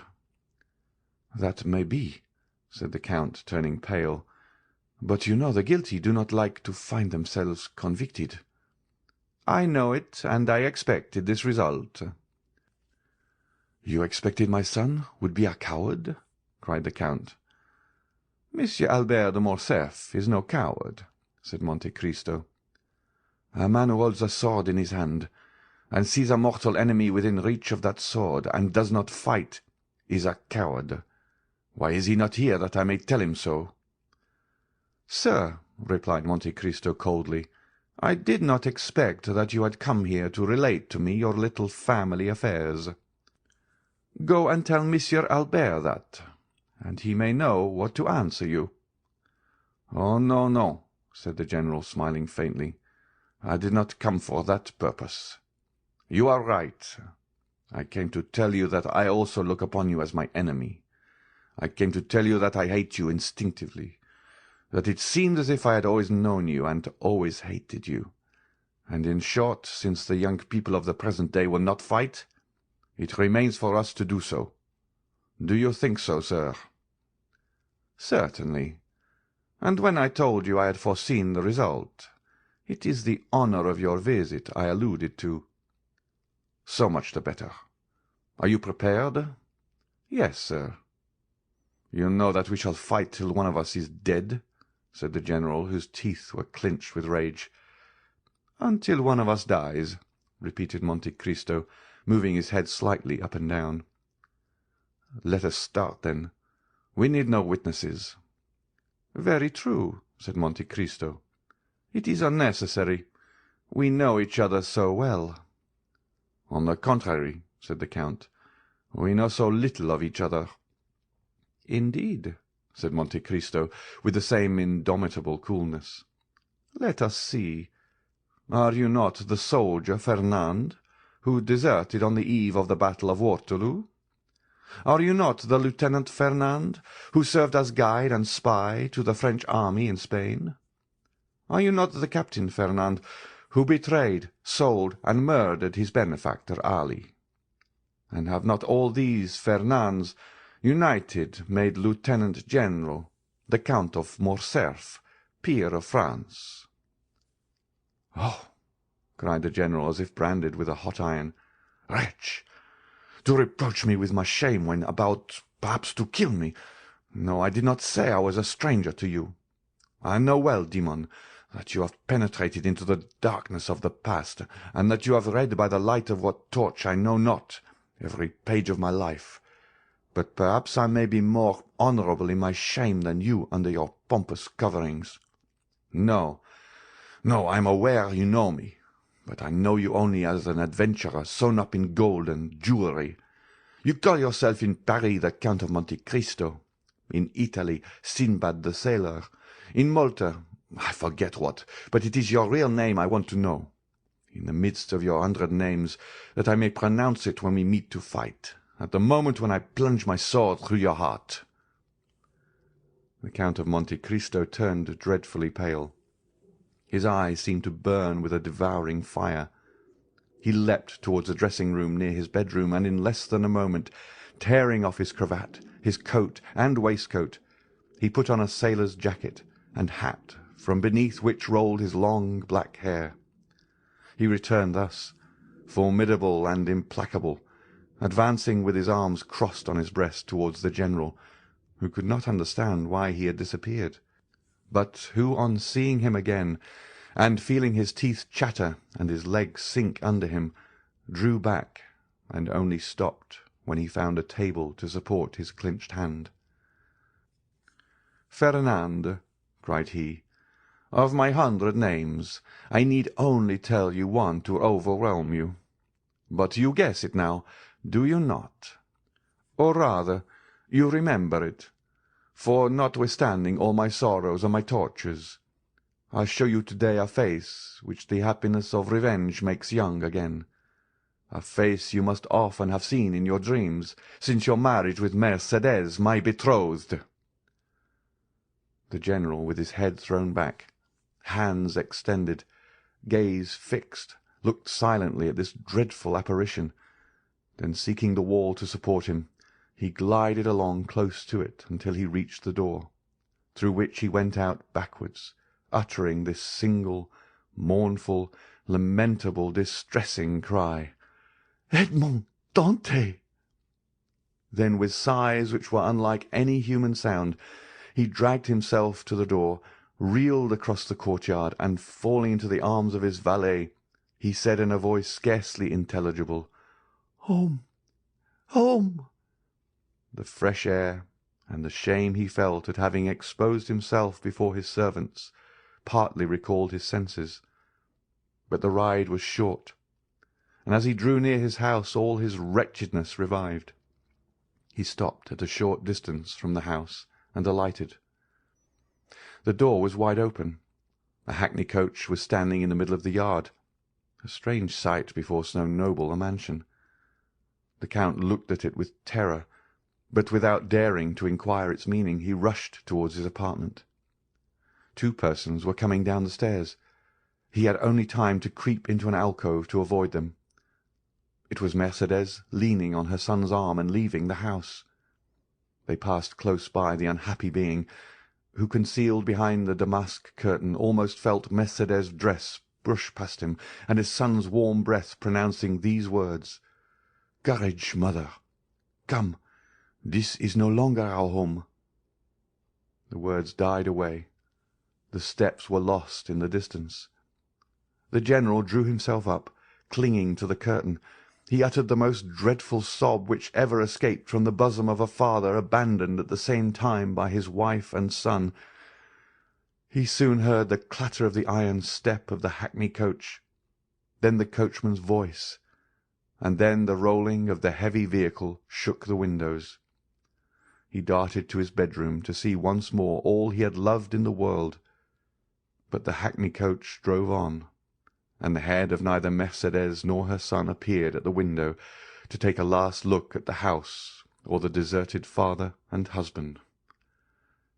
And at the very moment when the wheels of that coach crossed the gateway, a report was heard, and a thick smoke escaped through one of the panes of the window which was broken by the explosion.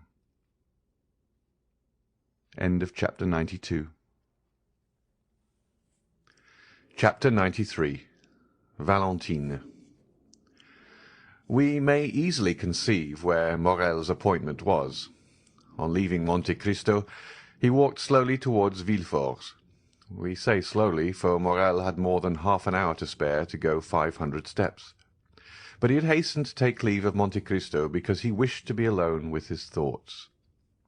He knew this time well, the hour when Valentine was giving Noirtier his breakfast, and was sure not to be disturbed in the performance of this pious duty.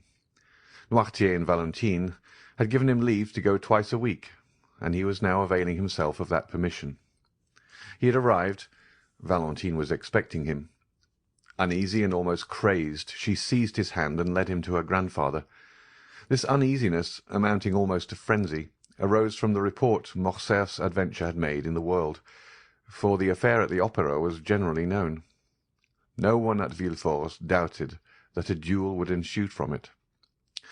Valentine, with her woman's instinct, guessed that Morrel would be Monte Cristo's second, and from the young man's well-known courage and his great affection for the Count, she feared that he would not content himself with the passive part assigned to him. We may easily understand how eagerly the particulars were asked for, given, and received, and Morrel could read an indescribable joy in the eyes of his beloved when she knew that the termination of this affair was as happy as it was unexpected. "Now," said Valentine, motioning to Morrel to sit down near her grandfather, while she took her seat on his footstool, "now let us talk about our own affairs. You know, Maximilien, Grandpapa once thought of leaving this house and taking an apartment away from Monsieur de Villefort's." "Yes," said Maximilien, "I recollect the project, of which I highly approved." "Well," said Valentine, "you may approve again, for Grandpapa is again thinking of it." "Bravo!" said Maximilien.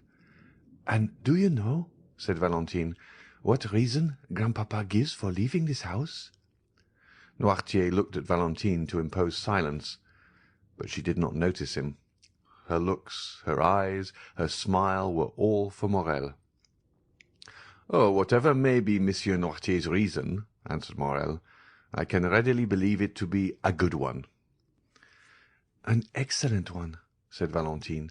"He pretends the air of the Faubourg Saint-Honoré is not good for me." "Indeed?" said Morrel. "In that Monsieur Noirtier may be right. You have not seemed to be well for the last fortnight." "Not very," said Valentine. "And Grandpapa has become my physician, and I have the greatest confidence in him, because he knows everything." "Do you then really suffer?" asked Morrel quickly. "Oh, it must not be called suffering. I feel a general uneasiness, that is all. I have lost my appetite, and my stomach feels as if it were struggling to get accustomed to something." Noirtier did not lose a word of what Valentine said. "And what treatment do you adopt for this singular complaint?"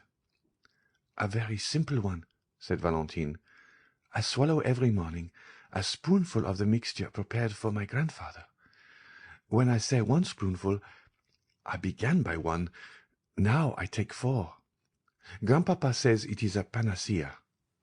Valentine smiled, but it was evident that she suffered. Maximilien, in his devotedness, gazed silently at her. She was very beautiful, but her usual pallor had increased. Her eyes were more brilliant than ever, and her hands, which were generally white, like mother of pearl, now more resembled wax, to which time was adding a yellowish hue. From Valentine the young man looked towards Noirtier.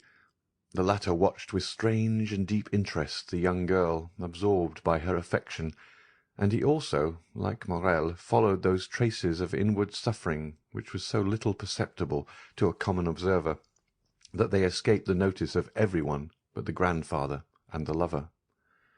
"But," said Morel, "I thought this mixture of which you now take 4 spoonfuls was prepared for Monsieur Noirtier." "I know it is very bitter," said Valentine, "so bitter that all I drink afterwards appears to have the same taste." Noirtier looked inquiringly at his granddaughter. "Yes, grandpapa," said Valentine, "it is so. Just now, before I came down to you, I drank a glass of sugar water. I left half, because it seemed so bitter." Noirtier turned pale, and made a sign that he wished to speak. Valentine rose to fetch the dictionary. Noirtier watched her with evident anguish. In fact, the blood was rushing to the young girl's head already. Her cheeks were becoming red. "Oh," cried she, without losing any of her cheerfulness, "this is singular. I can't see. Did the sun shine in my eyes?" and she leaned against the window. "The sun is not shining," said Morel, more alarmed by Noirtier's expression than by Valentine's indisposition. He ran towards her. The young girl smiled. "Cheer up," she said to Noirtier. "Do not be alarmed, Maximilien. It is nothing, and has already passed away. But listen, do I not hear a carriage in the courtyard?" She opened Noirtier's door, ran to a window in the passage, and returned hastily. "Yes," said she, "it is Madame Danglars and her daughter, who have come to call on us. Good-bye, I must run away, for they would send here for me, or rather, farewell till I see you again. Stay with grandpapa, Maximilien. I promise you not to persuade them to stay." Morel watched her as she left the room. He heard her ascend the little staircase, which led both to Madame de Villefort's apartments and to hers. As soon as she was gone, Noirtier made a sign to Morel to take the dictionary. Morel obeyed. Guided by Valentine, he had learned how to understand the old man quickly. Accustomed, however, as he was to the work, he had to repeat most of the letters of the alphabet, and to find every word in the dictionary, so that it was 10 minutes before the thought of the old man was translated by these words: "Fetch the glass of water and the decanter from Valentine's room." Morel rang immediately for the servant who had taken Barrois's situation, and in Noirtier's name gave that order. The servant soon returned. The decanter and the glass were completely empty. Noirtier made a sign that he wished to speak. "Why are the glass and decanter empty?" asked he. "Valentine said she only drank half the glassful." The translation of this new question occupied another 5 minutes. "I do not know," said the servant, "but the housemaid is in Mademoiselle Valentine's room. Perhaps she has emptied them." "Ask her," said Morel, translating Noirtier's thought this time by his look. The servant went out, but returned almost immediately. "Mademoiselle Valentine passed through the room to go to Madame de Villefort's," said he, "and in passing, as she was thirsty, she drank what remained in the glass. As for the decanter, Master Edward had emptied that to make a pond for his ducks." Noirtier raised his eyes to heaven, as a gambler does who stakes his all on one stroke. From that moment the old man's eyes were fixed on the door, and did not quit it. It was indeed Madame Danglars and her daughter whom Valentine had seen. They had been ushered into Madame de Villefort's room, who had said she would receive them there. That is why Valentine passed through her room, which was on a level with Valentine's, and only separated from it by Edward's. The two ladies entered the drawing-room with that sort of official stiffness which preludes a formal communication. Among worldly people manner is contagious. Madame de Villefort received them with equal solemnity. Valentine entered at this moment, and the formalities were resumed. "My dear friend," said the Baroness, while the two young people were shaking hands, "I and Eugenie are come to be the first to announce to you the approaching marriage of my daughter with the Prince Cavalcanti." Danglars kept up the title of Prince. The popular banker found that it answered better than Count. "Allow me to present to you my sincere congratulations," replied Madame de Villefort. "Prince Cavalcanti appears to be a young man of rare qualities." "Listen," said the Baroness, smiling. "Speaking to you as a friend, I can say that the prince does not yet appear all he will be. He has about him a little of that foreign manner by which French persons recognize at first sight the Italian or German nobleman. Besides, he gives evidence of a great kindness of disposition, much keenness of wit, and, as to suitability, Monsieur Danglars assures me that his fortune is majestic. That is his word."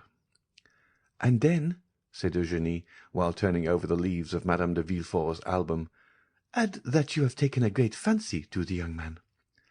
"And," said Madame de Villefort, "I need not ask you if you share that fancy." "I?" replied Eugénie with her usual candour. "Oh, not the least in the world, madame. My wish was not to confine myself to domestic cares, or the caprice of any man, but to be an artist, and consequently free in heart, in person, and in thought." Eugénie pronounced these words with so firm a tone that the colour mounted to Valentine's cheeks. The timid girl could not understand that vigorous nature which appeared to have none of the timidities of woman.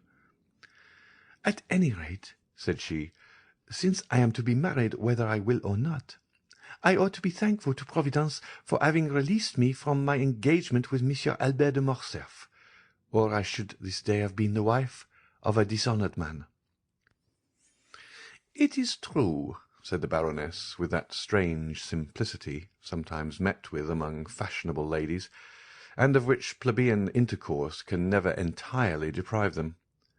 "It is very true that had not the Morcerfs hesitated, my daughter would have married Monsieur Albert. The General depended much on it. He even came to force Monsieur Danglars. We have had a narrow escape." "But," said Valentine timidly, "does all the father's shame revert upon the son?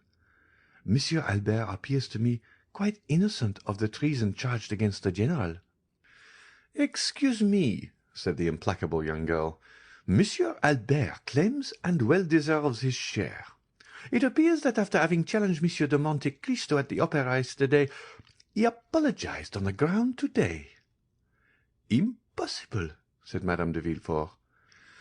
"Ah, my dear friend," said Madame Danglars, with the same simplicity we before noticed, "it is a fact. I heard it from Monsieur Debray, who was present at the explanation." Valentine also knew the truth, but she did not answer. A single word had reminded her that Morrel was expecting her in Monsieur Noirtier's room. Deeply engaged with a sort of inward contemplation, Valentine had ceased for a moment to join in the conversation. She would, indeed, have found it impossible to repeat what had been said the last few minutes, when suddenly Madame Danglars' hand pressed on her arm, arousing her from her lethargy. "What is it?" said she, starting at Madame Danglars' touch, as she would have done from an electric shock. "It is, my dear Valentine," said the Baroness, "that you are doubtless suffering." "I?" said the young girl, passing her hand across her burning forehead. "Yes, look at yourself in that glass. You have turned pale and then red successively, 3 or 4 times in 1 minute." "Indeed," cried Eugénie, "you are very pale." "Oh, do not be alarmed. I have been so for many days." Artless as she was, the young girl knew that this was an opportunity to leave, and, besides, Madame de Villefort came to her assistance. "Retire, Valentine," said she. "You are really suffering, and these ladies will excuse you. Drink a glass of pure water. It will restore you."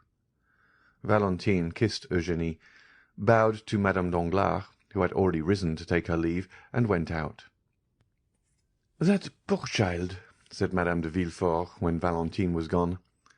"She makes me very uneasy, and I should not be astonished if she had some serious illness." Meanwhile Valentine, in a sort of excitement which she could not quite understand, had crossed Edward's room without noticing some trick of the child, and through her own had reached the little staircase. She was within 3 steps of the bottom. She already heard Morel's voice when suddenly a cloud passed over her eyes. Her stiffened foot missed the step. Her hands had no power to hold the baluster, and falling against the wall, she lost her balance wholly and toppled to the floor. Morel bounded to the door, opened it, and found Valentine stretched out at the bottom of the stairs. Quick as a flash, he raised her in his arms and placed her in a chair. Valentine opened her eyes. "Oh, what a clumsy thing I am," said she with feverish volubility. "I don't know my way. I forgot where there were 3 more steps before the landing." "You have hurt yourself, perhaps," said Morel. "What can I do for you, Valentine?" Valentine looked around her. She saw the deepest terror depicted in Noirtier's eyes. "Don't worry, dear grandpapa," said she, endeavouring to smile. "It is nothing. It is nothing. I was giddy, that is all." "Another attack of giddiness?" said Morel, clasping his hands. "Oh, attend to it, Valentine, I entreat you." "But no," said Valentine. "No, I tell you it is all past, and it was nothing. Now let me tell you some news. Eugénie is to be married in a week, and in 3 days there is to be a grand feast, a betrothal festival. We are all invited, my father, Madame de Villefort, and I. At least, I understood it so." "When will it be our turn to think of these things? Oh, Valentine, you who have so much influence over your grandpapa, try to make him answer soon." "And do you," said Valentine, "depend on me to stimulate the tardiness and arouse the memory of grandpapa?" "Yes," cried Morel. "Make haste. So long as you are not mine, Valentine, I shall always think I may lose you." "Oh," replied Valentine with a convulsive movement. "Oh, indeed, Maximilian, you are too timid for an officer, for a soldier who, they say, never knows fear." She burst into a forced and melancholy laugh. Her arms stiffened and twisted, her head fell back on her chair, and she remained motionless. The cry of terror which was stopped on Noirtier's lips seemed to start from his eyes. Morel understood it. He knew he must call assistance. The young man rang the bell violently. The housemaid, who had been in Mademoiselle Valentine's room, and the servant, who had replaced Barrois, ran in at the same moment. Valentine was so pale, so cold, so inanimate, that without listening to what was said to them, they were seized with the fear which pervaded that house, and they flew into the passage, crying for help. Madame Danglars and Eugénie were going out at the moment. They heard the cause of the disturbance. "I told you so!" exclaimed Madame de Villefort. "Poor child!" End of chapter 93.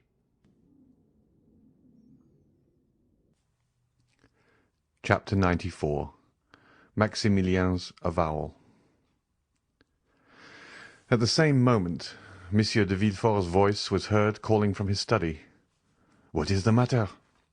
Morel looked at Noirtier, who had recovered his self-command, and with a glance indicated the closet where once before, under somewhat similar circumstances, he had taken refuge.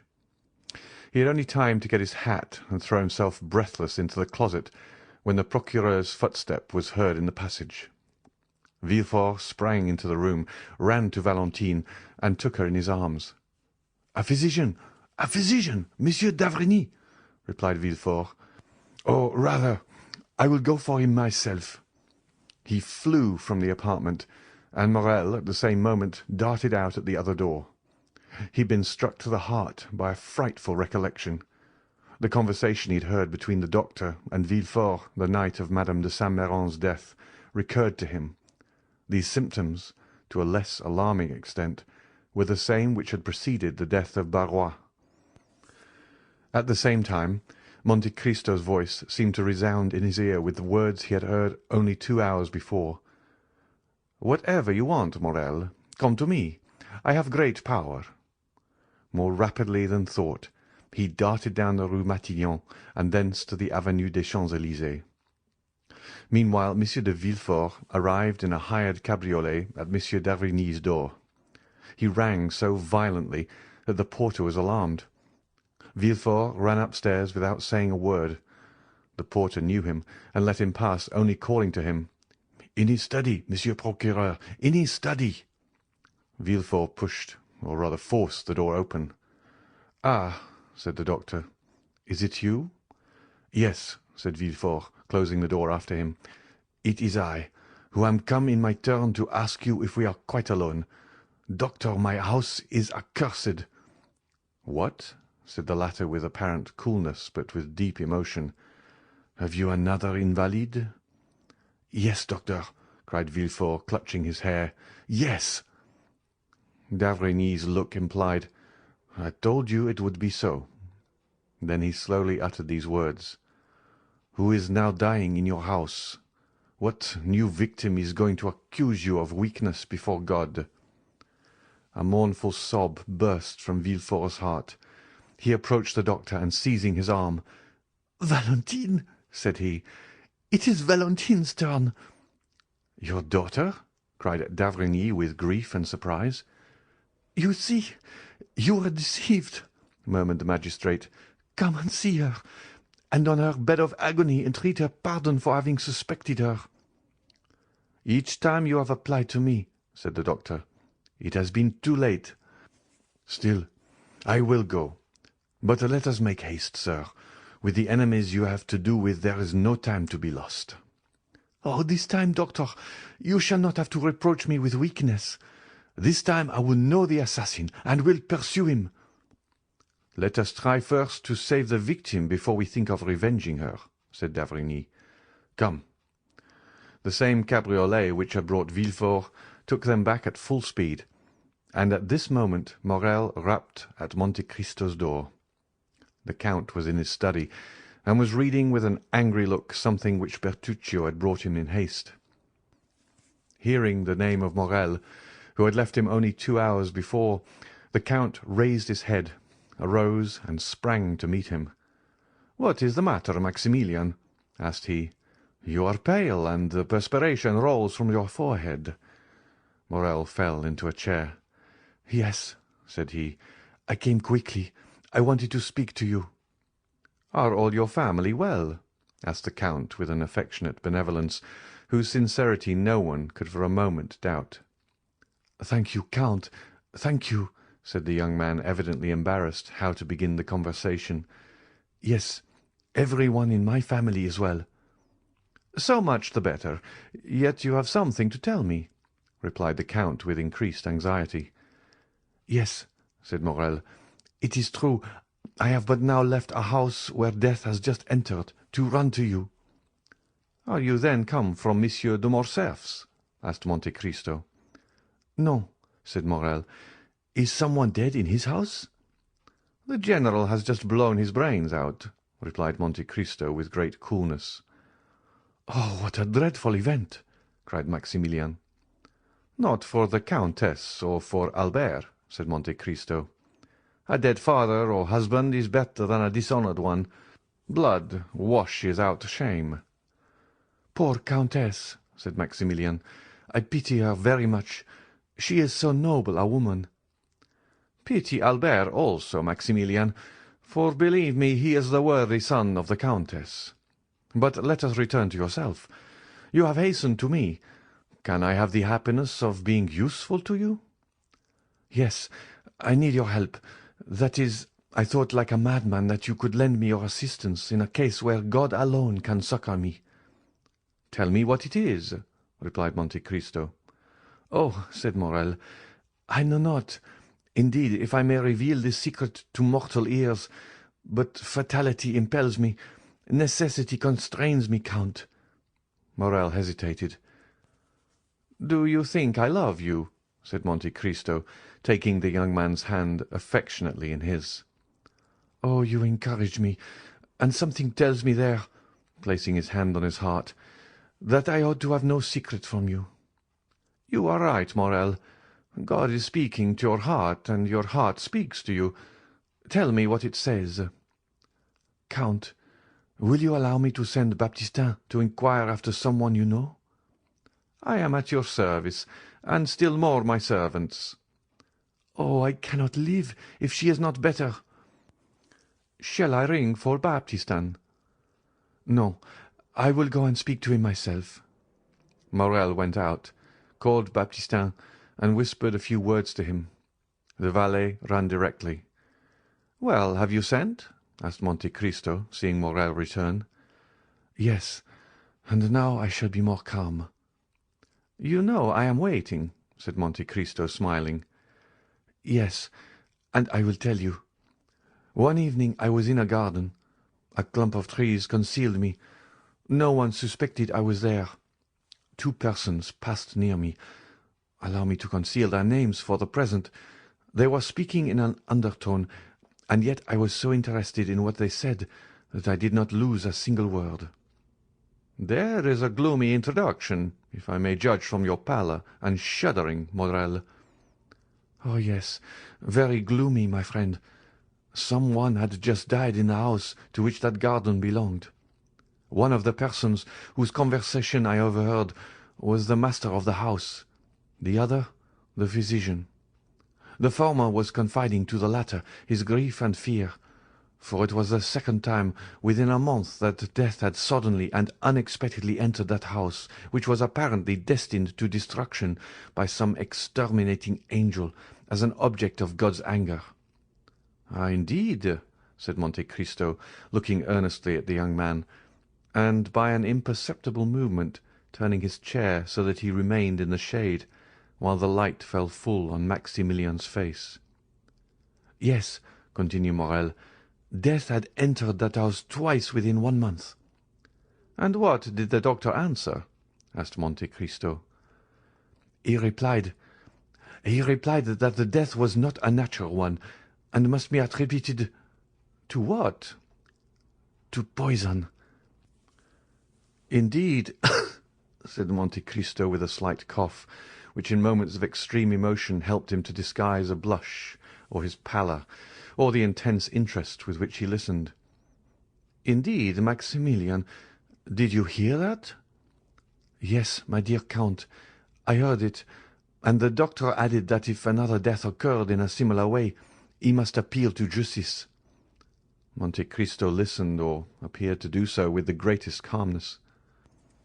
"Well," said Maximilian, "death came a third time, and neither the master of the house nor the doctor said a word.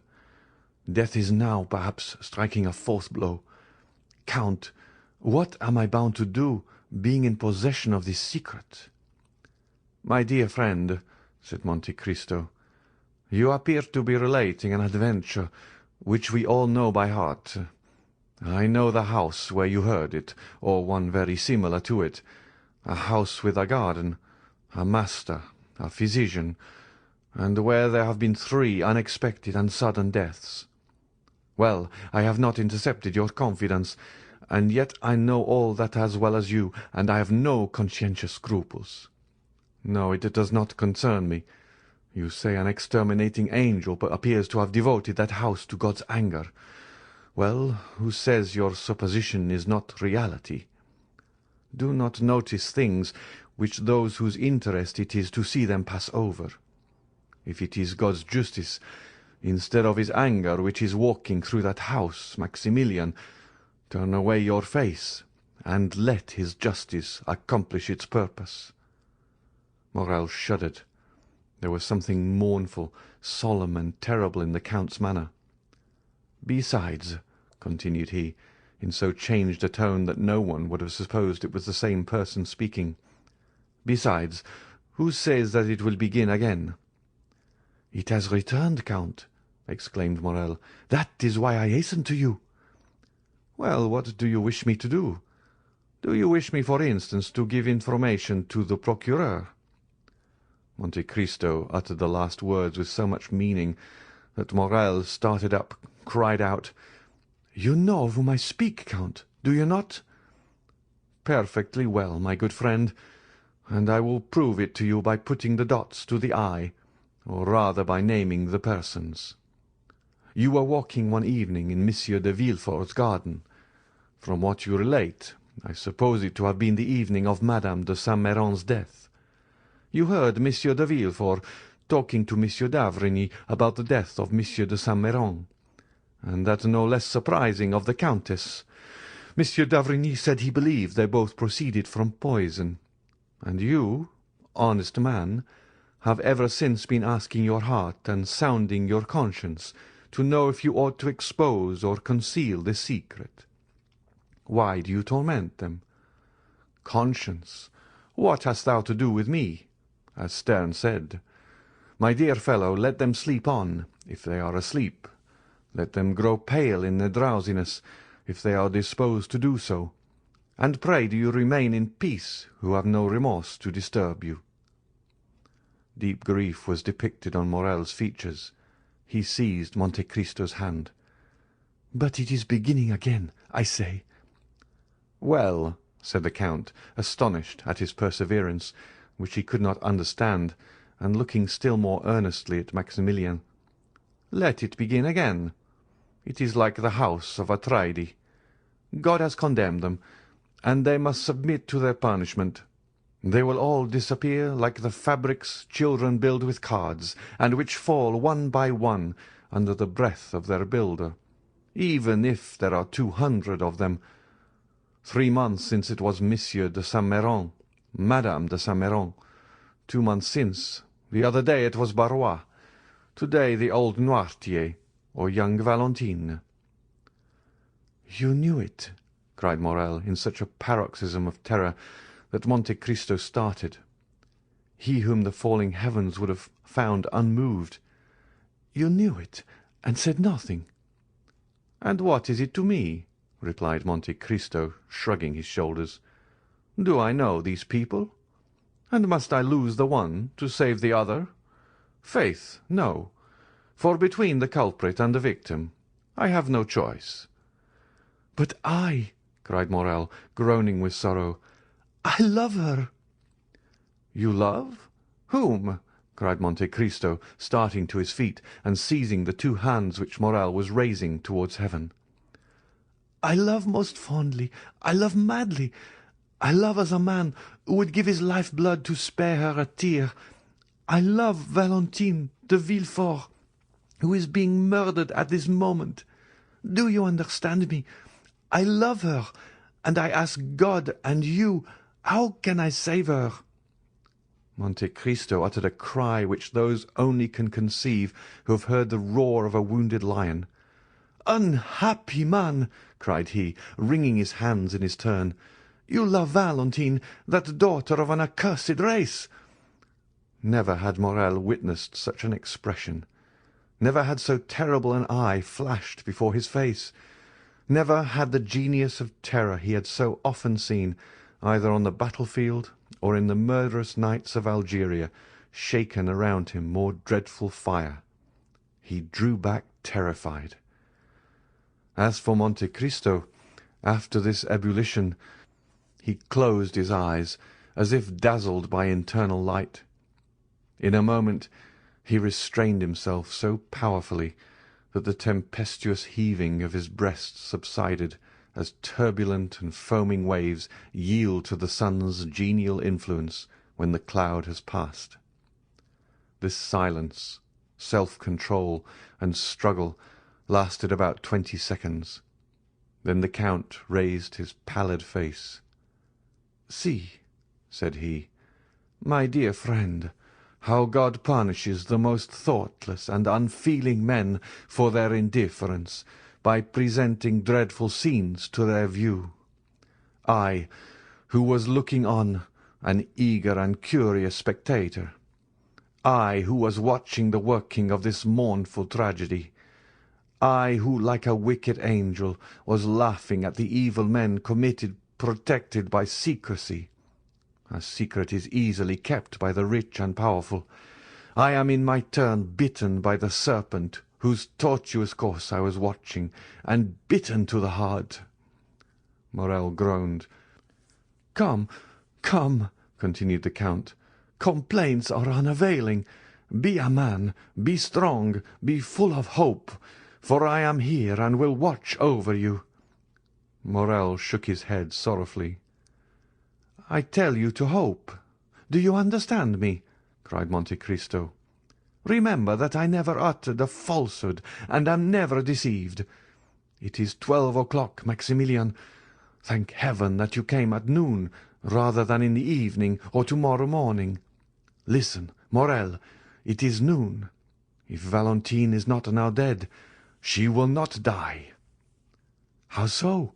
cried Morel. "When I left her dying."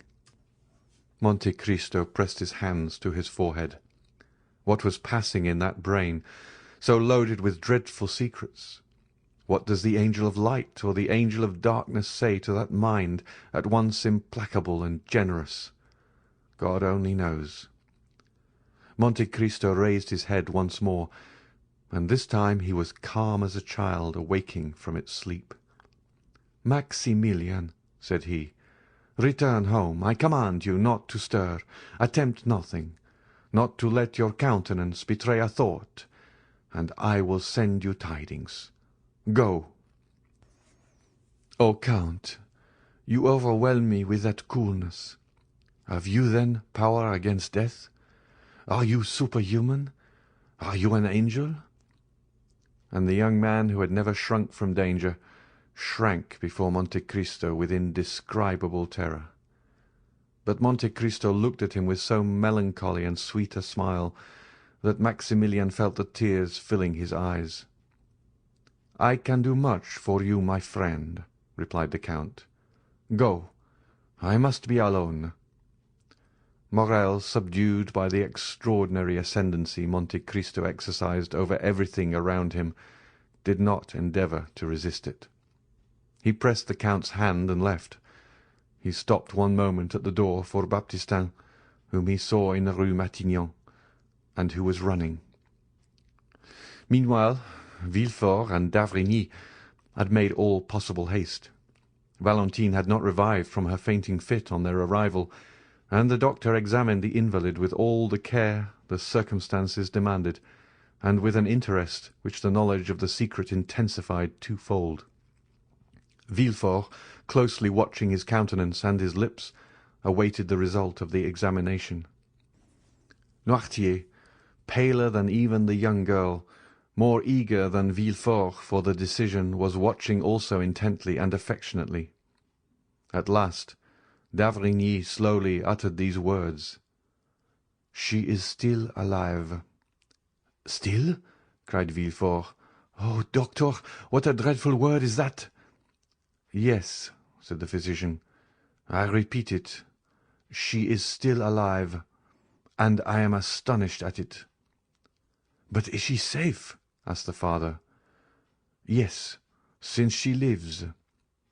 At that moment d'Avrigny's glance met Noirtier's eye.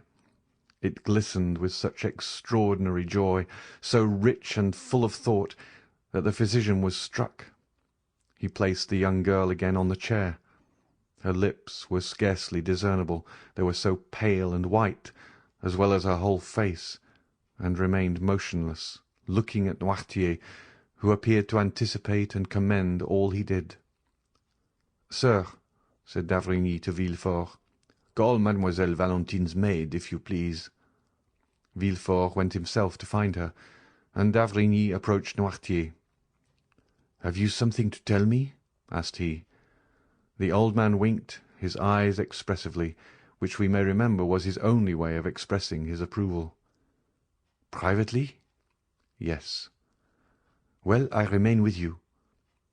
At this moment Villefort returned, followed by the lady's maid, and after her came Madame de Villefort. "What is the matter, then, with this dear child? She has just left me, and she complained of being indisposed, but I do not think seriously of it." The young woman, with tears in her eyes and every mark of affection of a true mother, approached Valentine and took her hand.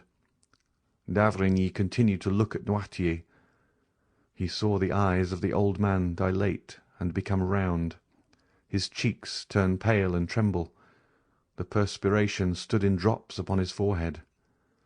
"Ah," said he, involuntarily following Noirtier's eyes, which were fixed on Madame de Villefort, who repeated, "This poor child would be better in bed. Come, Fanny, we will put her to bed." Monsieur d'Avrigny, who saw that would be a means of his remaining alone with Noirtier, expressed his opinion that it was the best thing that could be done, but he forbade that anything should be given to her, except what he ordered. They carried Valentine away. She had revived, but could scarcely move or speak, so shaken was her frame by the attack. She had, however, just power to give one parting look to her grandfather, who in losing her seemed to be resigning his very soul. D'Avrigny followed the invalid, wrote a prescription, ordered Villefort to take a cabriolet, go in person to a chemist's to get the prescribed medicine, bring it himself, and wait for him in his daughter's room.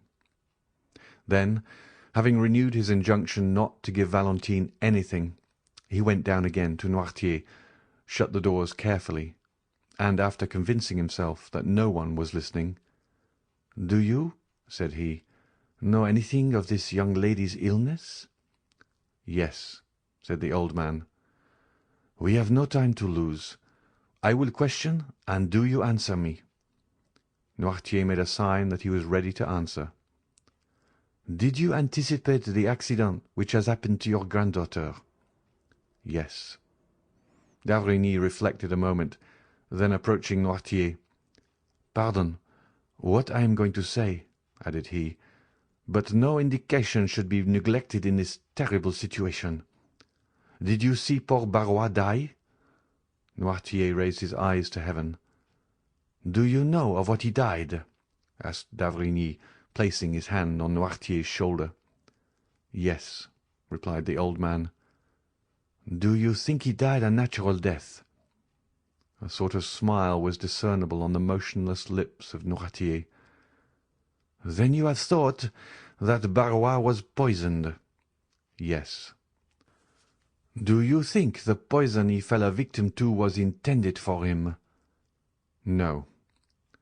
"Do you think the same hand which unintentionally struck Barrois has now attacked Valentine?" "Yes." "Then she will die too?" asked d'Avrigny, fixing his penetrating gaze on Noirtier. He watched the effect of this question on the old man. "No," replied he, with an air of triumph which would have puzzled the most clever diviner. "Then you hope?" said d'Avrigny with surprise. "Yes." "What do you hope?" The old man made him understand with his eyes that he could not answer. "Ah, yes, it is true," murmured d'Avrigny. Then turning to Noirtier, "Do you hope the assassin will be tried?" "No." "Then you hope the poison will take no effect on Valentine?" "Yes." "It is no news to you," added d'Avrigny, "to tell you that an attempt has been made to poison her." The old man made a sign that he entertained no doubt upon the subject. "Then how do you hope Valentine will escape?" Noirtier kept his eyes steadfastly fixed on the same spot. D'Avrigny followed the direction and saw that they were fixed on a bottle containing the mixture which he took every morning. "Ah, indeed," said d'Avrigny, struck with a sudden thought. "Has it occurred to you?" Noirtier did not let him finish. "Yes," said he. "To prepare a system to resist poison?" "Yes." "By accustoming her by degrees?" "Yes, yes, yes," said Noirtier, delighted to be understood. "Of course. I had told you that there was brucine in the mixture I gave you." "Yes." "And by accustoming her to that poison, you have endeavoured to neutralize the effect of a similar poison." Noirtier's joy continued. "And you have succeeded!" exclaimed d'Avrigny. "Without that precaution, Valentine would have died before assistance could have been procured. The dose has been excessive, but she has only been shaken by it, and this time, at any rate, Valentine will not die." A superhuman joy expanded the old man's eyes, which were raised towards heaven with an expression of infinite gratitude. At this moment Villefort returned. "Here, doctor," said he, "is what you sent me for." "Was this prepared in your presence?" "Yes," replied the procureur. "Have you not let it get out of your hands?" "No." D'Avrigny took the bottle, poured some drops of the mixture it contained in the hollow of his hand, and swallowed them. "Well," said he. "Let us go to Valentine. I will give instructions to everyone, and you, Monsieur de Villefort, will yourself see that no one deviates from them." At the moment when d'Avrigny was returning to Valentine's room, accompanied by Villefort, an Italian priest of serious demeanour and calm and firm tone hired for his use the house adjoining the hotel of Monsieur de Villefort. No one knew how the 3 former tenants of that house left it. About 2 hours afterwards its foundation was reported to be unsafe, but the report did not prevent the new occupant establishing himself there with his modest furniture the same day at 5 o'clock. The lease was drawn up for 3, 6, or 9 years by the new tenant, who, according to the rule of the proprietor, paid 6 months in advance. This new tenant, who, as we have said, was an Italian, was called Il Signor Giacomo Busoni. Workmen were immediately called in, and that same night the passengers at the end of the faubourg saw with surprise that carpenters and masons were occupied in repairing the lower part of the tottering house. End of chapter 94. Chapter 95. Father and Daughter. We saw in a preceding chapter how Madame Danglars went formally to announce to Madame de Villefort the approaching marriage of Eugénie Danglars and Monsieur Andrea Cavalcanti. This announcement, which implied, or appeared to imply, the approval of all the persons concerned in this momentous affair, had been preceded by a scene to which our readers must be admitted. We beg them to take one step backward and to transport themselves, the morning of that day of great catastrophes, into the showy, gilded salon we have before shown them, and which was the pride of its owner, Baron Danglars. In this room, at about 10 o'clock in the morning, the banker himself had been walking to and fro for some minutes, thoughtfully and in evident uneasiness, watching both doors and listening to every sound. When his patience was exhausted, he called his valet. "Etienne," said he, "see why Mademoiselle Eugénie has asked me to meet her in the drawing-room, and why she makes me wait so long." Having given this vent to his ill-humour, the Baron became more calm. Mademoiselle Danglars had that morning requested an interview with her father, and had fixed on the gilded drawing-room as the spot. The singularity of this step, and above all its formality, had not a little surprised the banker, who had immediately obeyed his daughter by repairing first to the drawing-room. Etienne soon returned from his errand. "Mademoiselle's lady's maid says, sir, that mademoiselle is finishing her toilette and will be here shortly." Danglars nodded, to signify that he was satisfied. To the world and to his servants, Danglars assumed the character of the good-natured man and the indulgent father. This was one of his parts in the popular comedy he was performing, a make-up he had adopted and which suited him about as well as the masks worn on the classic stage by paternal actors, who, seen from one side, were the image of geniality, and from the other showed lips drawn down in chronic ill-temper. Let us hasten to say that in private the genial side descended to the level of the other, so that generally the indulgent man disappeared to give place to the brutal husband and domineering father. "Why the devil does that foolish girl who pretends to wish to speak to me not come into my study? And why on earth does she want to speak to me at all?" He was turning this thought over in his brain for the 20th time, when the door opened and Eugénie appeared, attired in a figured black satin dress, her hair dressed and gloves on as if she were going to the Italian opera. "Well, Eugénie, what is it you want with me? And why in this solemn drawing-room, when the study is so comfortable?" "I quite understand why you ask, sir," said Eugénie, making a sign that her father might be seated. "And in fact your 2 questions suggest fully the theme of our conversation. I will answer them both, and contrary to the usual method, the last first, because it is the least difficult. I have chosen the drawing-room, sir, as our place of meeting, in order to avoid the disagreeable impressions and influences of a banker's study. Those gilded cash-books, drawers locked like gates of fortresses, heaps of bank bills, come from I know not where, and the quantities of letters from England, Holland, Spain, India, China, and Peru have generally a strange influence on a father's mind, and make him forget that there is in the world an interest greater and more sacred than the good opinion of his correspondents.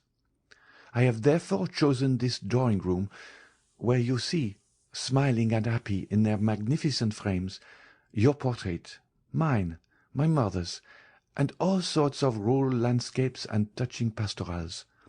I rely much on external impressions. Perhaps with regard to you they are immaterial, but I should be no artist if I had not some fancies." "Very well," replied Monsieur Danglars, who had listened to all this preamble with imperturbable coolness, but without understanding a word, since, like every man burdened with thoughts of the past, he was occupied with seeking the thread of his own ideas in those of the speaker. "There is, then, the second point cleared up, or nearly so," said Eugénie, without the least confusion, and with that masculine pointedness which distinguished her gesture and her language. "And you appear satisfied with the explanation. Now let us return to the first. You ask me why I have requested this interview. I will tell you in 2 words. Sir, I will not marry Count Andrea Cavalcanti." Danglars leapt from his chair, and raised his eyes and arms towards heaven. "Yes, indeed, sir," continued Eugénie, still quite calm. "You are astonished, I see, for since this little affair began, I have not manifested the slightest opposition, and yet I am always sure, when the opportunity arrives, to oppose a determined and absolute will to people who have not consulted me, and things which displease me. However, this time my tranquillity or passiveness, as philosophers say, proceeded from another source. It proceeded from a wish, like a submissive and devoted daughter." A slight smile was observable on the purple lips of the young girl. "To practice obedience." "Well?" asked Danglars. "Well, sir," replied Eugénie, "I have tried to the very last, and now that the moment has come, I feel, in spite of all my efforts, that it is impossible." "But," said Danglars, whose weak mind was at first quite overwhelmed with the weight of this pitiless logic, marking evident premeditation and force of will, "what is the reason for this refusal, Eugénie? What reason do you assign?" "My reason?" replied the young girl. "Well, it is not that the man is more ugly, more foolish, or more disagreeable than any other.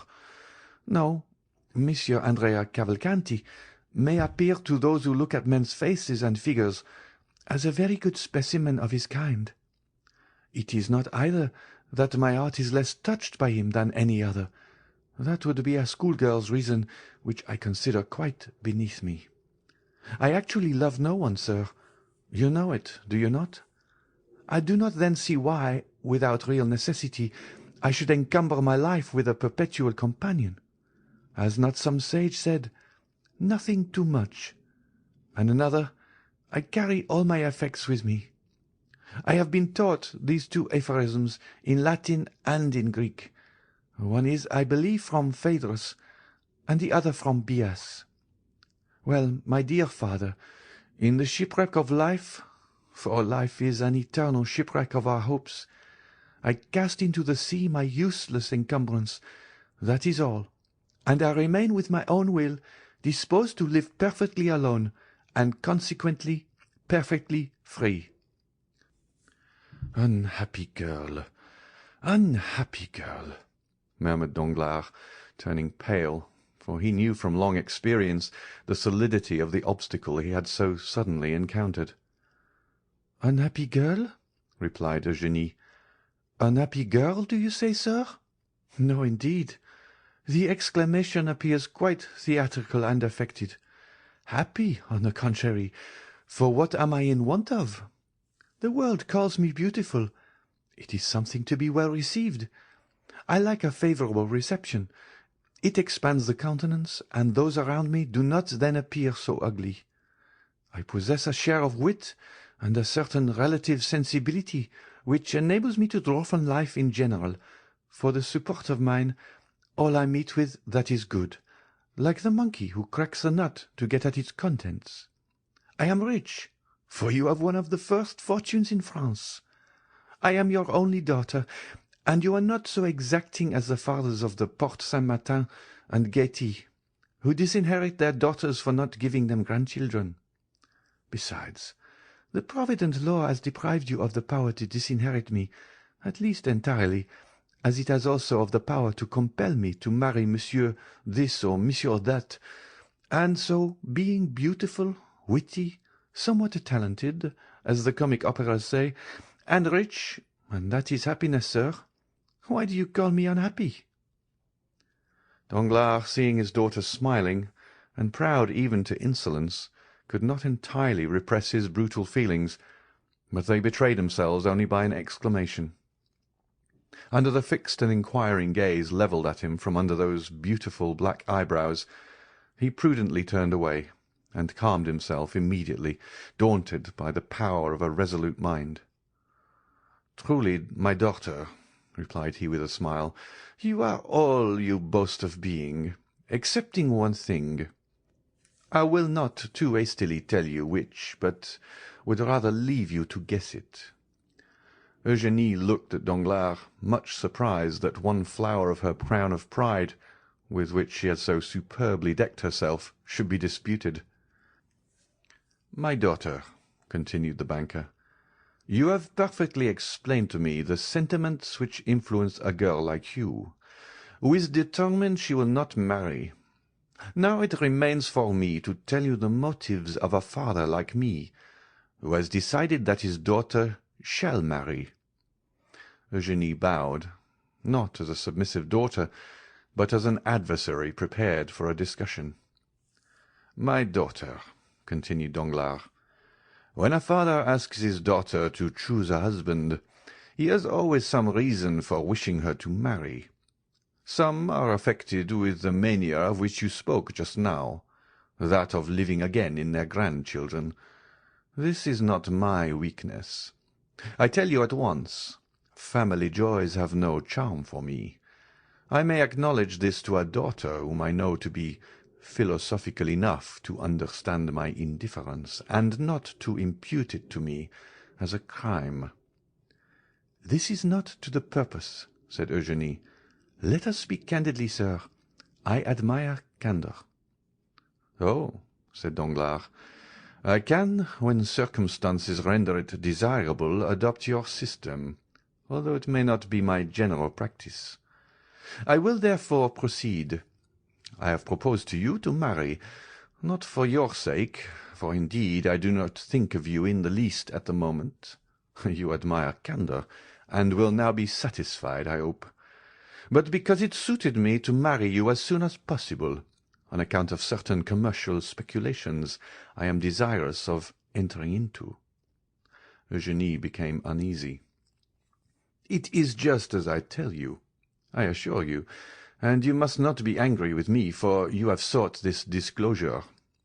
I do not willingly enter into arithmetical explanations with an artist like you, who fears to enter my study, lest she should imbibe disagreeable or anti-poetic impressions and sensations.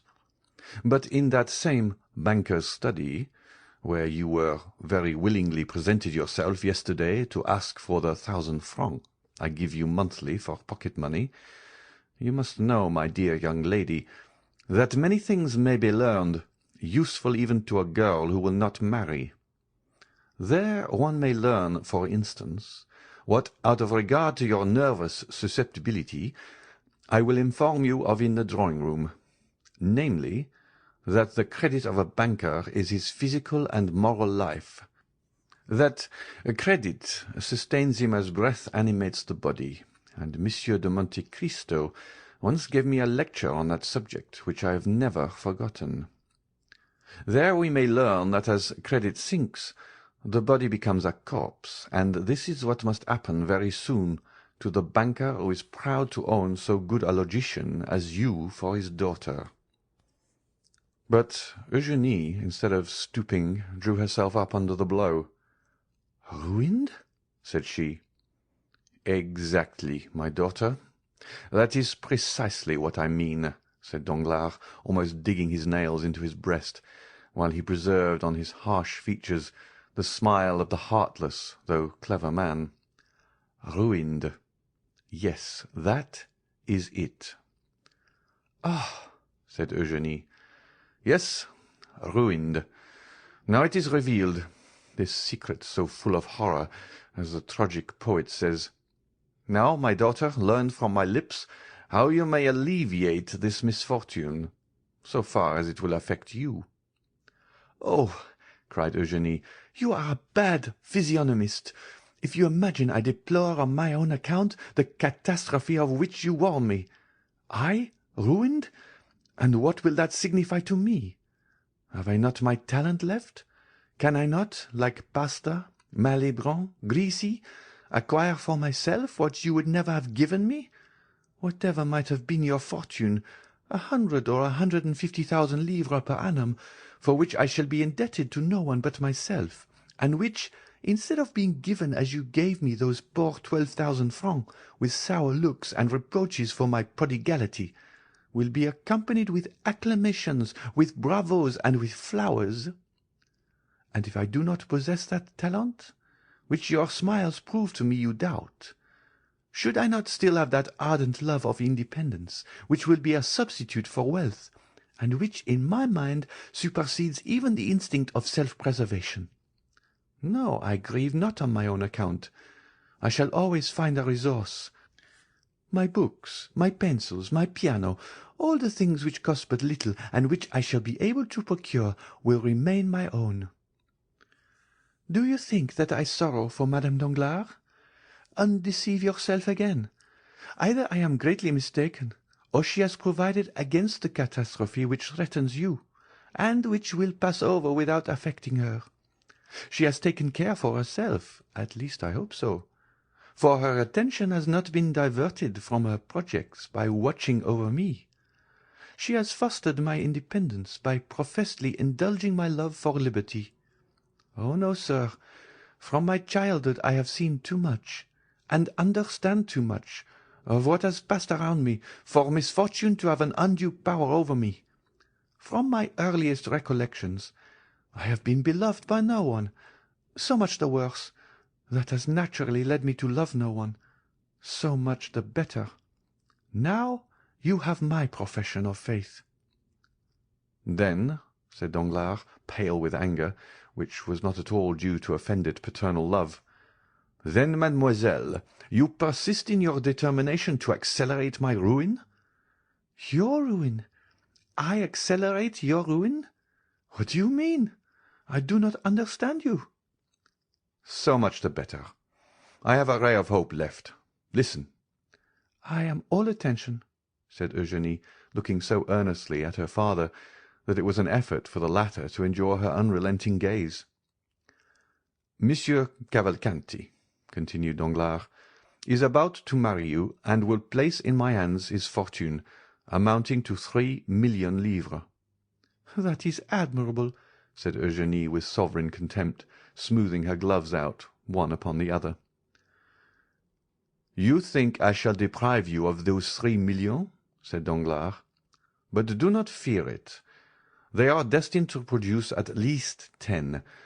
I and a brother banker have obtained a grant of a railway, the only industrial enterprise which in these days promises to make good the fabulous prospects that lure once held out to the eternally deluded Parisians in the fantastic Mississippi scheme. As I look at it, a millionth part of a railway is worth fully as much as an acre of waste land on the banks of the Ohio. We make in our case a deposit on a mortgage, which is an advance, as you see, since we gain at least 10, 15, 20, or 100 livres worth of iron in exchange for our money. Well, within a week I am to deposit 4,000,000 for my share. The 4,000,000, I promise you, will produce 10 or 12. But during my visit to you the day before yesterday, sir, which you appear to recollect so well, replied Eugénie, I saw you arranging a deposit, is not that the term, of 5 millions and a half. You even pointed it out to me in 2 drafts on the Treasury, and you were astonished that so valuable a paper did not dazzle my eyes like lightning. Yes, but those 5 millions and a half are not mine, and are only a proof of the great confidence placed in me. My title of popular banker has gained me the confidence of charitable institutions, and the 5 millions and a half belong to them. At any other time I should not have hesitated to make use of them, but the great losses I have recently sustained are well known, and, as I told you, my credit is rather shaken. That deposit may be at any moment withdrawn, and if I had employed it for another purpose, I should bring on me a disgraceful bankruptcy. I do not despise bankruptcies, believe me, but they must be those which enrich, not those which ruin. Now, if you marry Monsieur Cavalcanti and I get the 3 millions, or even if it is thought I am going to get them, my credit will be restored, and my fortune, which for the last month or 2 has been swallowed up in gulfs which have been opened in my path by an inconceivable fatality, will revive. Do you understand me? Perfectly. You pledge me for 3 millions, do you not? The greater the amount, the more flattering it is to you. It gives you an idea of your value. Thank you. One word more, sir. Do you promise me to make what use you can of the report of the fortune Monsieur Cavalcanti will bring, without touching the money? This is no act of selfishness, but of delicacy. I am willing to help rebuild your fortune, but I will not be an accomplice in the ruin of others. But since I tell you, cried Danglars, that with these 3 millions— Do you expect to recover your position, sir, without touching those 3 millions? I hope so, if the marriage should take place and confirm my credit. Shall you be able to pay Monsieur Cavalcanti the 500,000 francs you promise for my dowry? He shall receive them on returning from the mayor's. Very well. What next? What more do you want? I wish to know if, in demanding my signature, you leave me entirely free in my person. Absolutely. Then, as I said before, sir, very well. I am ready to marry Monsieur Cavalcanti. But what are you up to? Ah, that is my affair. What advantage should I have over you, if, knowing your secret, I were to tell you mine? Danglars bit his lips. Then, said he, you are ready to pay the official visits, which are absolutely indispensable? Yes, replied Eugénie. And to sign the contract in 3 days? Yes. Then in my turn I also say, very well. Danglars pressed his daughter's hand in his. But, extraordinary to relate, the father did not say, "Thank you, my child," nor did the daughter smile at her father. "Is the conference ended?" asked Eugénie, rising. Danglars motioned that he had nothing more to say. 5 minutes afterwards the piano resounded to the touch of Mademoiselle d'Armilly's fingers, and Mademoiselle Danglars was singing Brabantio's Malediction on Desdemona. At the end of the piece Etienne entered, and announced to Eugénie that the horses were in the carriage, and that the Baroness was waiting for her to pay her visits. We have seen them at Villefort. They proceeded then on their course. End of chapter 95. Chapter 96. The Contract. 3 days after the scene we have just described, namely towards 5 o'clock in the afternoon of the day fixed for the signature of the contract between Mademoiselle Eugénie Danglars and Andrea Cavalcanti, whom the banker persisted in calling Prince, a fresh breeze was stirring the leaves in the little garden in front of the Count of Monte Cristo's house, and the Count was preparing to go out. While his horses were impatiently pawing the ground, held in by the coachman, who had been seated a quarter of an hour on his box, the elegant phaeton with which we are familiar rapidly turned the angle of the entrance gate and cast out on the doorsteps Monsieur Andrea Cavalcanti, as decked up and gay as if he were going to marry a princess. He inquired after the Count with his usual familiarity, and ascending lightly to the second story, met him at the top of the stairs. The Count stopped on seeing the young man. As for Andrea, he was launched, and when he was once launched, nothing stopped him. "Ah, good morning, my dear Count," said he. "Ah, Monsieur Andrea," said the latter, with his half-jesting tone. "How do you do?" "Charmingly, as you see. I am come to talk to you about 1,000 things. But first tell me, were you going out or just returned?" "I was going out, sir." "Then in order not to hinder you, I would get up with you, if you please, in your carriage, and Tom shall follow with my phaeton in tow." "No," said the Count, with an imperceptible smile of contempt, for he had no wish to be seen in the young man's society. "No, I prefer listening to you here, my dear Monsieur Andrea. We can chat better indoors, and there is no coachman to overhear our conversation." The Count returned to a small drawing-room on the first floor, sat down, and crossing his legs, motioned to the young man to take a seat also. Andrea assumed his gayest manner. "You know, my dear Count," said he, "the ceremony is to take place this evening. At 9 o'clock the contract is to be signed at my father-in-law's." "Ah, indeed," said Monte Cristo. "What? Is it news to you? Has not Monsieur Danglars informed you of the ceremony?"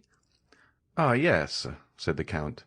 "I received a letter from him yesterday, but I do not think the hour was mentioned."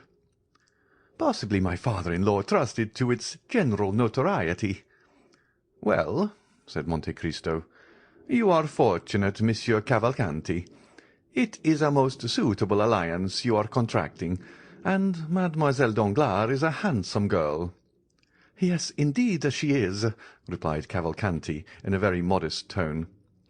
"Above all, she is very rich, at least I believe so," said Monte Cristo. "Very rich, do you think?" replied the young man. "Doubtless. It is said Monsieur Danglars conceals at least half of his fortune." "And he acknowledges 15 or 20 millions," said Andrea with a look sparkling with joy. "Without reckoning," added Monte Cristo, "that he is on the eve of entering into a sort of speculation already in vogue in the United States and in England, but quite novel in France." "Yes, yes, I know what you mean. The railway of which he has obtained the grant, is it not?" "Precisely. It is generally believed he will gain 10 millions by that affair." 10 millions?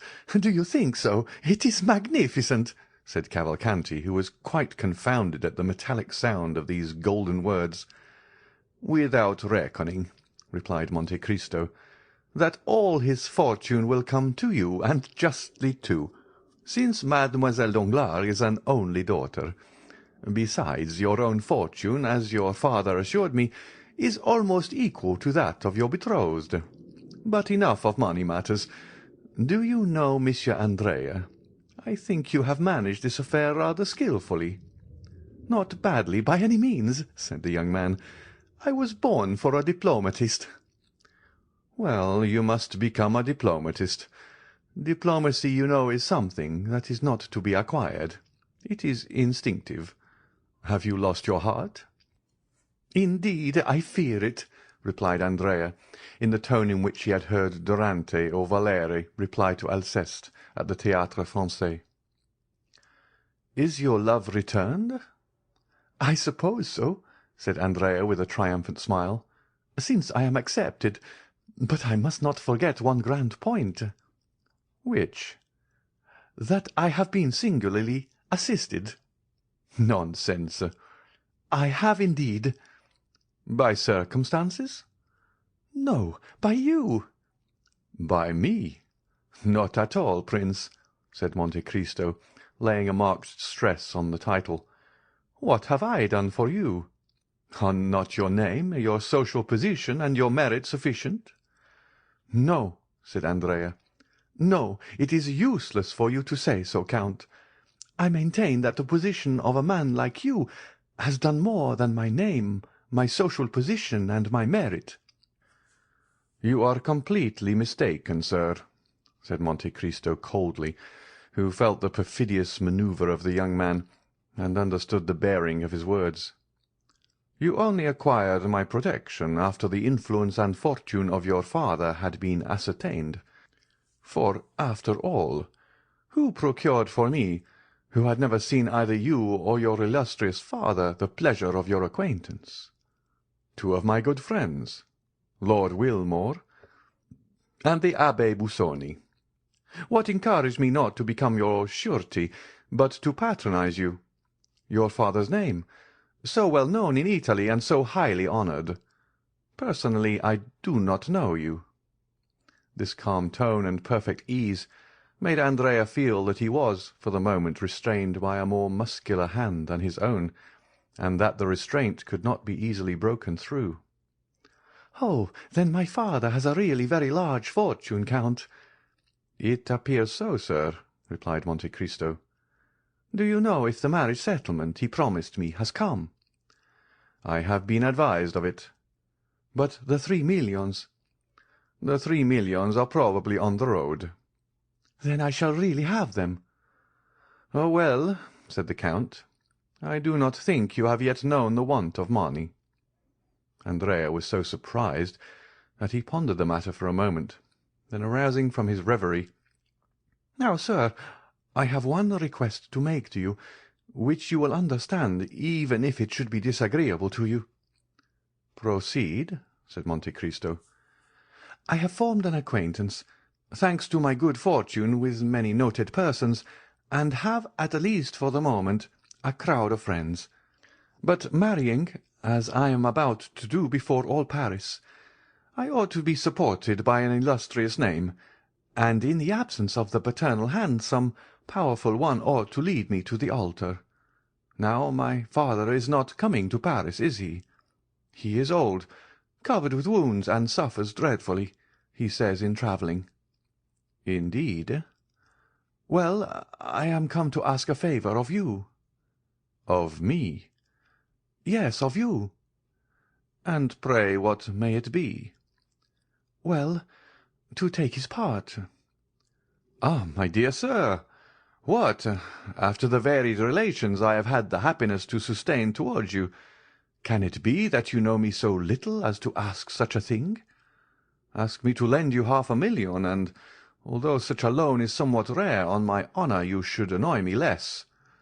Know, then, what I thought I had already told you, that in participation in this world's affairs, more especially in their moral aspects, the Count of Monte Cristo has never ceased to entertain the scruples and even the superstitions of the East. I, who have a seraglio at Cairo, one at Smyrna, and one at Constantinople, preside at a wedding? Never." "Then you refuse me?" "Decidedly.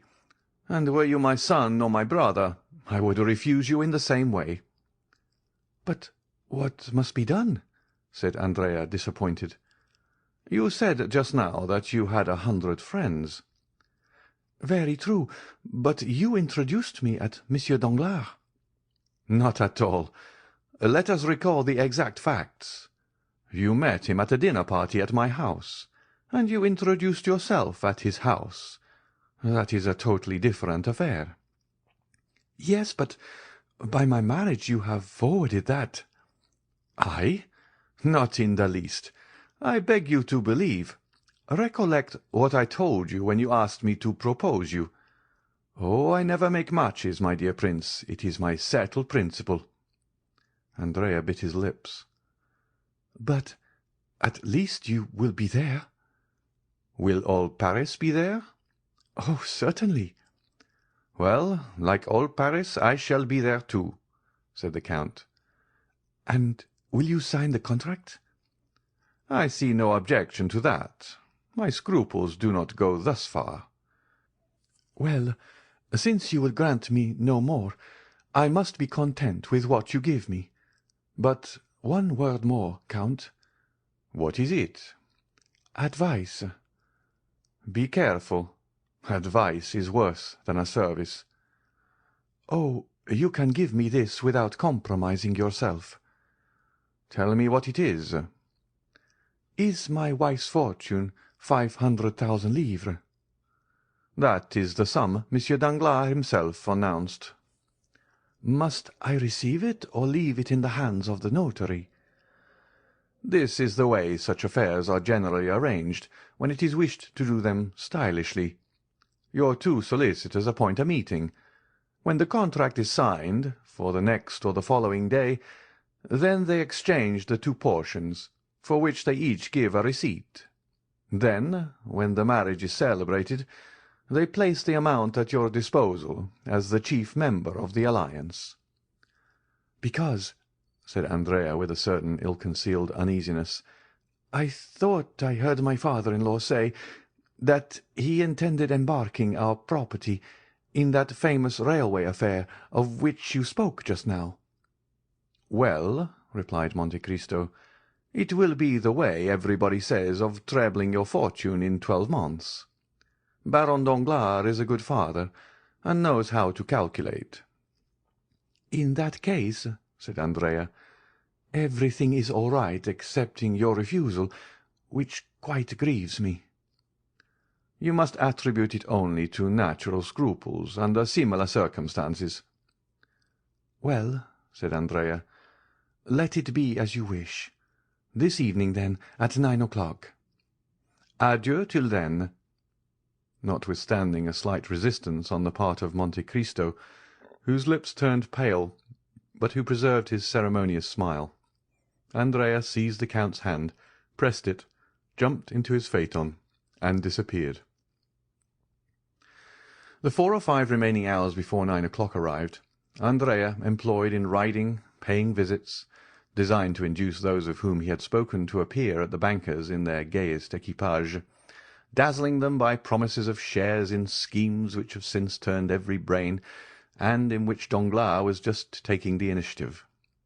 In fact, at 8:30 in the evening, the grand salon, the gallery adjoining, and the 3 other drawing-rooms on the same floor were filled with a perfumed crowd, who sympathized but little in the event, but who all participated in that love of being present wherever there is anything fresh to be seen. An academician would say that the entertainments of the fashionable world are collections of flowers which attract inconstant butterflies, famished bees, and buzzing drones. No one could deny that the rooms were splendidly illuminated. The light streamed forth on the gilt mouldings and the silk hangings, and all the bad taste of decorations which had only their richness to boast of shone in its splendour. Mademoiselle Eugénie was dressed with elegant simplicity in a figured white silk dress, and a white rose half concealed in her jet-black hair was her only ornament, unaccompanied by a single jewel. Her eyes, however, betrayed that perfect confidence which contradicted the girlish simplicity of this modest attire. Madame Danglars was chatting at a short distance with Debray, Beauchamp, and Château Renaud. Debray was admitted to the house for this grand ceremony, but on the same plane with everyone else, and without any particular privilege. Monsieur Danglars, surrounded by deputies and men connected with the revenue, was explaining a new theory of taxation which he intended to adopt when the course of events had compelled the government to call him into the ministry.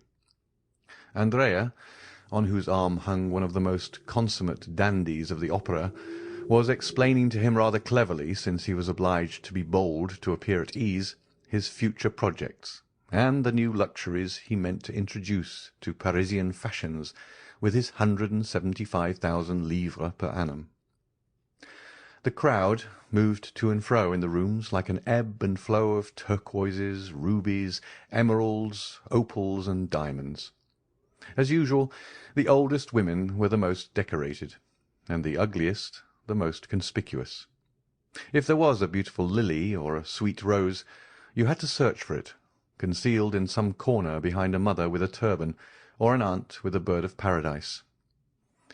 At each moment, in the midst of the crowd, the buzzing and the laughter, the doorkeeper's voice was heard announcing some name well known in the financial department, respected in the army or illustrious in the literary world, and which was acknowledged by a slight movement in the different groups. But for one whose privilege it was to agitate that ocean of human waves, how many were received with a look of indifference or a sneer of disdain. At the moment when the hand of the massive timepiece, representing Endymion asleep, pointed to 9 on its golden face, and the hammer, the faithful type of mechanical thought, struck 9 times, the name of the Count of Monte Cristo resounded in its turn, and as if by an electric shock, all the assembly turned towards the door. The Count was dressed in black, and with his habitual simplicity, his white waistcoat displayed his expansive, noble chest, and his black stock was singularly noticeable because of its contrast with the deadly paleness of his face. His only jewellery was a chain, so fine that the slender gold thread was scarcely perceptible on his white waistcoat. A circle was immediately formed around the door. The Count perceived at one glance Madame Danglars at one end of the drawing-room, Monsieur Danglars at the other, and Eugénie in front of him. He first advanced towards the Baroness, who was chatting with Madame de Villefort, who had come alone, Valentine being still an invalid, and without turning aside, so clear was the road left for him, he passed from the Baroness to Eugénie, whom he complimented in such rapid and measured terms that the proud artist was quite struck. Near her was Mademoiselle Louise d'Armilly, who thanked the Count for the letters of introduction he had so kindly given her for Italy, which she intended immediately to make use of. On leaving these ladies, he found himself with Danglars, who had advanced to meet him. Having accomplished these 3 social duties, Monte Cristo stopped, looking around him with that expression peculiar to a certain class, which seems to say, "I have done my duty, now let others do theirs." Andrea, who was in an adjoining room, had shared in the sensation caused by the arrival of Monte Cristo, and now came forward to pay his respects to the Count. He found him completely surrounded. All were eager to speak to him, as is always the case with those whose words are few and weighty. The solicitors arrived at this moment, and arranged their scrawled papers on the velvet cloth embroidered with gold which covered the table prepared for the signature. It was a gilt table, supported on lions' claws. One of the notaries sat down, the other remained standing. They were about to proceed to the reading of the contract, which half Paris assembled was to sign. All took their places, or rather the ladies formed a circle, while the gentlemen, more indifferent to the restraints of what Boileau calls the energetic style, commented on the feverish agitation of Andrea, on Monsieur Danglars' riveted attention, Eugénie's composure, and the light and sprightly manner in which the Baroness treated this important affair. The contract was read during a profound silence, but as soon as it was finished, the buzz was redoubled through all the drawing-rooms. The brilliant sums, the rolling millions which were to be at the command of the 2 young people, and which crowned the display of the wedding presents and the young lady's diamonds, which had been made in a room entirely appropriated for that purpose, had exercised to the full their delusions over the envious assembly. Mademoiselle Danglars' charms were heightened in the opinion of the young men, and for the moment seemed to outvie the sun in splendour. As for the ladies, it is needless to say that while they coveted the millions, they thought they did not need them for themselves, as they were beautiful enough without them. Andrea, surrounded by his friends, complimented, flattered, beginning to believe in the reality of his dream, was almost bewildered. The notary solemnly took the pen, flourished it above his head, and said, "Gentlemen, we are about to sign the contract." The Baron was to sign first, then the representative of Monsieur Cavalcanti senior, then the Baroness, afterwards the future couple, as they are styled in the abominable phraseology of legal documents. The Baron took the pen and signed, then the representative. The Baroness approached, leaning on Madame de Villefort's arm. "My dear," said she, as she took the pen, "is it not vexatious? An unexpected incident in the affair of murder and theft at the Count of Monte Cristo's, in which he nearly fell a victim, deprives us of the pleasure of seeing Monsieur de Villefort." "Indeed," said Monsieur Danglars, in the same tone in which he would have said, "Oh, well, what do I care?" "As a matter of fact," said Monte Cristo, approaching, "I am much afraid that I am the involuntary cause of his absence." "What, you, Count?" said Madame Danglars, signing. "If you are, take care, for I shall never forgive you." Andrea pricked up his ears. "But it is not my fault, as I shall endeavour to prove." Everyone listened eagerly. Monte Cristo, who so rarely opened his lips, was about to speak. "You remember," said the Count, during the most profound silence, "that the unhappy wretch who came to rob me died at my house. The supposition is that he was stabbed by his accomplice, on attempting to leave it." "Yes," said Danglars. "In order that his wounds might be examined, he was undressed, and his clothes were thrown into a corner, where the police picked them up, with the exception of the waistcoat, which they overlooked." Andrea turned pale, and drew towards the door. He saw a cloud rising in the horizon, which appeared to forebode a coming storm. "Well, this waistcoat was discovered to-day, covered with blood and with a hole over the heart." The lady screamed, and 2 or 3 prepared to faint. "It was brought to me. No one could guess what the dirty rag could be. I alone suspected that it was the waistcoat of the murdered man. My valet, in examining this mournful relic, felt a paper in the pocket and drew it out. It was a letter addressed to you, Baron." "To me?" cried Danglars. "Yes, indeed, to you.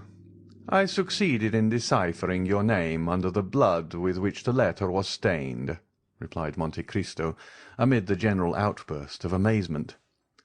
"But," asked Madame Danglars, looking at her husband with uneasiness, "how could that prevent Monsieur de Villefort—" "In this simple way, madame," replied Monte Cristo. "The waistcoat and the letter were both what is termed circumstantial evidence. I therefore sent them to the king's attorney. You understand, my dear Baron, that legal methods are the safest in criminal cases. It was, perhaps, some plot against you." Andrea looked steadily at Monte Cristo, and disappeared in the second drawing-room. "Possibly," said Danglars. "Was not this murdered man an old galley slave?" "Yes," replied the Count, "a felon named Caderousse." Danglars turned slightly pale. Andrea reached the ante-room beyond the little drawing-room. "But go on signing," said Monte Cristo. "I perceive that my story has caused a general emotion, and I beg to apologize to you, Baroness, and to Mademoiselle Danglars." The Baroness, who had signed, returned the pen to the notary. "Prince Cavalcanti," said the latter. "Prince Cavalcanti, where are you?" "Andrea, Andrea," repeated several young people who were already on sufficiently intimate terms with him to call him by his Christian name. "Call the prince. Inform him that it is his turn to sign," cried Danglars to one of the floor-keepers. But at the same instant the crowd of guests rushed in alarm into the principal salon, as if some frightful monster had entered the apartments, quærums quem deveret. There was, indeed, reason to retreat, to be alarmed, and to scream. An officer was placing 2 soldiers at the door of each drawing-room, and was advancing towards Danglars, preceded by a commissary of police, girded with his scarf. Madame Danglars uttered a scream and fainted. Danglars, who thought himself threatened, certain consciences are never calm, Danglars, even before his guests, showed a countenance of abject terror. "What is the matter, sir?" asked Monte Cristo, advancing to meet the commissioner. "Which of you gentlemen," asked the magistrate, without replying to the count, answers to the name of Andrea Cavalcanti." A cry of astonishment was heard from all parts of the room. They searched, they questioned. "But who then is Andrea Cavalcanti?" asked Danglars in amazement. "A galley slave, escaped from confinement at Toulon." "And what crime has he committed?" "He is accused," said the commissary with his inflexible voice, "of having assassinated the man named Caderousse, his former companion in prison, at the moment he was making his escape from the house of the Count of Monte Cristo." Monte Cristo cast a rapid glance around him. Andrea was gone. End of chapter 96.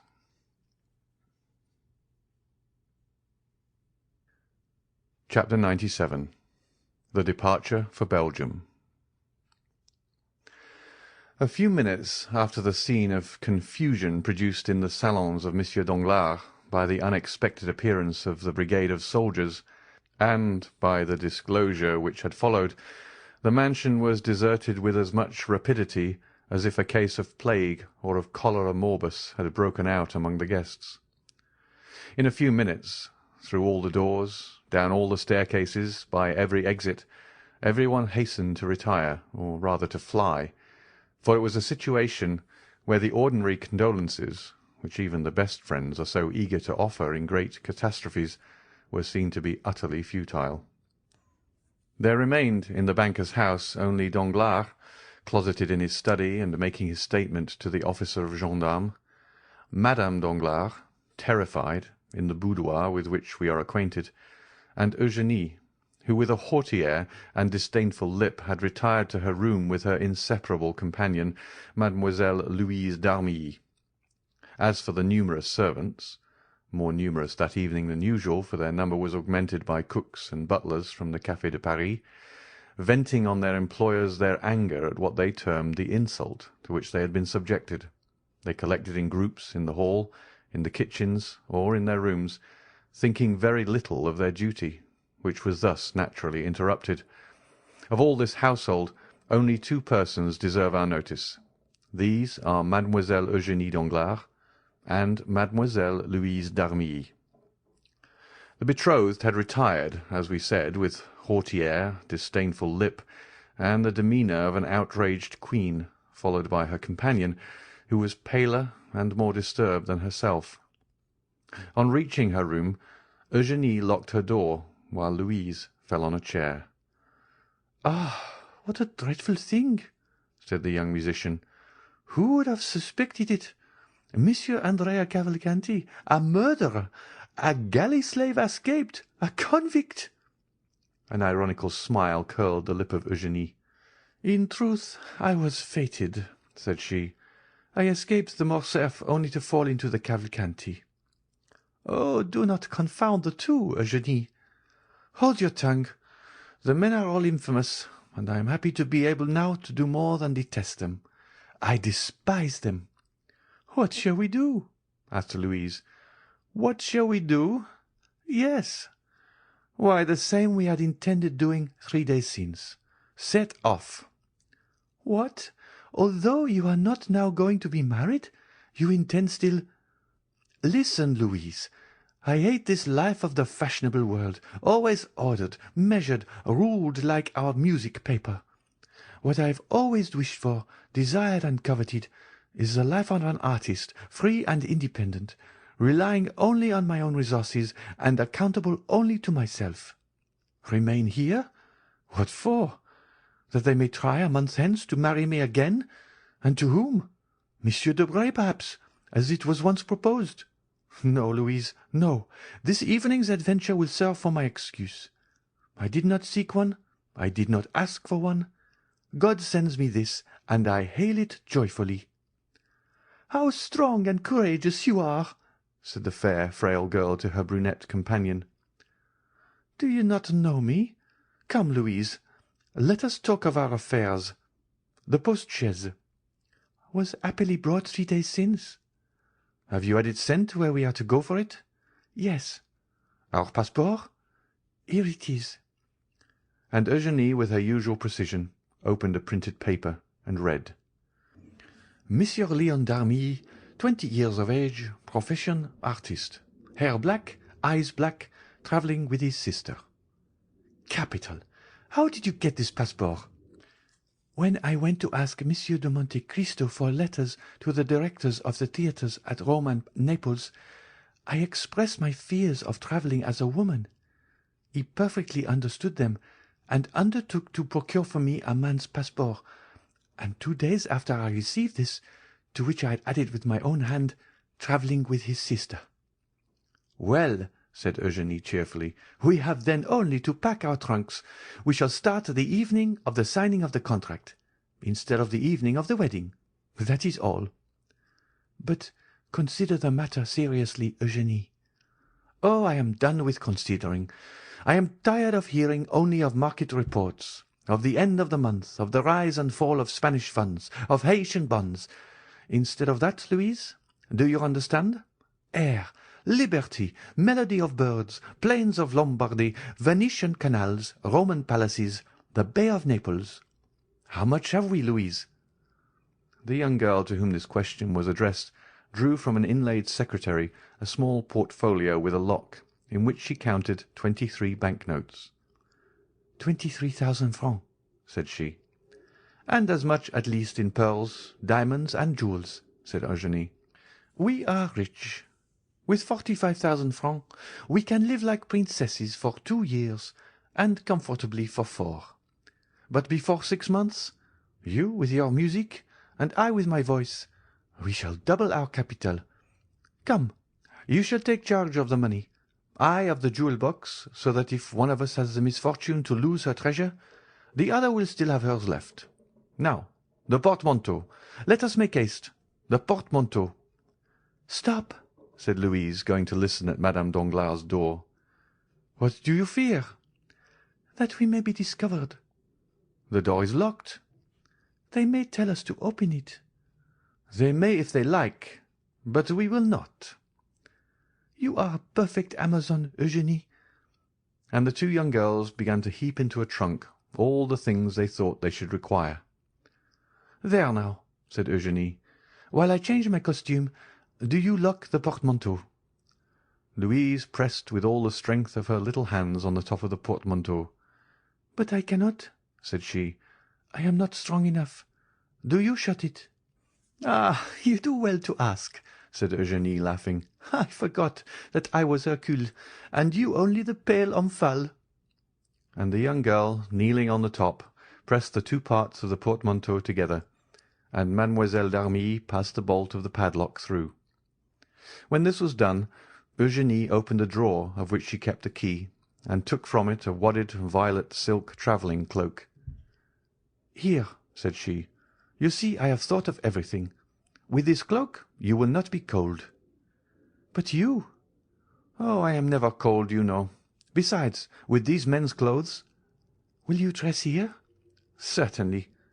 "Shall you have time?" "Do not be uneasy, you little coward. All our servants are busy, discussing the grand affair. Besides, what is there astonishing, when you think of the grief I ought to be in, that I shut myself up? Tell me." "No, truly, you comfort me." "Come and help me." From the same drawer she took a man's complete costume, from the boots to the coat, and a provision of linen, where there was nothing superfluous but every requisite. Then, with a promptitude which indicated that this was not the first time she had amused herself by adopting the garb of the opposite sex, Eugénie drew on the boots and pantaloons, tied her cravat, buttoned her waistcoat up to the throat, and put on a coat which admirably fitted her beautiful figure. "Oh, that is very good, indeed, it is very good," said Louise, looking at her with admiration. "But that beautiful black hair, those magnificent braids, which made all the ladies sigh with envy, will they go under a man's hat like the one I see down there?" "You shall see," said Eugénie, and with her left hand seizing the thick mass, which her long fingers could scarcely grasp, she took in her right hand a pair of long scissors, and soon the steel met through the rich and splendid hair, which fell in a cluster at her feet as she leaned back to keep it from her coat. Then she grasped the front hair, which she also cut off, without expressing the least regret. On the contrary, her eyes sparkled with greater pleasure than usual under her ebony eyebrows. "Oh, the magnificent hair!" said Louise with regret. "And am I not 100 times better thus?" cried Eugénie, smoothing the scattered curls of her hair, which had now quite a masculine appearance. "And do you not think me handsomer so?" "Oh, you are beautiful, always beautiful!" cried Louise. "Now, where are you going?" "To Brussels. If you like, it is the nearest frontier. We can go to Brussels, Liège, Aix-la-Chapelle, then up the Rhine to Strasbourg. We will cross Switzerland and go down into Italy by the Saint-Gothard. Will that do?" "Yes." "What are you looking at?" "I am looking at you. Indeed, you are adorable like that. One would say you were carrying me off." "And they would be right, pardieu." "Oh, I think you swore, Eugénie." And the two young girls, whom every one might have thought plunged in grief, the one on her own account, the other from interest in her friend, burst out laughing as they cleared away every visible trace of the disorder which had naturally accompanied the preparations for their escape. Then, having blown out the lights, the two fugitives, looking and listening eagerly with outstretched necks, opened the door of a dressing-room which led by a side staircase down to the yard, Eugénie going first, and holding with one arm the portmanteau, which by the opposite handle Mademoiselle d'Armilly scarcely raised with both hands. The yard was empty. The clock was striking 12. The porter was not yet gone to bed. Eugénie approached softly, and saw the old man sleeping soundly in an armchair in his lodge. She returned to Louise, took up the portmanteau, which she had placed for a moment on the ground, and they reached the archway under the shadow of the wall. Eugénie concealed Louise in an angle of the gateway, so that if the porter chanced to awake he might see but one person.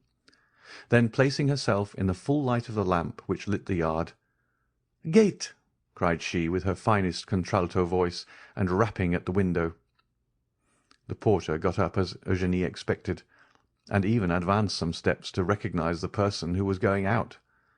But seeing a young man striking his boot impatiently with his riding-whip, he opened it immediately. Louise slid through the half-open gate like a snake, and bounded lightly forward. Eugénie, apparently calm, although in all probability her heart beat somewhat faster than usual, went out in her turn. A porter was passing, and they gave him the portmanteau. Then the two young girls, having told him to take it to No. 36 Rue de la Victoire, walked behind this man, whose presence comforted Louise. As for Eugénie, she was as strong as a Judith or a Delilah. They arrived at the appointed spot. Eugénie ordered the porter to put down the portmanteau, gave him some pieces of money, and, having rapped at the shutter, sent him away. The shutter where Eugénie had rapped was that of a little laundress, who had been previously warned and was not yet gone to bed. She opened the door. "Mademoiselle," said Eugénie, "let the porter get the post-chaise from the coach-house, and fetch some post-horses from the hotel. Here are 5 francs for his trouble." "Indeed," said Louise, "I admire you, and I could almost say respect you." The laundress looked on in astonishment, but as she had been promised 20 louis, she made no remark. In a quarter of an hour the porter returned with a post-boy and horses, which were harnessed and put in the post-chaise in a minute, while the porter fastened the portmanteau on with the assistance of a cord and a strap. "Here is the passport," said the postilion. "Which way are we going, young gentlemen?" "To Fontainebleau," replied Eugénie with an almost masculine voice. "What do you say?" asked Louise. "I am giving them the slip," said Eugénie. "This woman to whom we have given 20 louis may betray us for 40. We will soon alter our direction." And the young girl jumped into the britska, which was admirably arranged for sleeping in, without scarcely touching the step. "You are always right," said the music-teacher, seating herself by the side of her friend.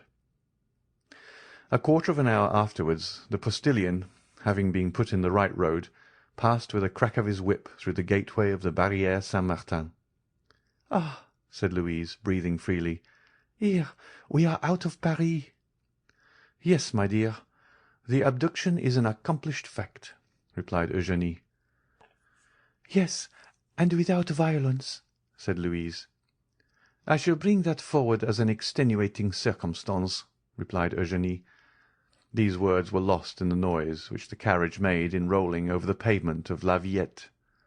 Monsieur Danglars no longer had a daughter. End of chapter 97.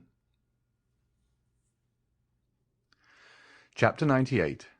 The Bell and Bottle Tavern. And now let us leave Mademoiselle Danglars and her friend pursuing their way to Brussels, and return to poor Andrea Cavalcanti, so inopportunely interrupted in his rise to fortune. Notwithstanding his youth, Master Andrea was a very skilful and intelligent boy. We have seen that on the first rumour which reached the salon, he had gradually approached the door, and, crossing 2 or 3 rooms, at last disappeared. But we have forgotten to mention one circumstance, which nevertheless ought not to be omitted. In one of the rooms he crossed, the trousseau of the bride-elect was on exhibition. There were caskets of diamonds, cashmere shawls, Valenciennes lace, English veilings, and, in fact, all the tempting things, the bare mention of which makes the hearts of young girls bound with joy, and which is called the corbeille. Now, in passing through this room, Andrea proved himself not only to be clever and intelligent, but also provident, for he helped himself to the most valuable of the ornaments before him. Furnished with this plunder, Andrea leapt with a lighter heart from the window, intending to slip through the hands of the gendarme. Tall and well-proportioned as an ancient gladiator, and muscular as a Spartan, he walked for a quarter of an hour without knowing where to direct his steps, actuated by the sole idea of getting away from the spot where, if he lingered, he knew that he would surely be taken. Having passed through the Rue Mont-Blanc, guided by the instinct which leads thieves always to take the safest path, he found himself at the end of the Rue Lafayette. There he stopped, breathless and panting. He was quite alone. On one side was the vast wilderness of the Saint-Lazare, on the other, Paris enshrouded in darkness. "Am I to be captured?" he cried. "No, not if I can use more activity than my enemies. My safety is now a mere question of speed." At this moment he saw a cab at the top of the Faubourg Poissonnière. The dull driver, smoking his pipe, was plodding along towards the limits of the Faubourg Saint-Denis, where no doubt he ordinarily had his station. "Ho, friend!" said Benedetto. "What do you want, sir?" asked the driver. "Is your horse tired?" "Tired? Oh, yes, tired enough. He has done nothing the whole of his blessed day. 4 wretched fares and 20 sous over, making in all 7 francs, are all that I have earned, and I ought to take 10 to the owner." "Will you add these 20 francs to the 7 you have?" "With pleasure, sir. 20 francs are not to be despised. Tell me what I am to do for this." "A very easy thing, if your horse isn't tired." "I tell you, he'll go like the wind. Only tell me which way to drive." "Towards the Louvre." "I know the way. You get good sweetened rum over there." "Exactly so. I merely wish to overtake one of my friends with whom I am going to hunt to-morrow at Chapelle-en-Savel. He should have waited for me here with a cabriolet till 11:30. It is 12, and, tired of waiting, he must have gone on." "It is likely." "Well, will you try and overtake him?" "Nothing I should like better." "If you do not overtake him before we reach Bourget, you shall have 20 francs. If not before Louvre, 30. "And if we do overtake him?" 40, said Andrea after a moment's hesitation, at the end of which he remembered that he might safely promise. "That's all right," said the man. "Hop in and we're off. Whoop-la!" Andrea got into the cab, which passed rapidly through the Faubourg Saint-Denis, along the Faubourg Saint-Martin, crossed the barrier, and threaded its way through the interminable Villette. They never overtook the chimerical friend, yet Andrea frequently inquired of people on foot whom he passed, and at the inns which were not yet closed, for a green cabriolet and bay horse, and as there are a great many cabriolets to be seen on the road to the Low Countries, and as 9/10 of them are green, the inquiries increased at every step. Every one had just seen it pass. It was only 500, 200, 100 steps in advance. At length they reached it, but it was not the friend. Once the cab was also passed by a calash, rapidly whirled along by 2 post-horses.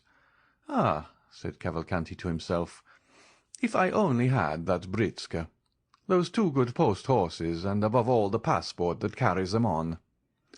And he sighed deeply. The calash contained Mademoiselle Danglars and Mademoiselle d'Armilly. "Hurry, hurry," said Andrea. "We must overtake him soon." And the poor horse resumed the desperate gallop it had kept up since leaving the barrier, and arrived steaming at Louvres. "Certainly," said Andrea. "I shall not overtake my friend, but I shall kill your horse. Therefore I had better stop. Here are 30 francs. I will sleep at the Red Horse, and will secure a place in the first coach. Good night, friend." And Andrea, after placing 6 pieces of 5 francs each in the man's hand, leapt lightly on to the pathway. The cabman joyfully pocketed the sum, and turned back on his road to Paris. Andrea pretended to go towards the Red Horse Inn, but after leaning an instant against the door, and hearing the last sound of the cab, which was disappearing from view, he went on his road, and with a lusty stride soon traversed the space of 2 leagues. Then he rested. He must be near Chapelle-en-Serval, where he pretended to be going. It was not fatigue that stayed Andrea there. It was that he might form some resolution, adopt some plan. It would be impossible to make use of a diligence, equally so to engage post-horses. To travel either way a passport was necessary. It was still more impossible to remain in the department of the Oise, one of the most open and strictly guarded in France. This was quite out of the question, especially to a man like Andrea, perfectly conversant with criminal matters. He sat down by the side of the moat, buried his face in his hands, and reflected. 10 minutes after he raised his head, his resolution was made. He threw some dust over the top-coat, which he had found time to unhook from the antechamber, and button over his ball costume, and going to Chapelle-en-Serval, he knocked loudly at the door of the only inn in the place. The host opened. "My friend," said Andrea, "I was coming from Montfontaine to Senlis, when my horse, which is a troublesome creature, stumbled and threw me. I must reach Compiègne to-night, or I shall cause deep anxiety to my family. Could you let me hire a horse of you?" An innkeeper has always a horse to let, whether it be good or bad. The host called the stable-boy and ordered him to saddle Whitey. Then he awoke his son, a child of 7 years, whom he ordered to ride before the gentleman and bring back the horse. Andrea gave the innkeeper 20 francs, and in taking them from his pocket dropped a visiting card. This belonged to one of his friends at the Café de Paris, so that the innkeeper, picking it up after Andrea had left, was convinced that he had let his horse to the Count of Monte-Cristo, 25 Rue Saint-Dominique, that being the name and address on the card. Whitey was not a fast animal, but he kept up an easy, steady pace. In 3 hours and a half Andrea had traversed the 9 leagues which separated him from Compiègne, and 4 o'clock struck as he reached the place where the coaches stop. There's an excellent tavern at Compiègne, well remembered by those who have ever been there. Andrea, who had often stayed there in his rides about Paris, recollected the Bell and Bottle Inn. He turned around, saw the sign by the light of a reflected lamp, and having dismissed the child, giving him all the small coin he had about him, he began knocking at the door, very reasonably concluding that, having now 3 or 4 hours before him, he had best fortify himself against the fatigues of the morrow by a sound sleep and a good supper. A waiter opened the door. "My friend," said Andrea, "I have been dining at Saint-Jean-au-Bois, and expected to catch the coach which passes by at midnight. But, like a fool, "I have lost my way, and have been walking for the last 4 hours in the forest. Show me into one of those pretty little rooms which overlook the court, and bring me a cold fowl and a bottle of Bordeaux." The waiter had no suspicions. Andrea spoke with perfect composure. He had a cigar in his mouth, and his hands in the pocket of his top-coat. His clothes were fashionably made, his chin smooth, his boots irreproachable. He looked merely as if he had stayed out very late, that was all. While the waiter was preparing his room, the hostess arose. Andrea assumed his most charming smile, and asked if he could have number 3, which he had occupied on his last stay at Compiègne. Unfortunately, number 3 was engaged by a young man who was travelling with his sister. Andrea appeared in despair, but consoled himself when the hostess assured him that number 7, prepared for him, was situated precisely the same as number 3, and while warming his feet and chatting about the last races at Chantilly, he waited until they announced his room to be ready. Andrea had not spoken without cause of the pretty rooms looking out upon the court of the Bell Tavern, which, with its triple galleries like those of a theatre, with the jessamine and clematis twining round the light columns, forms one of the prettiest entrances to an inn that you can imagine. The fowl was tender, the wine old, the fire clear and sparkling, and Andrea was surprised to find himself eating with as good an appetite as though nothing had happened. Then he went to bed, and almost immediately fell into that deep sleep which is sure to visit men of 20 years of age, even when they are torn with remorse.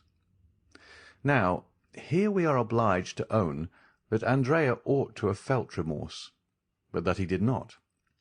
This was the plan which had appealed to him to afford the best chance of his security. Before daybreak he would awake, leave the inn after rigorously paying his bill, and reaching the forest he would, under pretence of making studies in painting, test the hospitality of some peasants, procure himself the dress of a woodcutter and a hatchet, casting off the lion-skin to assume that of the woodman. Then, with his hands covered with dirt, his hair darkened by means of a leaden comb, his complexion embrowned with a preparation for which one of his old comrades had given him the recipe, he intended, by following the wooded districts, to reach the nearest frontier, walking by night and sleeping in the day in the forests and quarries, and only entering inhabited regions to buy a loaf from time to time. Once past the frontier, Andrea proposed making money of his diamonds, and by uniting the proceeds to 10 bank-notes he always carried about with him in case of accident, he would then find himself possessor of about 50,000 livres, which he philosophically considered as no very deplorable condition after all. Moreover, he reckoned much on the interest of the Danglars to hush up the rumour of their own misadventures. These were the reasons which, added to the fatigue, caused Andrea to sleep so soundly. In order that he might awaken early, he did not close the shutters, but contented himself with bolting the door and placing on the table an unclasped and long-pointed knife, whose temper he well knew, and which was never absent from him. About 7 in the morning, Andrea was awakened by a ray of sunlight, which played warm and brilliant upon his face. In all well-organized brains the predominating idea, and there always is one, is sure to be the last thought before sleeping, and the first upon waking in the morning. Andrea had scarcely opened his eyes when his predominating idea presented itself, and whispered in his ear that he had slept too long. He jumped out of bed and ran to the window. A gendarme was crossing the court. A gendarme is one of the most striking objects in the world, even to a man void of uneasiness. But for one who has a timid conscience, and with good cause too, the yellow, blue, and white uniform is really very alarming. "Why is that gendarme here?" asked Andrea of himself. Then all at once he replied with that logic which the reader has doubtless remarked in him. "There is nothing astonishing in seeing a gendarme at an inn. Instead of being astonished, let me dress myself." And the youth dressed himself with a facility his valet de chambre had failed to rob him of during the 2 months of fashionable life he had led in Paris. "Now then," said Andrea, while dressing himself. "I'll wait till he leaves, and then I'll slip away." And saying this, Andrea, who had now put on his boots and cravat, stole gently to the window, and a second time lifted up the muslin curtain. Not only was the first gendarme still there, but the young man now perceived a second yellow, blue, and white uniform at the foot of the staircase, the only one by which he could descend, while a third, on horseback, holding a musket in his fist, was posted as a sentinel at the great street door which alone afforded the means of egress. The appearance of the third gendarme settled the matter, for a crowd of curious loungers was extended before him, effectually blocking the entrance to the hotel. "They're after me," was Andrea's first thought. "The devil!" A pallor overspread the young man's forehead, and he looked around him with anxiety. His room, like all those on the same floor, had but one outlet to the gallery in the sight of everybody. "I am lost," was his second thought, and indeed, for a man in Andrea's situation, an arrest meant the assizes, trial, and death without mercy or delay. For a moment he convulsively pressed his head within his hands, and during that brief period he became nearly mad with terror. But soon a ray of hope glimmered in the multitude of thoughts which bewildered his mind, and a faint smile played upon his white lips and pallid cheeks. He looked around and saw the objects of his search upon the chimney-piece. They were a pen, ink, and paper. With forced composure he dipped the pen in the ink and wrote the following lines upon a sheet of paper. "I have no money to pay my bill, but I am not a dishonest man. I leave behind me as a pledge this pin worth 10 times the amount. I shall be excused for leaving at daybreak, for I was ashamed." He then drew the pin from his cravat and placed it on the paper. This done, instead of leaving the door fastened, he drew back the bolts and even placed the door ajar, as though he had left the room, forgetting to close it, and slipping into the chimney, like a man accustomed to that kind of gymnastic exercise. Having effaced the marks of his feet upon the floor, he commenced climbing the only opening which afforded him the means of escape. At this precise time the first gendarme Andrea had noticed walked upstairs, preceded by the commissary of police, and supported by the second gendarme, who guarded the staircase, and was himself reinforced by the one stationed at the door. Andrea was indebted for this visit to the following circumstances. At daybreak the telegraphs were set at work in all directions, and almost immediately the authorities in every district had exerted their utmost endeavours to arrest the murderer of Caderousse. Compiègne, that royal residence and fortified town, is well furnished with authorities, gendarmes, and commissaries of police. They therefore began operations as soon as the telegraphic dispatch arrived, and the Bell and Bottle being the best-known hotel in the town, they had naturally directed their first inquiries there. Now, besides the reports of the sentinels guarding the Hôtel de Ville, which is next door to the Bell and Bottle, it had been stated by others that a number of travellers had arrived during the night.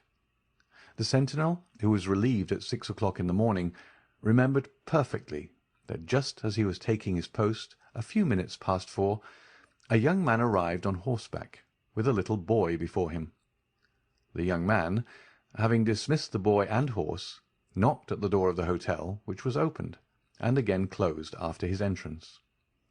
This late arrival had attracted much suspicion, and the young man being no other than Andrea, the commissary and gendarme, who was a brigadier, directed their steps towards his room. They found the door ajar. "Oh, no," said the brigadier, who thoroughly understood the trick. "A bad sign to find the door open. I would rather find it triply bolted." And indeed the little note and pin upon the table confirmed, or rather corroborated, the sad truth. Andrea had fled. We say corroborated because the brigadier was too experienced to be convinced by a single proof. He glanced around, looked in the bed, shook the curtains, opened the closets, and finally stopped at the chimney. Andrea had taken the precaution to leave no traces of his feet in the ashes, but it still was an outlet, and in this light was not to be passed over without serious investigation. The brigadier sent for some sticks and straw, and having filled the chimney with them, set a light to it. The fire crackled, and the smoke ascended like the dull vapour from a volcano. But still no prisoner fell down, as they expected. The fact was that Andrea had war with society ever since his youth was quite as deep as a gendarme, even though he were advanced to the rank of brigadier, and quite prepared for the fire. He had climbed out on the roof, and was crouching down against the chimney-pots. At one time he thought he was saved, for he heard the brigadier exclaim in a loud voice to the two gendarmes, "He is not here!" But venturing to peep, he perceived that the latter, instead of retiring, as might have been reasonably expected upon this announcement, were watching with increased attention. It was now his turn to look about him. The Hôtel de Ville, a massive 16th-century building, was on his right. Anyone could descend from the openings in the tower and examine every corner of the roof below, and Andrea expected momentarily to see the head of a gendarme appear at one of these openings. If once discovered, he knew he would be lost, for the roof afforded no chance of escape. He therefore resolved to descend, not through the same chimney by which he had come up, but by a similar one conducting to another room. He looked around for a chimney from which no smoke issued, and having reached it, he disappeared through the orifice without being seen by anyone. At the same minute, one of the little windows of the Hôtel de Ville was thrown open, and the head of a gendarme appeared. For an instant it remained motionless as one of the stone decorations of the building. Then, after a long sigh of disappointment, the head disappeared. The brigadier, calm and dignified as the law he represented, passed through the crowd, without answering the 1,000 questions addressed to him, and re-entered the hotel. "Well?" asked the two gendarmes. "Well, my boys," said the brigadier, "the brigand must really have escaped early this morning. But we will send to the Villers-Cotterêts and Noyon roads, and search the forest, when we shall catch him, no doubt." The honourable functionary had scarcely expressed himself thus, in that intonation which is peculiar to brigadiers of the gendarmerie, when a loud scream, accompanied by the violent ringing of a bell, resounded through the court of the hotel. "Ah, what is that?" cried the brigadier. "Some traveller seems impatient," said the host. "What number was it that rang?"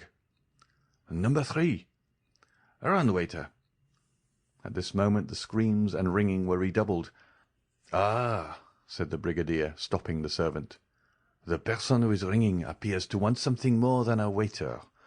We will attend upon him with a gendarme. Who occupies numéro 3? "The little fellow who arrived last night in a post-chaise with his sister, and who asked for an apartment with 2 beds."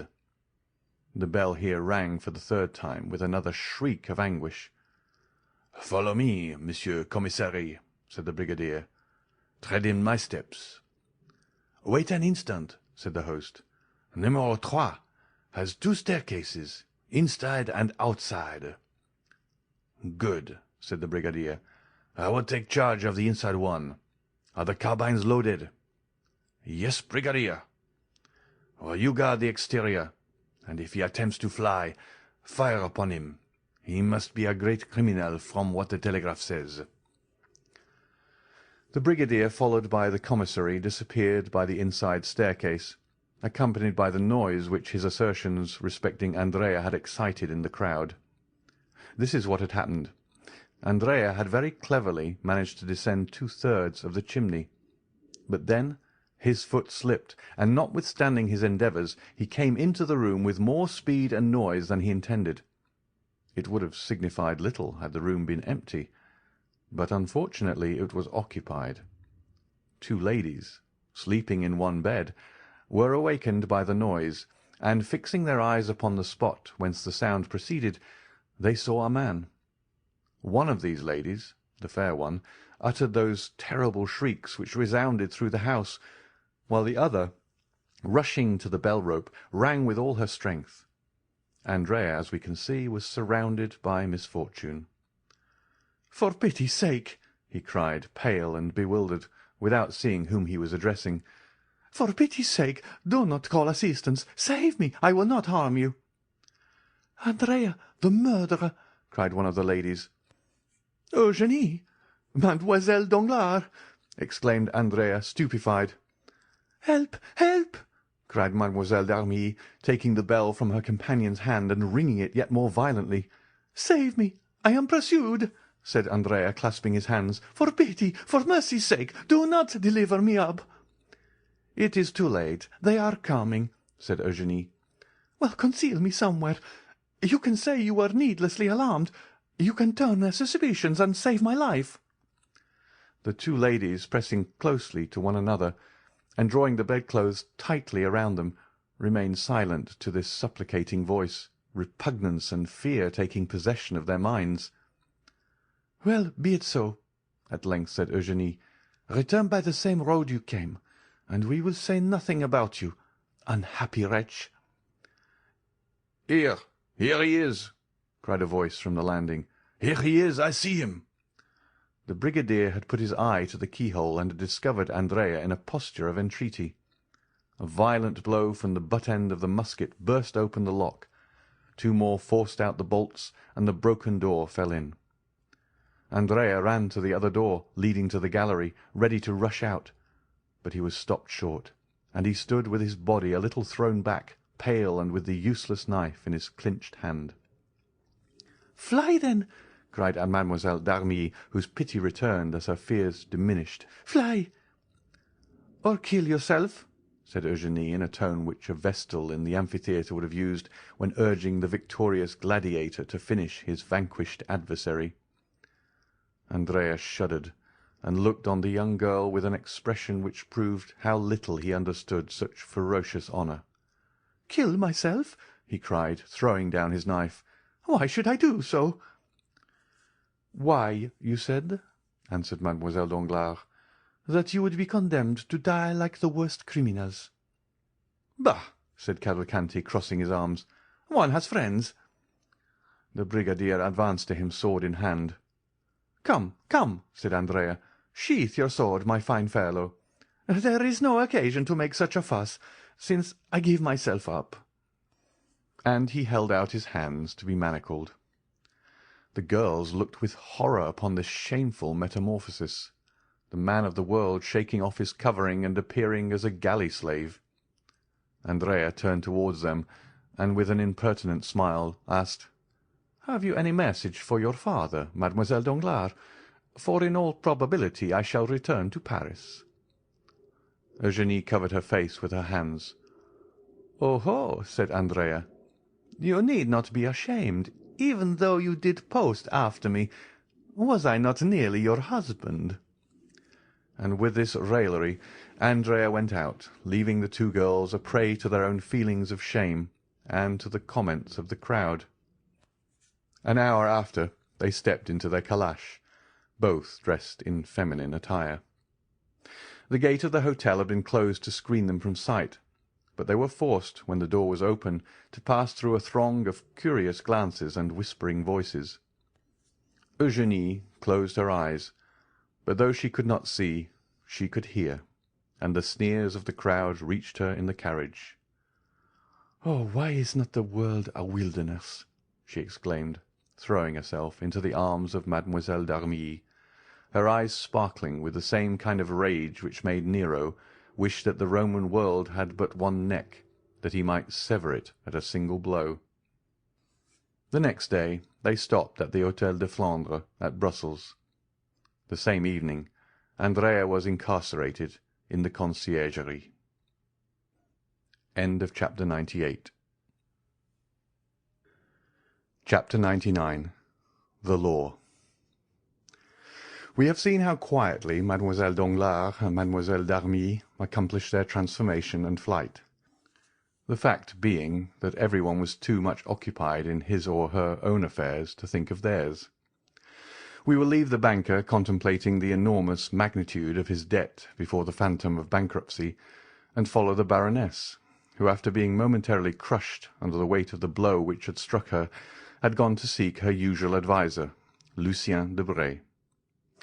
The Baroness had looked forward to this marriage as a means of ridding her of a guardianship which, over a girl of Eugénie's character, could not fail to be rather a troublesome undertaking, for in the tacit relations which maintain the bond of family union, the mother, to maintain her ascendancy over her daughter, must never fail to be a model of wisdom and a type of perfection. Now, Madame Danglars feared Eugénie's sagacity and the influence of Mademoiselle d'Armilly. She had frequently observed the contemptuous expression with which her daughter looked upon Debray, an expression which seemed to imply that she understood all her mother's amorous and pecuniary relationships with the intimate secretary. Moreover, she saw that Eugénie detested Debray, not only because he was a source of dissension and scandal under the paternal roof, but because she had once classed him in that catalogue of bipeds whom Plato endeavours to withdraw from the appellation of men, and whom Diogenes designated as animals upon 2 legs without feathers. Unfortunately, in this world of ours, each person views things through a certain medium, and so is prevented from seeing in the same light as others, and Madame Danglars therefore very much regretted that the marriage of Eugénie had not taken place, not only because the match was good and likely to ensure the happiness of her child, but because it would also set her at liberty. She ran, therefore, to Debray, who, after having, like the rest of Paris, witnessed the contract scene and the scandal attending it, had retired in haste to his club, where he was chatting with some friends upon the events which served as a subject of conversation for 3/4 of that city known as the capital of the world. At the precise time when Madame Danglars, dressed in black and concealed in a long veil, was ascending the stairs leading to Debray's apartments, notwithstanding the assurances of the concierge that the young man was not at home, Debray was occupied in repelling the insinuations of a friend, who tried to persuade him that after the terrible scene which had just taken place, he ought, as a friend of the family, to marry Mademoiselle Danglars and her 2 millions. Debray did not defend himself very warmly, for the idea had sometimes crossed his mind. Still, when he recollected the independent, proud spirit of Eugénie, he positively rejected it as utterly impossible, though the same thought again continually recurred, and found a resting place in his heart. Tea, play, and the conversation, which had become interesting during the discussion of such serious affairs, lasted till 1 o'clock in the morning. Meanwhile, Madame Danglars, veiled and uneasy, awaited the return of Debray in the little green room, seated between 2 baskets of flowers, which she had that morning sent, and which, it must be confessed, Debray had himself arranged and watered with so much care that his absence was half excused in the eyes of the poor woman. At 20 minutes of 12, Madame Danglars, tired of waiting, returned home. Women of a certain grade are like prosperous grisettes in one respect. They seldom return home after 12 o'clock. The Baroness returned to the hotel with as much caution as Eugénie used in leaving it. She ran lightly upstairs, and with an aching heart entered her apartment, contiguous, as we know, to that of Eugénie. She was fearful of exciting any remark, and believed firmly in her daughter's innocence and fidelity to the paternal roof. She listened at Eugénie's door, and hearing no sound tried to enter, but the bolts were in place. Madame Danglars then concluded that the young girl had been overcome with the terrible excitement of the evening, and had gone to bed and to sleep. She called the maid and questioned her. "Mademoiselle Eugénie," said the maid, "retired to her apartment with Mademoiselle d'Armilly. They then took tea together, after which they desired me to leave, saying that they needed me no longer." Since then the maid had been below, and, like everyone else, she thought the young ladies were in their own room. Madame Danglars, therefore, went to bed without a shadow of suspicion, and began to muse over the recent events.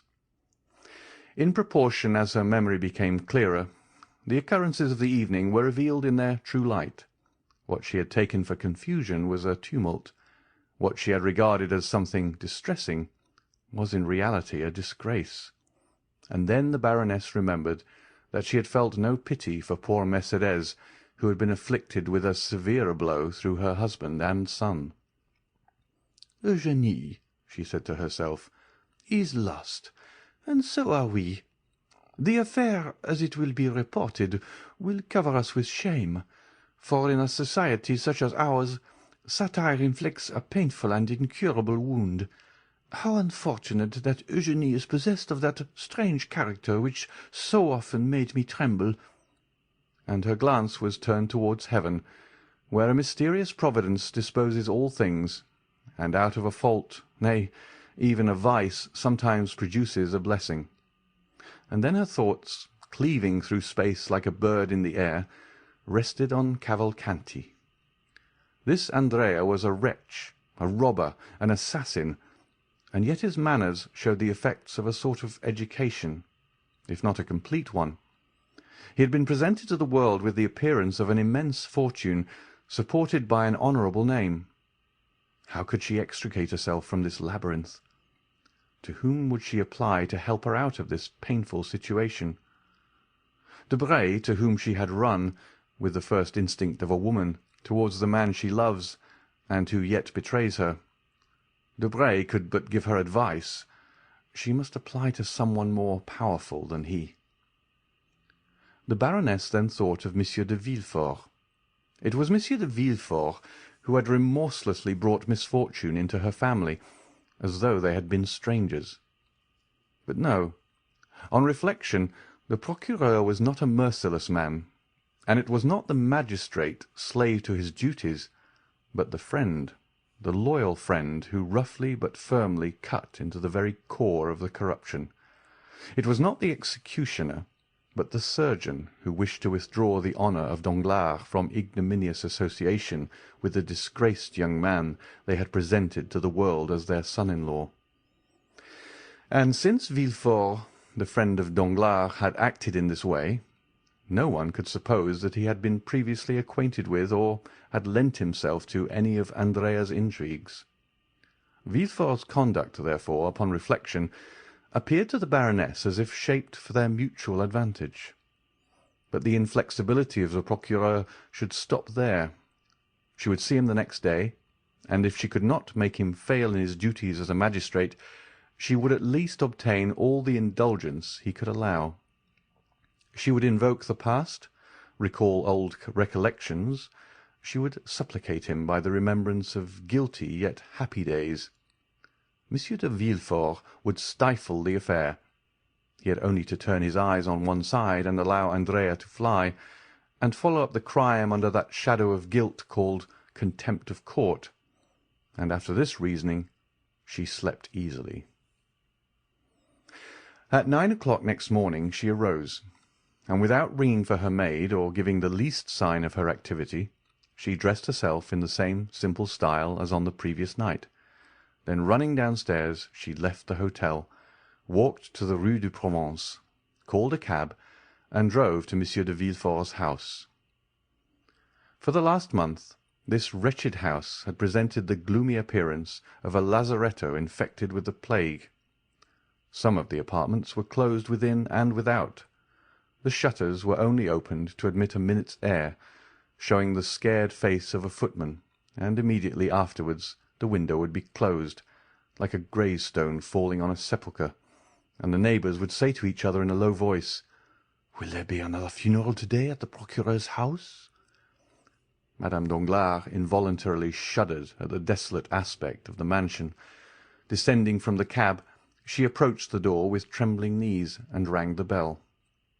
3 times did the bell ring with a dull, heavy sound, seeming to participate in the general sadness, before the concierge appeared and peeped through the door, which he opened just wide enough to allow his words to be heard.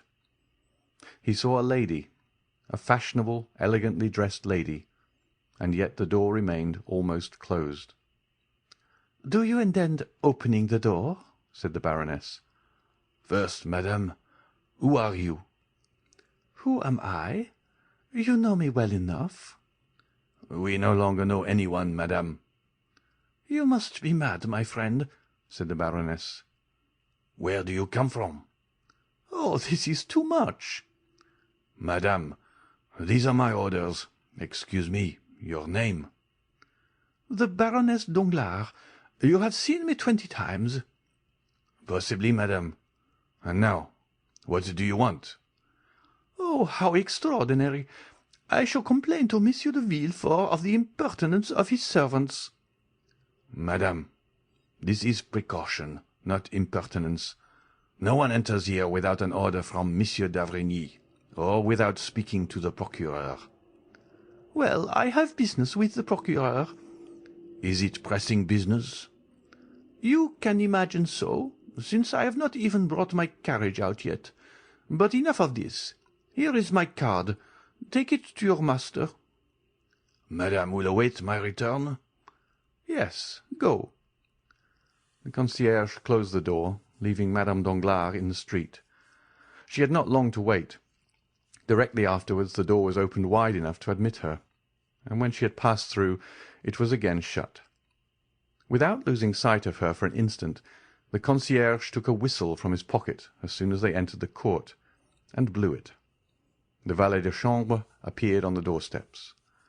"You will excuse this poor fellow, madame," he said as he preceded the Baroness, "but his orders are precise, and Monsieur de Villefort begged me to tell you that he could not act otherwise."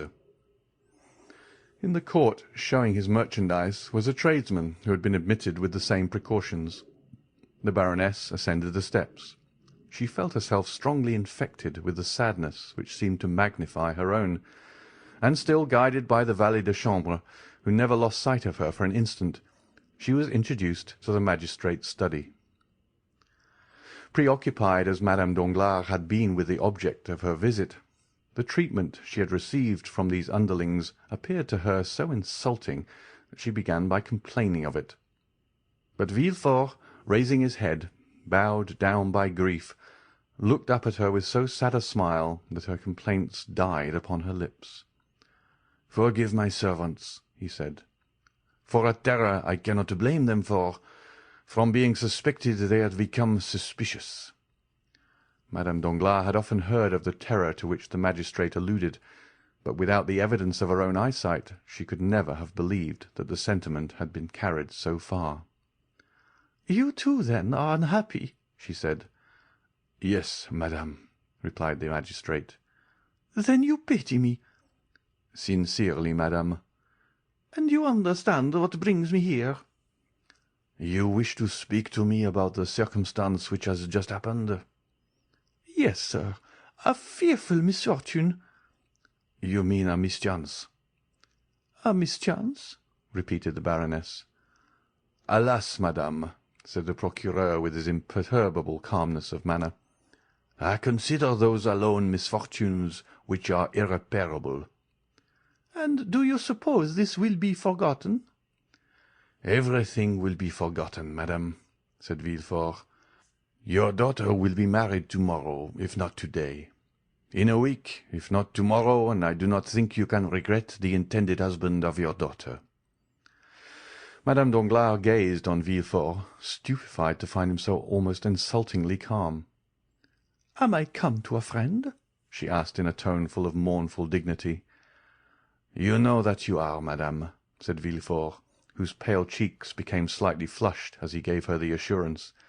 And truly this assurance carried him back to different events from those now occupying the Baroness and him.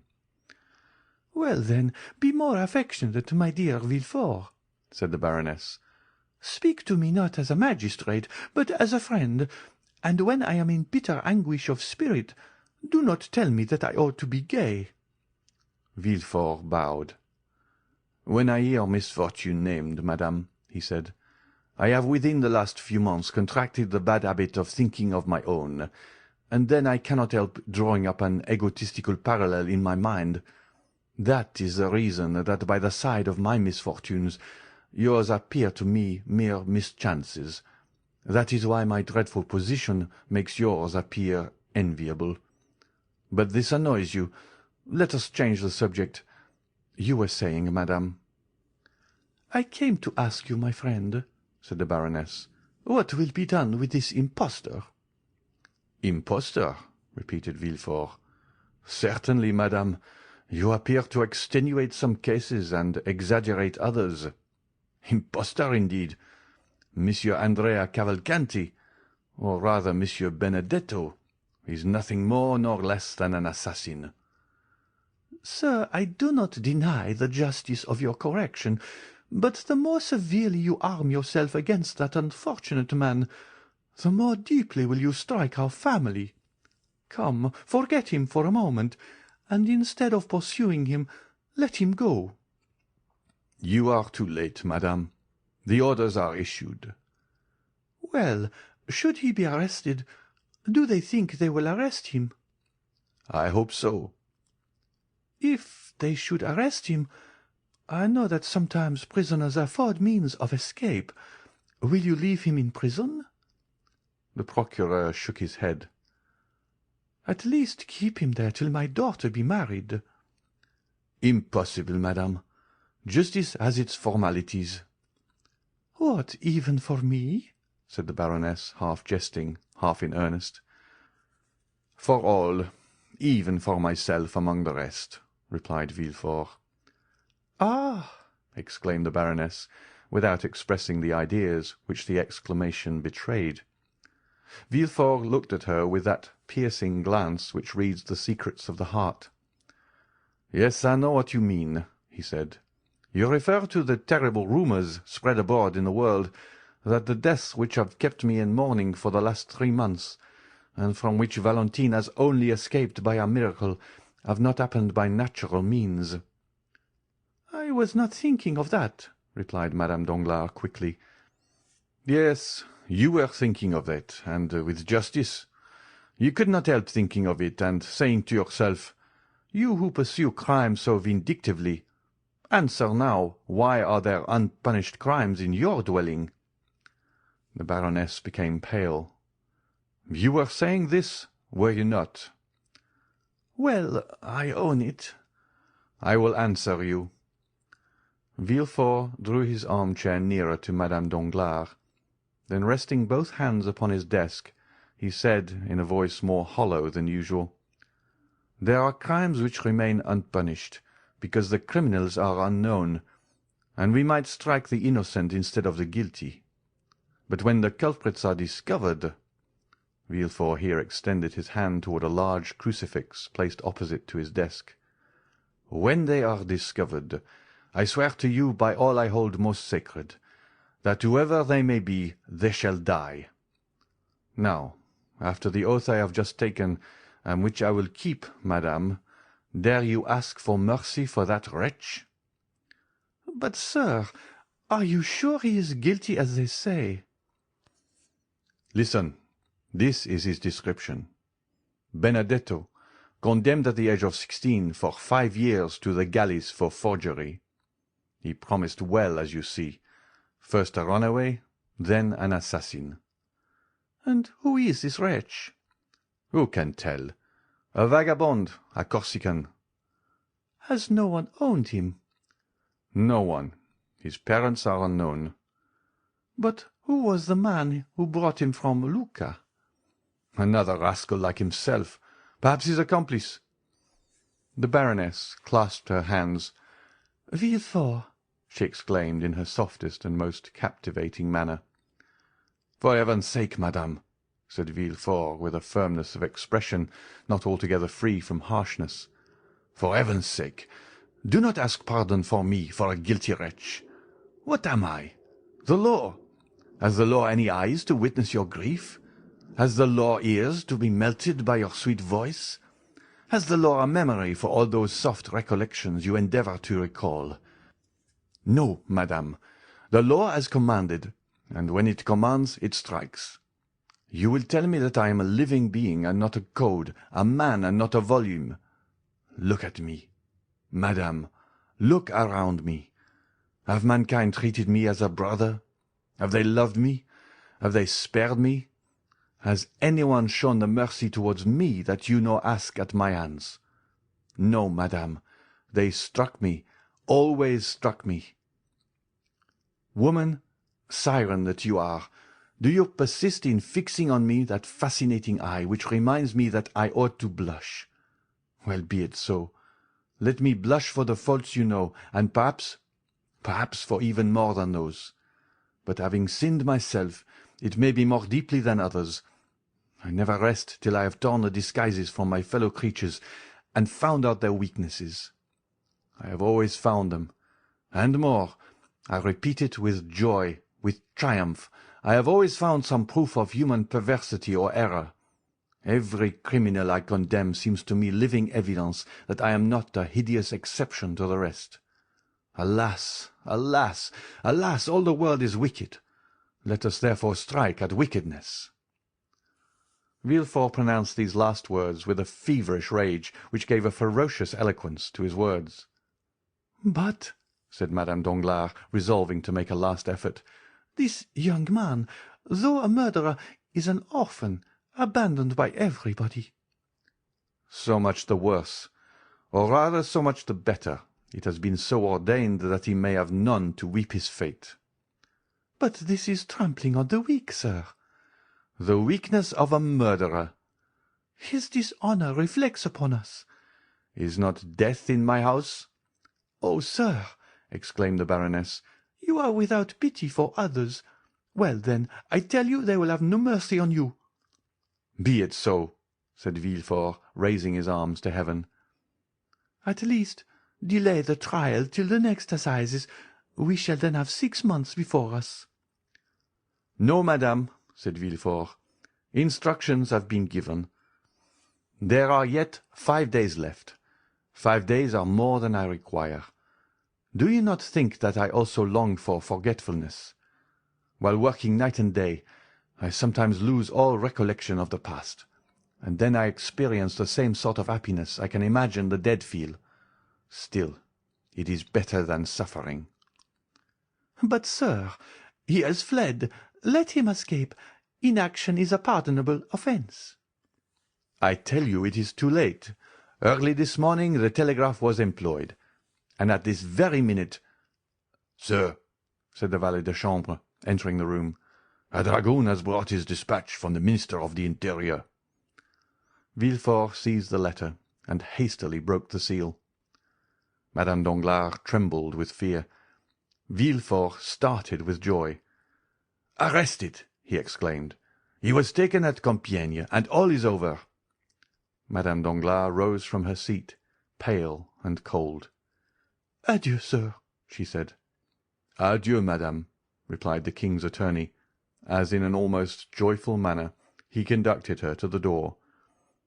Then, turning to his desk, he said, striking the letter with the back of his right hand, "Come, I had a forgery, 3 robberies, and 2 cases of arson.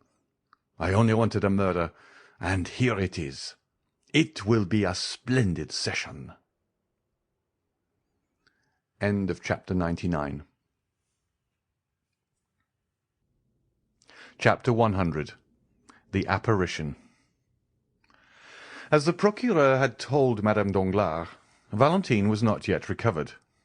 Bowed down with fatigue, she was indeed confined to her bed, and it was in her own room and from the lips of Madame de Villefort that she heard all the strange events we have related.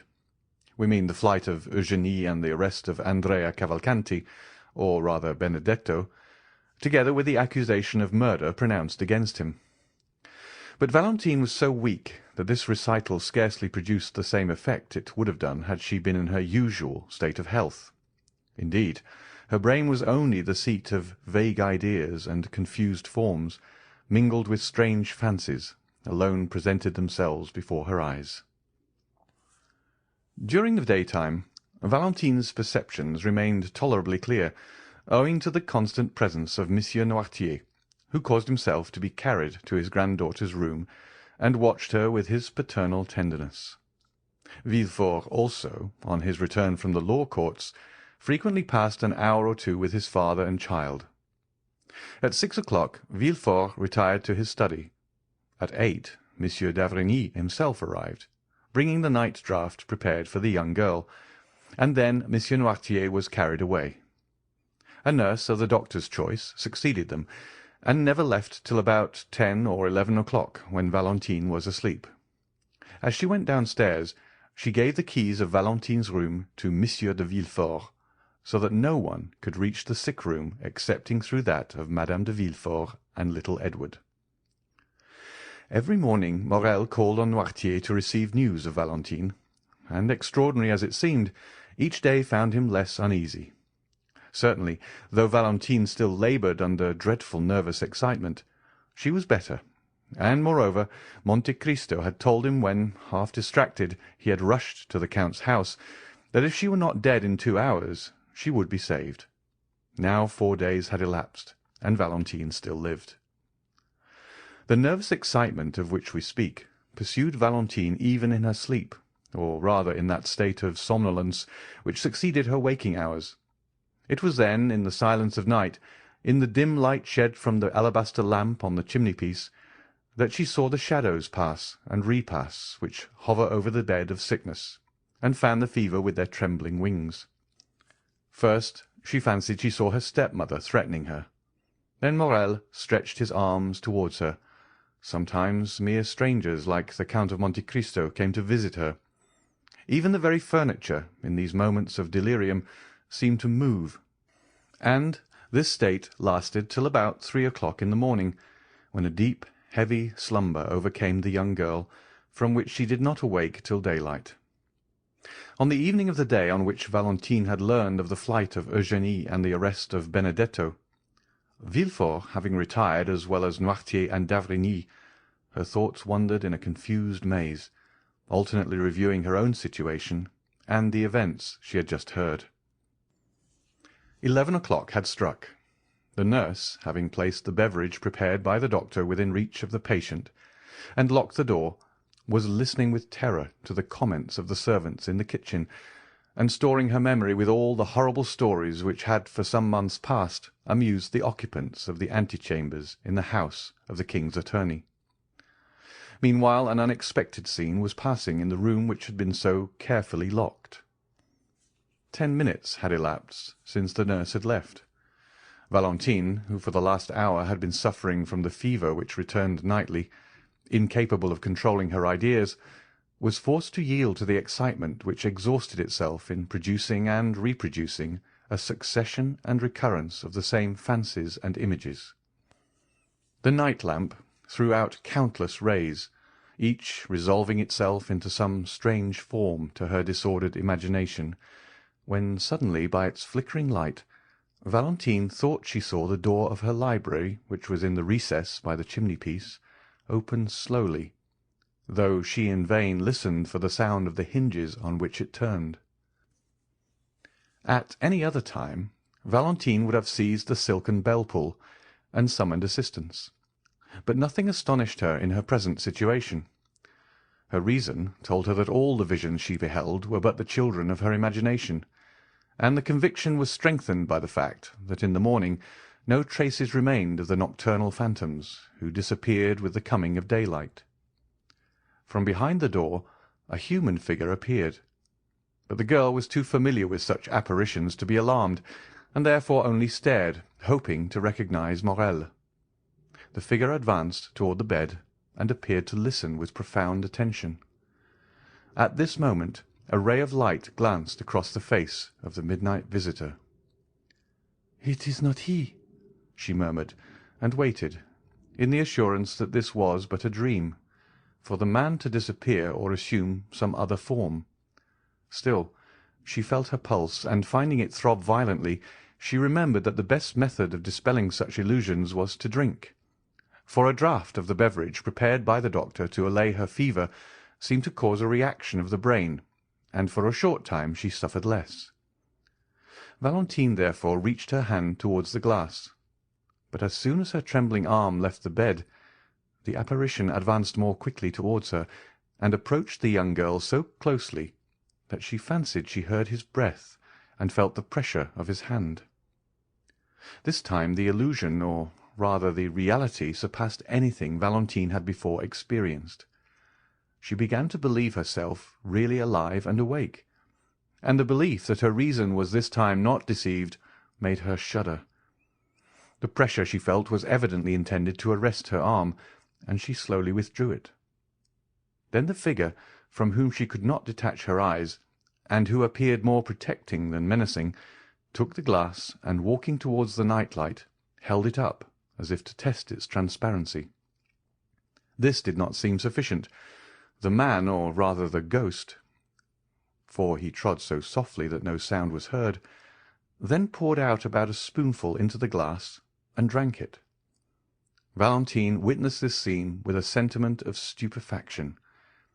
Every minute she had expected that it would vanish, and give place to another vision.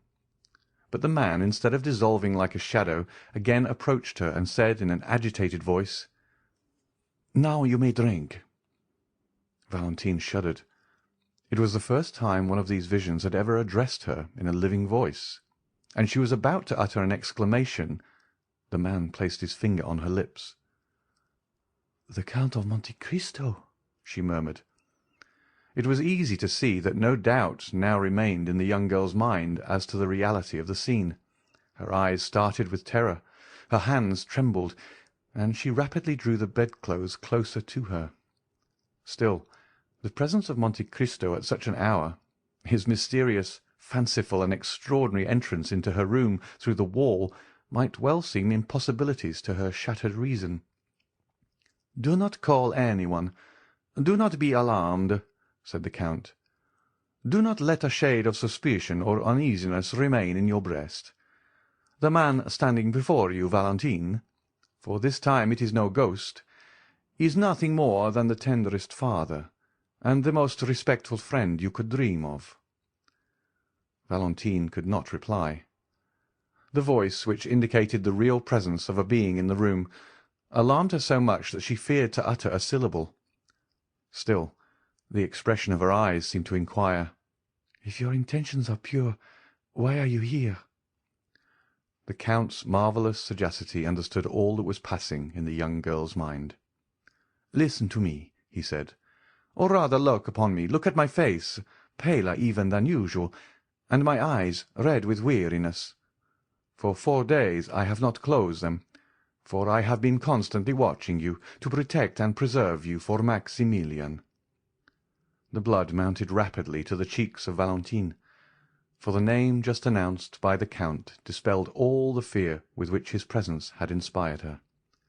"Maximilian!" she exclaimed, and so sweet did the sound appear to her that she repeated it. "Maximilian! Has he then owned all to you?" "Everything.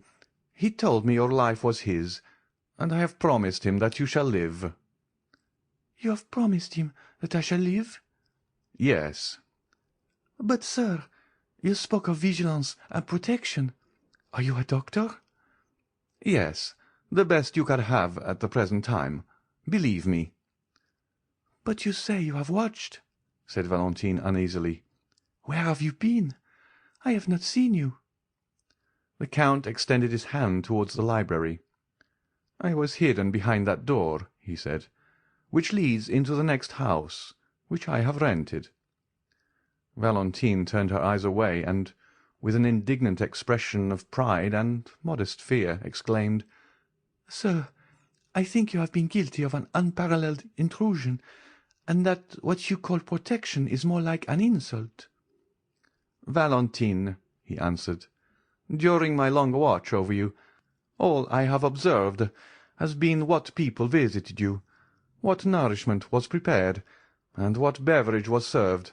Then, when the latter appeared dangerous to me, I entered as I have now done, and substituted, in the place of the poison, a healthful draught, which, instead of producing the death intended, caused life to circulate in your veins." "Poison? Death?"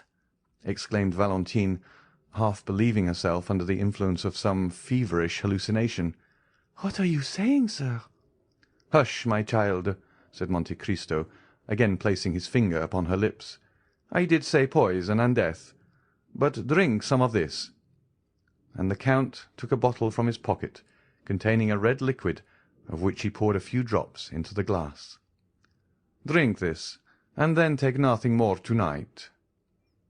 Valentine stretched out her hand, but scarcely had she touched the glass when she drew back in fear. Monte Cristo took the glass, drank half its contents, and then presented it to Valentine, who smiled and swallowed the rest. "Oh, yes," she exclaimed. "I recognize the flavour of my nocturnal beverage, which refreshed me so much, and seemed to ease my aching brain. Thank you, sir. Thank you." "This is how you have lived during the last 4 nights, Valentine," said the Count. "But oh, how I passed that time! Oh, the wretched hours I have endured, the torture to which I have submitted, when I saw the deadly poison poured into your glass, and how I trembled lest you should drink it before I could find time to throw it away." "Sir," said Valentine at the height of her terror, "you say you endured tortures when you saw the deadly poison poured into my glass. But if you saw this, you must also have seen the person who poured it." "Yes." Valentine raised herself in bed, and drew over her chest, which appeared whiter than snow, the embroidered cambric, still moist with the cold dews of delirium, to which were now added those of terror. "You saw the person?" repeated the young girl. "Yes," repeated the Count. "What you tell me is horrible, sir. You wish to make me believe something too dreadful. What? Attempt to murder me in my father's house, in my room, on my bed of sickness? Oh, leave me, sir. You are tempting me. You make me doubt the goodness of Providence. It is impossible. It cannot be." "Are you the first that this hand has stricken? Have you not seen Monsieur de Saint-Méran, Madame de Saint-Méran, Barrois, all fall? Would not Monsieur Noirtier also have fallen victim, had not the treatment he has been pursuing for the last 3 years neutralized the effects of the poison?" "Oh, heaven!" said Valentine. "Is this the reason my grandpapa has made me share all his beverages during the last month?"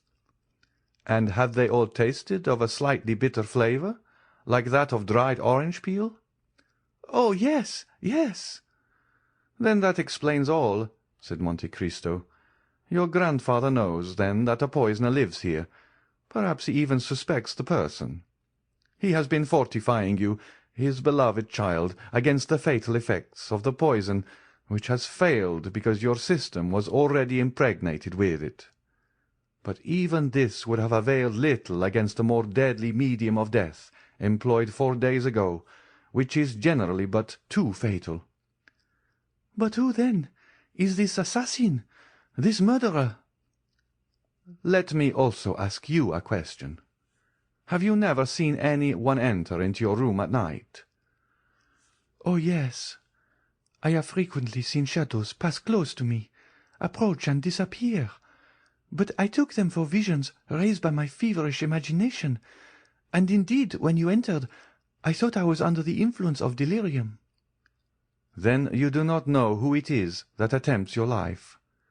"No," said Valentine. "Who could desire my death?" "You shall know it now, then," said Monte Cristo, listening. "How do you mean?" said Valentine, looking anxiously around.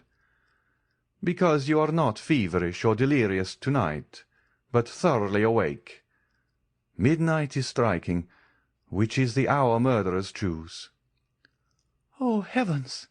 exclaimed Valentine, wiping off the drops which ran down her forehead. Midnight struck slowly and sadly. Every hour seemed to strike with leaden weight upon the heart of the poor girl. "Valentine," said the Count, "summon up all your courage, still the beatings of your heart, do not let a sound escape you, and feign to be asleep. Then you will see." Valentine seized the Count's hand. "I think I hear a noise," she said. "Leave me." "Good-bye, for the present," replied the Count, walking upon tiptoe towards the library door, and smiling with an expression so sad and paternal that the young girl's heart was filled with gratitude. Before closing the door, he turned around once more and said, "Not a movement, not a word. Let them think you asleep, or perhaps you may be killed before I have the power of helping you." And with this fearful injunction, the Count disappeared through the door, which noiselessly closed after him. End of chapter 100.